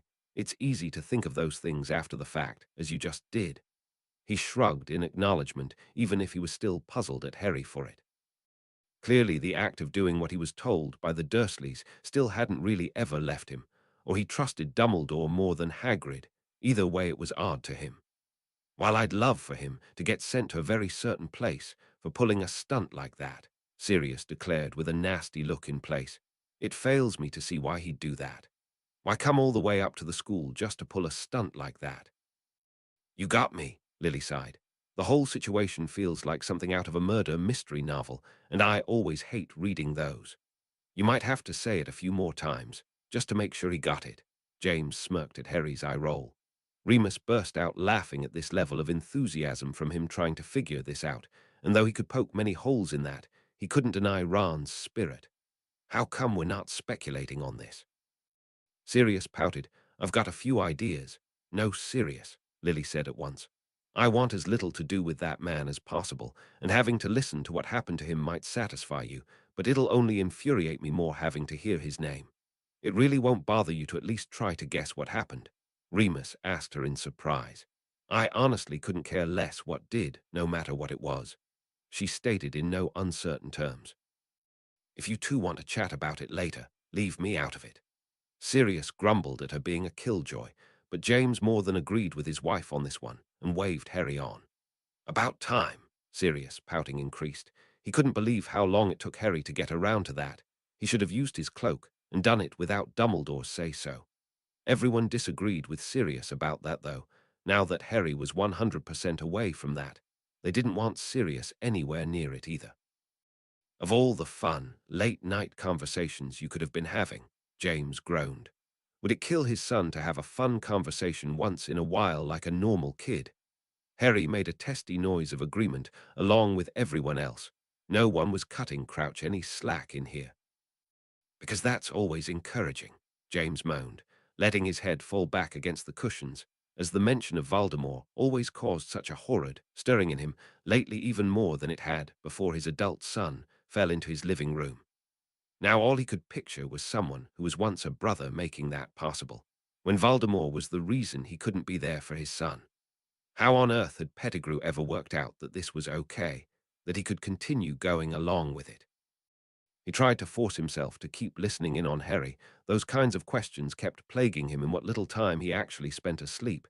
He refused to dwell on it longer than he could. Here's to hope. Sirius Mark raised a glass, which he honestly wished was filled right now. You've been saying that nearly 4 years and he still flinches, Remus asked in surprise. As well as Hermione, Harry agreed. I wish you'd start referring to him as Riddle, James muttered sullenly. This wasn't helping him feel any better, but he'd never miss an opportunity to Mark either. Be a nice knock to his ego and something everyone might catch on. Harry honestly never thought about why he hadn't. He supposed the Riddle he met down in the chamber had just seemed like such a wholly other person. It was hard to put that together with the monster who had murdered his parents, and so calling him Voldemort somehow made that make more sense. I absolutely believe that, Sirius snarled. Still can't believe anyone so cruel can be allowed in the school, James agreed bitterly. Lily was still more pissed than anything Snape, even still, had his job after what he'd done to Remus last year. But this more than anything should have gotten him sacked. What if someone had really been hurt, and he just stood in the way and taunted Harry? What teacher could actually get away with that, even if they had the audacity to do it? The man would murder his own child if he thought it would upset you, Sirius barked. Remus gave him a sideways look for that disgusting metaphor, but Sirius raised a brow back to emphasize he wasn't taking it back. Not like anyone would get near that slimy little thing anyways to make it true. I really don't see how, James' face puckered with thought. Dumbledore appeared, and you two made a straight beeline there, unless he jumped out the window and flew. He trailed off with a shake of his head, still admiring Ron for keeping at this. Would not put that past him, Sirius huffed. Sirius beamed, and even Remus chuckled a bit at that one. True that, James nodded along. Hey, you think that's how he knew to come down in the first place? Remus' eyes lit with understanding. He was lying about Snape telling him. I can't believe otherwise, but maybe he hasn't told Dumbledore about the map, and he made that up on the spot. Why wouldn't he tell Dumbledore about the map? Lily asked in surprise. It's on loan from Harry, Sirius reminded forcefully. He'd give that old aura hell if anything was said otherwise. It's not his to tell about. Moody's respecting that while he's using it. Nobody disagreed with him, though Harry could still feel a little niggle in him telling him that wasn't really everything. What on earth are these folks up to? James couldn't help but smile in surprise. You lot spent way too much time getting blackmail on everyone in the castle, Lily grumbled. We did no such thing, Sirius said at once on reflex. We were merely keeping an ear out for certain rumors, James added on from old habits, his eyes flickering to Remus and away, and just happened to come across other things on the way. All of the boys felt an odd twitch possess them as they realized who should have finished that old joke, what his line would have been less than a week ago, and how much they'd all missed having him around. Remus didn't know how he felt about it. He didn't know how the other two would feel about it, but the nasty, lingering silence had to feel worse than him finishing instead, and we only put it to good use. James ruffled up his hair in unease, and Sirius quickly forced a smile that looked almost painful, and Harry quickly read past the moment. The three marauders had gotten so distracted by their own problem they'd almost forgotten what had started the mess, and weren't nearly as entertained as they knew they should have been by listening to this. You said what now? Lily balked, finally dragging worried eyes off her husband to land on Harry. Harry was blinking down at the pages in shock, some wire in his brain going crazy as he knew he was finally getting to the bottom of how odd Fred and George had been acting all year. Either the boys were still distracted by their own problem and were only half listening or too stunned to speak. Harry quickly read out the exchange to silence. Oh, looky, now they're even mimicking each other in the books, Sirius said with a forced smile. James honestly cracked a grin, egging Harry on and hoping this would continue. Now all 5 of them were giggling. There had never been a better timing for that release. On purpose, the other 4 said at once. Boys have far too much experience by now to at least try otherwise, Lily told. Blunt as a brick to the face, James beamed after his own laughing fit. These 2 are doing remarkably poor at this. Remus looked so disappointed. I know, you'd really think they'd learned diversionary tactics by now, Sirius nodded furiously. Change the topic to the most outlandish thing they can until they can slip away. You think that would work on their brother? Lily asked, especially one as stubborn as Ron. Worth a shot, James shrugged. Better than what they're doing, which is nothing, Remus agreed. Oh, threats, that works much better, James rolled his eyes. Especially as we've never once seen them carry through on them. Sirius sighed in disappointment. He'd had such high hopes for these twins, yet they couldn't even evade their own brother. What are you lot trying to protect the twins for anyways? Harry grumbled in annoyance as a twitching continued just behind his eye. You want to know what they're up to just as much as me. True, Lily instantly agreed. But we'd be remiss not to pass on our wisdom, James finished obviously. Harry fought down the urge to point out the twins weren't here to be receiving this, nor did Harry have much use for it, but simply decided to ignore them. No one could be in as much trouble as I am, Sirius said instantly. That one was actually true, James nodded along. I'm not even mad at you for that one. Miracles do happen, Remus smirked. The others made noises of agitation that the twins were brushing this off. This really had carried on long enough it wasn't funny anymore, and actually had verged into honest worry of what those two were up to. No one noticed a funny little smile on Harry's face for George's comment. Harry couldn't stop a surprised bit of laughter, even if he had no idea where it came from, though this did draw Remus' attention as he pouted. And what's so funny? You're going to stop hanging around Ron if he does become one. Harry rolled his eyes at the joke, shrugging and saying, Don't know, just imagining what the twins would really say if it did happen, I guess. Way, James drew the word out dramatically. Off topic. There's no way they should even have a clue Crouch was on school grounds unless you lot have mentioned it. Harry shook his head no. It had gone without saying in his opinion that they hadn't exactly spread this story around. It does still boggle the mind what they are doing, Sirius sighed. It's been going on for ages. And escalating, Lily agreed, fear still lacing her tones. Well, of course you tell me. Sirius gave Harry as wide-eyed a stare as he could. Why would you do anything else? It boggled all of their minds how Harry still laughed at this. Much quieter and boring times, Harry added on when he saw how agitated they all got at the reminder. Clearly forgiven Ron for it, but it didn't stop them being annoyed when it was brought back up. I never thought that for a second. Sirius yelped indignantly. But they already have it, don't they? James struggled to remember back. I don't remember how much exactly, but they put a huge price up for that bet of the World Cup and earned it back double. Bagman paid them back, so unless they've already wasted that away and are trying to get more. He trailed off with a frown still in place. Think they're trying to blackmail Bagman? Sirius asked in concern, trying to convince him to give them more so they can keep going. It would explain why they keep hounding him as much as he is to Harry, Remus agreed uneasily. Lily was biting at her lip, still wanting to believe the twins would never actually do this, but it was getting hard to come up with alternatives. Harry was starting to look a little green around the edges. He was utterly convinced they were on the right track with this. But something was wrong, or backwards, or he forced his mind to cut off before the ache in his head developed further. None of them were any kind of happy that they couldn't 100% say no to that. They wouldn't claim to know the twins well enough, and well, blackmail wasn't a happy start to the conversation. There's a difference between school rules and the actual law, Lily groaned, more for the marauders' benefit than anyone else's, who all blatantly ignored her. Ouch. Sirius jumped like he'd been set aflame. Merlin, Hermione, have you no shame, setting those brothers against each other like that? Leave the twins to do their own thing, and their own consequences, Lily agreed. Telling on them won't make anything better. Harry was surprised at his mother actually agreeing with these boys, as often as she tried to scold them. But then he reflected how, despite her disapproval of it, she hadn't gone and turned them in for their illegal animagus status either.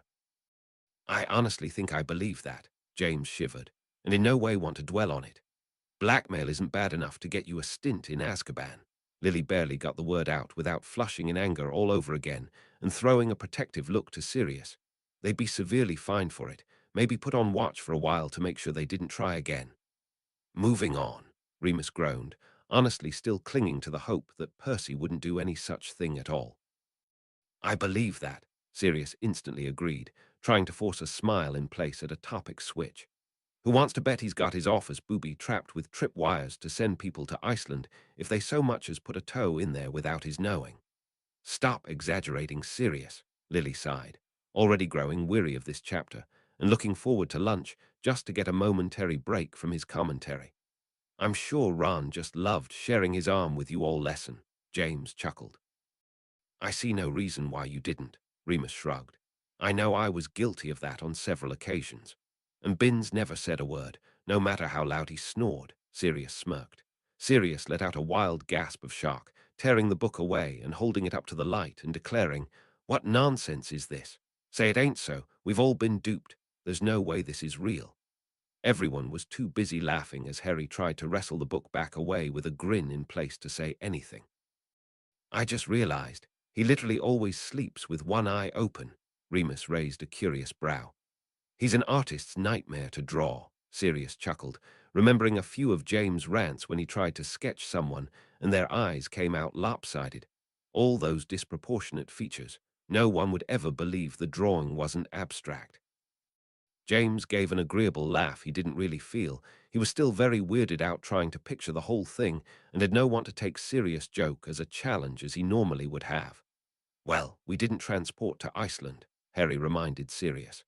I said if you snuck in there, Sirius emphasized. Keep up, Harry. Well, there goes our idea of how he even knew to come down, Remus groaned in frustration. I can't believe he'd be so careless as to both be looking and then not grabbing when he left. It's too much of an oversight to him. Maybe Harry will ask again how he knew to come down, Lily pacified. Nah, can't picture it, Sirius shook his head. She still panics a little too easily.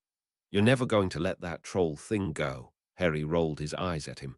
Or the devil's snare, James agreed. I'll give that one, though, Lily shook her head. Hermione's going to go great places. Wouldn't surprise me if she shot up the ministry ladder faster than Percy, became the youngest head of whatever department she chose. Harry had a kind smile in place, knowing he had no clue what the real answer was, but very assured his mother was right. He was acting too out of it for it to be the first.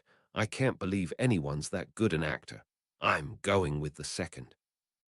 Remus still managed to make it a question more than a statement. There was just too much weirdness around this, and they had no clue what it could be connected to. Their top suspects would have been Snape or Karkaroff, but both had some pretty good alibis, so they had absolutely nothing to work with. Now that's a fair theory, James' eyes lit with excitement. Actually, I quite like it, the more I'm thinking. Sneak attack on Crumb, who wouldn't have seen it coming, and the way Crouch was going on, did anyone else get the feeling he was being held against his will or something? I believe he mentioned the word escaped. This mystery person would have been pursuing him. So, who then? Sirius insisted. Must be a Death Eater. His face twitched with hatred, but he kept going. So is Voldemort still recruiting, and Crouch was one of his targets. Crouch would know where a ton of Death Eaters were. I'll bet he keeps a list of people he thinks are some, and where they are from when they'd have gotten off at some point or another. While this was looking promising, Harry was starting to feel a little sick to his stomach, and didn't feel like indulging them as much as usual, so he asked if he could go on, and they could keep speculating later. Poor Ron, James muttered absently. Don't go suggesting that. James said so sharply it made everyone else jump. Sirius is hanging around there. I don't want Moody anywhere closer to the area than he has to be. All right, breathe, Prongs, Sirius pacified at once. His eyes were still a little too dark. You know Ron didn't mean anything by it. Moody doesn't know about Padfoot, and I want Crouch found, so it was sound enough. James did not look appeased enough to take it back. Harry's stomach ache took a nasty turn, whether heading up or down he wasn't sure, but it didn't take much to figure out that meant something to him, something bad. Do you have very many other numbered tasks we should be concerned about? Lily asked in surprise. It kind of slipped my mind after the whole Crouch thing, Harry admitted sheepishly. Honestly, can't blame you, though, James shrugged. This was plenty distracting. I still swear on my wand that was too easy for a bunch of first years. Lily grumbled hatefully. That had been one of her first problems with Dumbledore, and it had only gotten worse. Moody's got a point, though, Remus said fairly. Harry does have some practice with this. This task sounds at least doable for him. Joyful, James deadpanned. You'll excuse me if I'm not a bundle of joy he's still in there. Remus rolled his eyes at them but stopped arguing. And there's that. Sirius nodded along. Harry did get help through the majority of those things. He really only caught that key from Flitwick. And stopped Voldemort, Harry reminded with some unease, the act of having second-hand killed Quirrell still giving him nightmares sometimes. Not trying to forget that exactly, James promised, but it's not exactly a fun reminder. Harry wondered why every time that Hip Flask was mentioned, he felt his gut tightening up. Maybe he was regretting not having ever gotten one of his own. As normally I'm not out of their company, Harry rolled his eyes at this display of paranoia. I don't see that being a problem. So I'm guessing these caves are going to be a permanent thing. James was actually smiling in relief. While he'd been against the idea originally, he couldn't deny he liked the idea of Sirius' quick replies. Why did it still take you a whole day? Remus asked in surprise. Should have been able to reply in hours. I'm probably not inside all that much, Sirius shrugged. He liked to imagine he was reliving old memories by snooping around Hogsmeade and the forest. Wow, Padfoot. James raised a brow at his friend that Sirius couldn't quite interpret.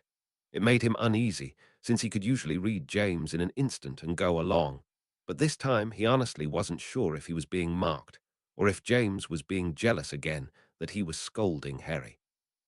Sirius opened, then closed his mouth since he wasn't sure which way he was supposed to be talking.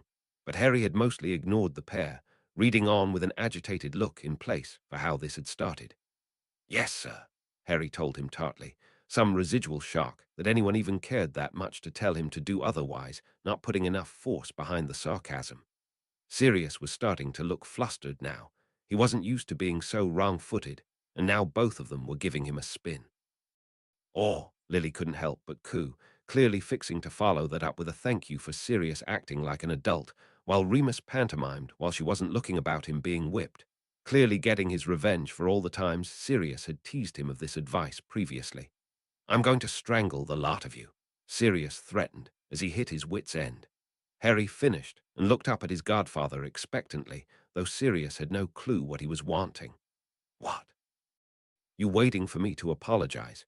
That was sound advice. You just agreed with me at the end of the last chapter Hagrid was overreacting. Harry rolled his eyes at him. I figured you'd do it again for yourself. I'll apologize when you admit you weren't thinking, Sirius shot back. It was foolhardy even if Crumb wasn't the problem. You haven't once this year actually acted like your life's been threatened. That's rich coming from you, Harry scowled back, since you won't admit for a second how stupid and dangerous it is to even be in the country. I'm getting scared, Lily whispered to Remus, as the two kept sniping at each other. Harry's certainly growing more and more outspoken about being told what to do the longer this drags on. Remus nodded along, grimacing slightly as he reminded. But to be fair, no one's ever really earned the right to tell him what to do. Aside from the teachers at Hogwarts, Harry's never exactly had a good role model for authority, Sirius included. It hurt in the worst way for the mother to be reminded of this, but she conceded the point. James had been watching on in honest bemusement as Harry and Sirius kept trying to tell each other what idiots the other was being, but finally he cut in. All right, you're both idiots. Can we move on? Hey. Harry and Sirius yelped at the same time, but then they exchanged a grin for that, and Harry decided to let it go. Harry gave Sirius an extra look that his point had been said twice, which Sirius acknowledged in the most adult way possible, sticking his tongue out at him and muttering petulantly about how different that was. Which, if you think about it, is the weird part, Remus acknowledged. He winced when he got some nasty looks for that, but Harry defended. Well, he is right. So far it's just been the dragon and some grindelows. So unless someone is hoping I've gone out with these tasks, it's not exactly been that bad. He finished with an absent-minded frown on his face he didn't even seem to realize was there for his own saying this. He did not get any pleased responses from anyone for pointing this out, nor did he himself feel much better for the reminder. Something about this third task, it was going to be a big game changer. The closer it got, the more sure he was of that. They all shivered at that, Harry hardest of all as he heard some color of truth in what she'd said. I can see how well you took to Snuffles. Sirius gave a half-hearted smirk. Harry did give a sheepish shrug for that, admitting he had been terrible about that one. Hermione and Ron were much better at remembering. I think that's giving the kidnappers too much credit, James shuddered at the thought. They must have just caught up at the best opportune time when you weren't there. Still, Remus sighed, the timing of it all really isn't feeling much better. She's just sunshine and rainbows lately. Lily scowled in response to that statement. You are making some great points, Sirius acknowledged, the only apology Harry was going to get for that letter. No one sticks with Snuffles for long, Remus forced a laugh. That's your fault, Mooney, Sirius smirked. You need to come up with more obscure nicknames. Pretty sure that Owl's flown off by now, James shrugged. So you've already not done as told, and you'll have to grab a new one. You're just full of helpful advice, Harry grumbled. Harry looked all the more disgruntled at this happening to him at the end of the semester, again. He wanted to ask Sirius if he was happy with himself this time, but that comment just felt too vicious. He didn't want to bring up last year. At some point, I think you three forgot you were Gryffindors. Remus looked on in pity for Harry, and you're trying to convince Pince to let you start a new house in the library. You're certainly in there enough, James sighed. You would think it would be easier than Petrificus totalis, Harry sighed. The body seizes up and then falls. Stupefy just makes you fall on the spot. It takes much longer to wear off without enervate, though, so there's more power behind a stunner's magic, Remus told. Petrificus totalis will wear off in half the time. Trust him on this, Sirius muttered in disgust. Takes nearly an hour for a stunner to go away. Harry sadly remembered Sirius telling him about the time Snape had managed to stun him and leave him behind a broom shed, so he didn't question the experience. Those poor kids, Lily winced in pity. There's really no other way to learn, though, Remus shrugged without remorse. Sadly, they just don't know about embedding cushioning charms on the floor for this particular lesson. There's no better way than to practice on a moving target, James agreed. I would not recommend it, Sirius said instantly. Filch will know, and he will not wait for permission to gut you. Speaking from more experience, Harry asked wearily.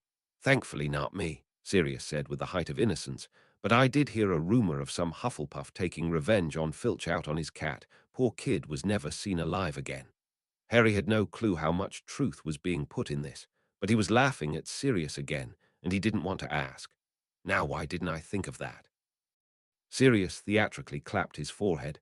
Do you realize how much better I could have felt any number of times if I just summoned Creature to me and cursed him?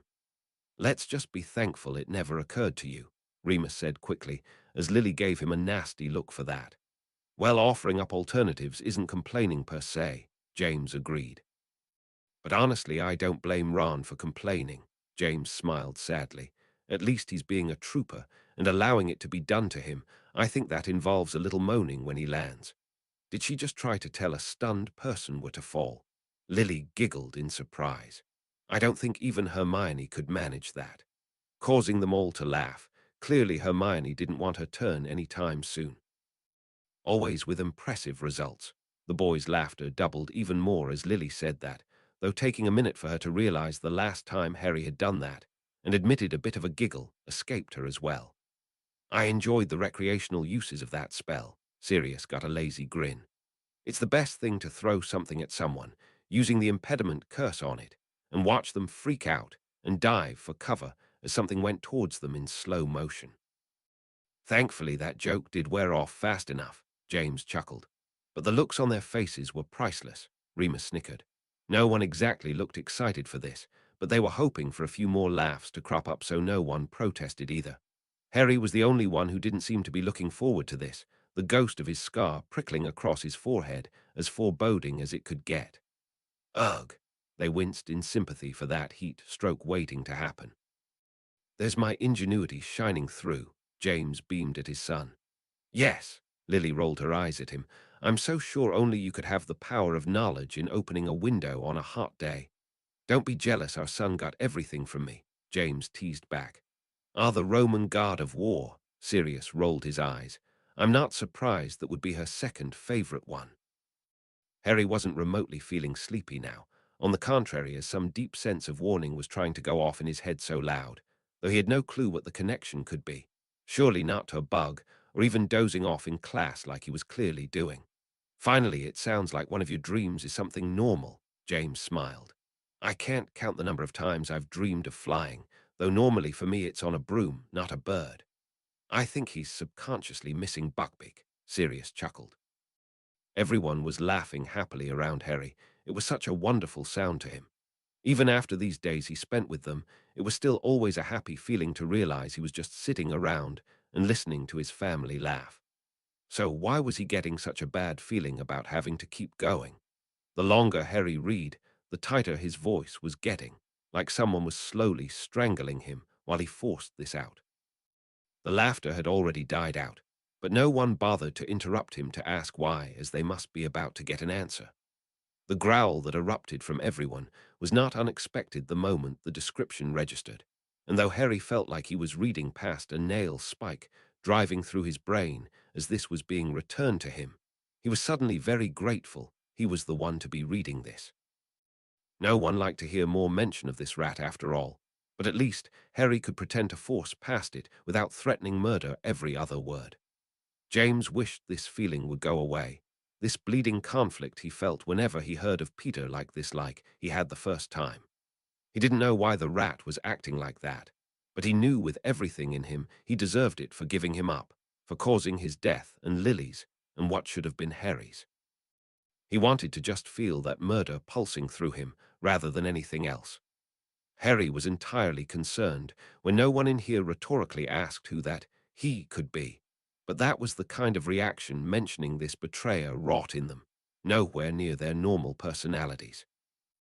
James felt like he was the only one paying attention to the actual words rather than the festering thoughts everyone else was harboring at the mention of him.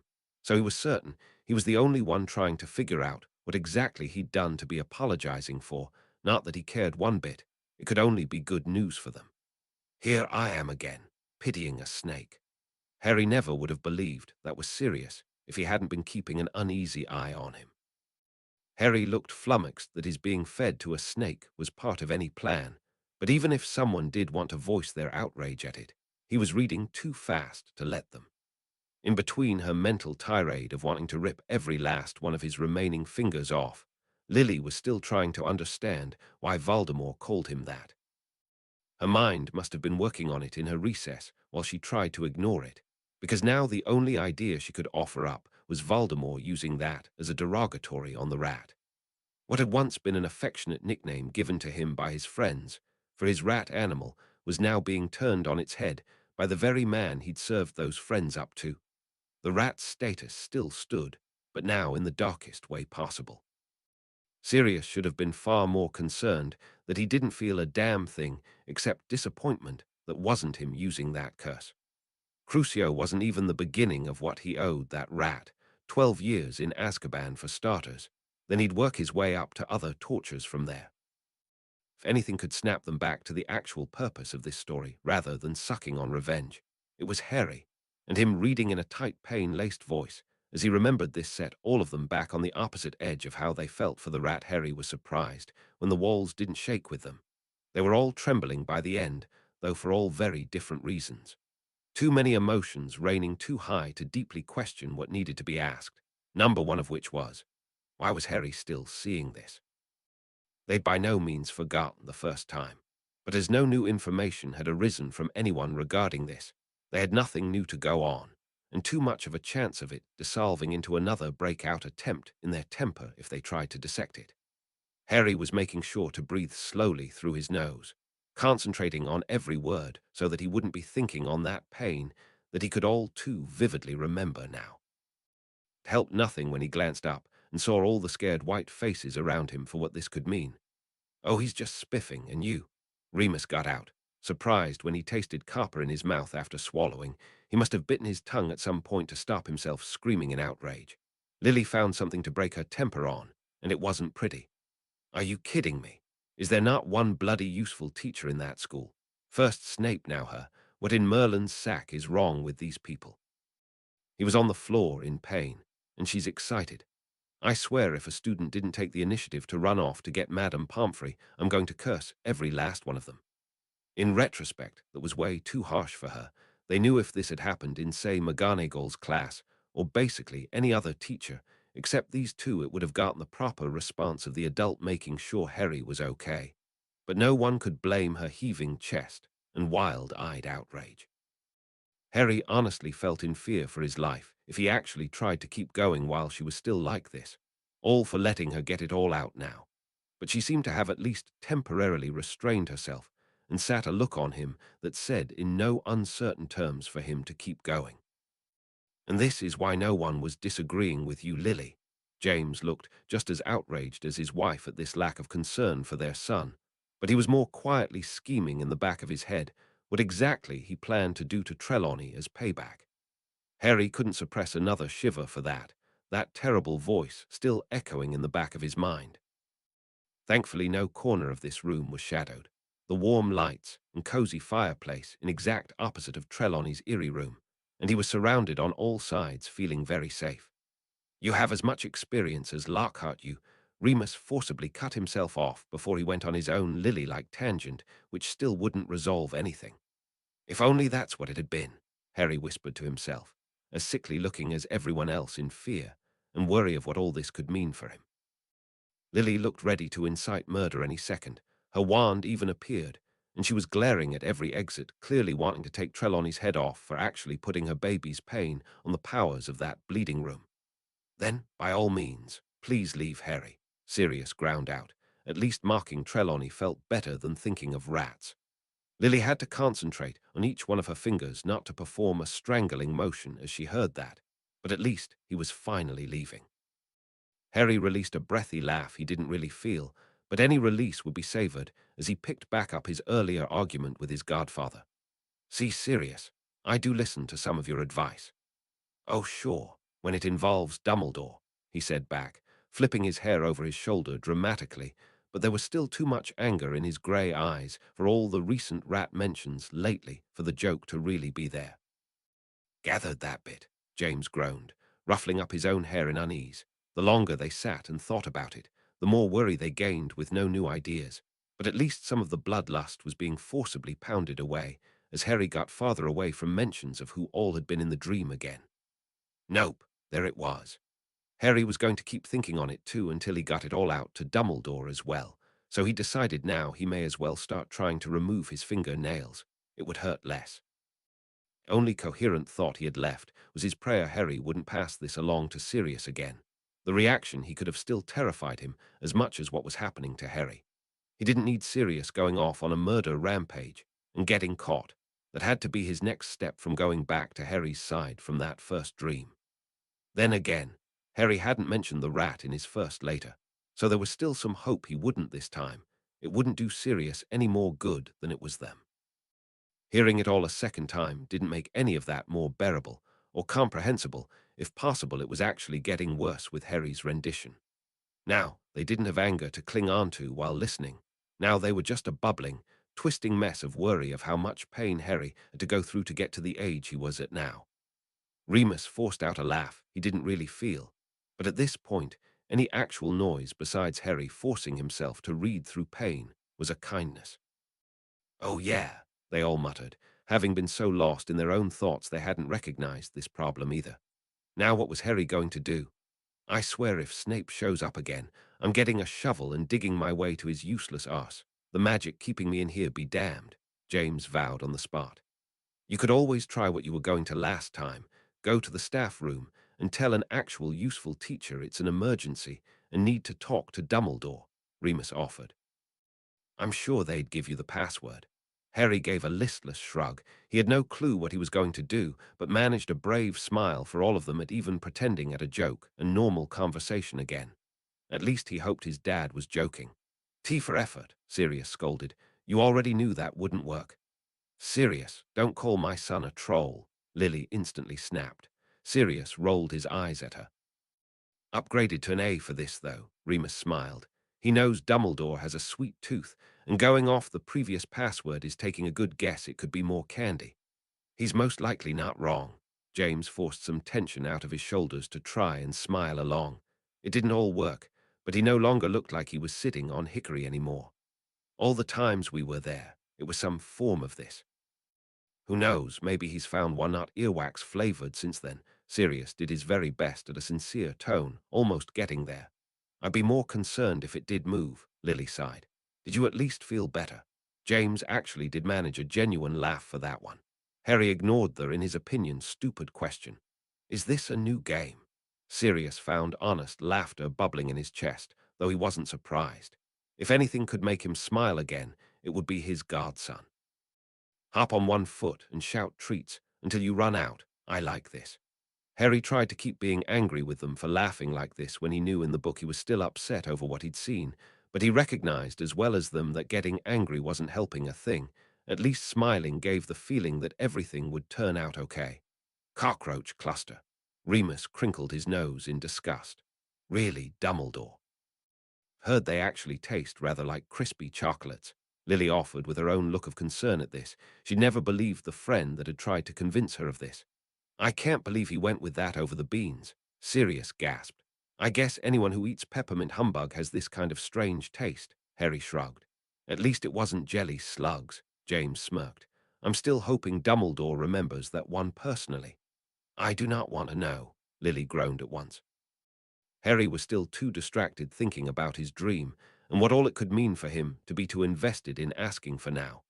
Well, don't tell it that, Sirius said Mark frantically. You seem to do that quite a lot for someone who insists he's not a snooper, Remus snorted in surprise. Harry was finally distracted from his own problem by that, looking up at Remus with the widest, most innocent eyes he had. Remus snorted again and shook his head in disbelief, jabbing a thumb at Sirius and saying, trying looking at me with little puppy eyes, and get back to me on that one. Sirius cracked up laughing so hard he nearly missed Harry pouting, but moving on. Oh, because he's always a joy to have around, Lily said in contempt, not one of them forgetting how last year he'd happily sanctioned Sirius getting kissed. Sirius was too busy suppressing his giggles that Remus had admitted out loud that had worked to garner the hatred he should have felt. I swear his head is as empty as the shrieking shack, James scowled. What person actually goes missing this long without not being declared dead? It's been what, almost a year now? It was their insight that they knew she was dead, but James' logic was still sound that no one would have argued with him otherwise. They all sat in puzzlement on that for a second, Lily saying slowly, yes, all right, I can kind of put together how Dumbledore would think that. Harry did verbatim what Crouch had been rambling on about, and he did mention Bertha, but I still can't see how Crouch knew anything. Maybe Dumbledore sees a more clear line connection than just the passing along information Harry got. Remus tried with no honest belief. Oh, I'm going to love hearing this, James sneered. If that is option one, I am terrified for my sanity what option two is. Lily looked dumbstruck. Anyone could reach that conclusion in these circumstances. Surely Dumbledore had given Harry's account of the matter. No one could be so stupid and blind as to draw that kind of conclusion from it. Still got to love how Dumbledore kindly points out how dumb the people around him are, Sirius muttered to himself. What does that even mean? Remus asked in surprise. It was on the edge of the forest. Why do you need to be there to declare anything of it? I don't see why we're hearing his opinion on it at all. James' scowl kept deepening the longer this guy was around, since I hold its weight on the same level as dragon dung. He did not. Harry heard everyone bark in outrage. The way his lip curled in protest of having said that, however, left no one in doubts. No one currently liked Maxim for what she'd done to Hagrid. In all honesty, they still blamed her for it even being out, but no one was accusing her of pulling this simply because she was like Hagrid. And the worst part was, no one had any doubts if Fudge was saying this about her. He could be thinking about Hagrid as well. Thank you for that useful information, Remus muttered sullenly, wishing Dumbledore would take that a little more offensively like they had. That's it. Where's the nearest tiny box? I'm cramming his arse in it. Sirius followed that up with a few more swears just as the timer went off from the kitchen. Lily was saved from having to listen to the rest, no matter how much she agreed by going to let dinner cool. By the time she came back, all of the boys were still in a temper like her for the slur of a comment, but at least willing to let Harry finish as he fingered the last page. At least Dumbledore's saying that much, Remus muttered, as he poked at a hole in his sleeve. His mind was starting to get a bit stung around the edges. His old headmaster wasn't being a bit more vocally against this. Chapter's over, Harry sighed, as he gave the book an unfriendly toss onto the table, and being the first to exit the room. HPHPHPHPHP update on Cursed Child. If my review wasn't enough for you guys, I found a guy who emulates everything I ever could think to say. Mine is really puny small in comparison, and I can't disagree with a single thing he says. I left a lot out of mine, but he covers the whole thing.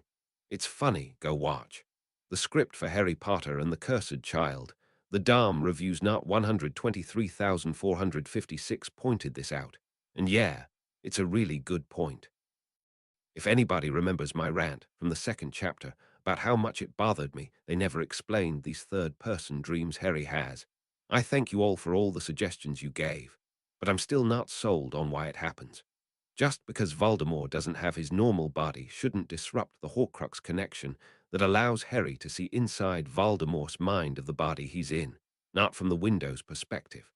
This isn't from Nagini. It's just information insert. I do acknowledge that it could well be Harry seeing through Voldemort, and we're just getting the outside perspective. J.K. has done this in the past by switching between characters like in Harry's first Quidditch match, and that's basically the only running thing I can go with. But it still annoys me to no end it's never acknowledged in that way. It's just there.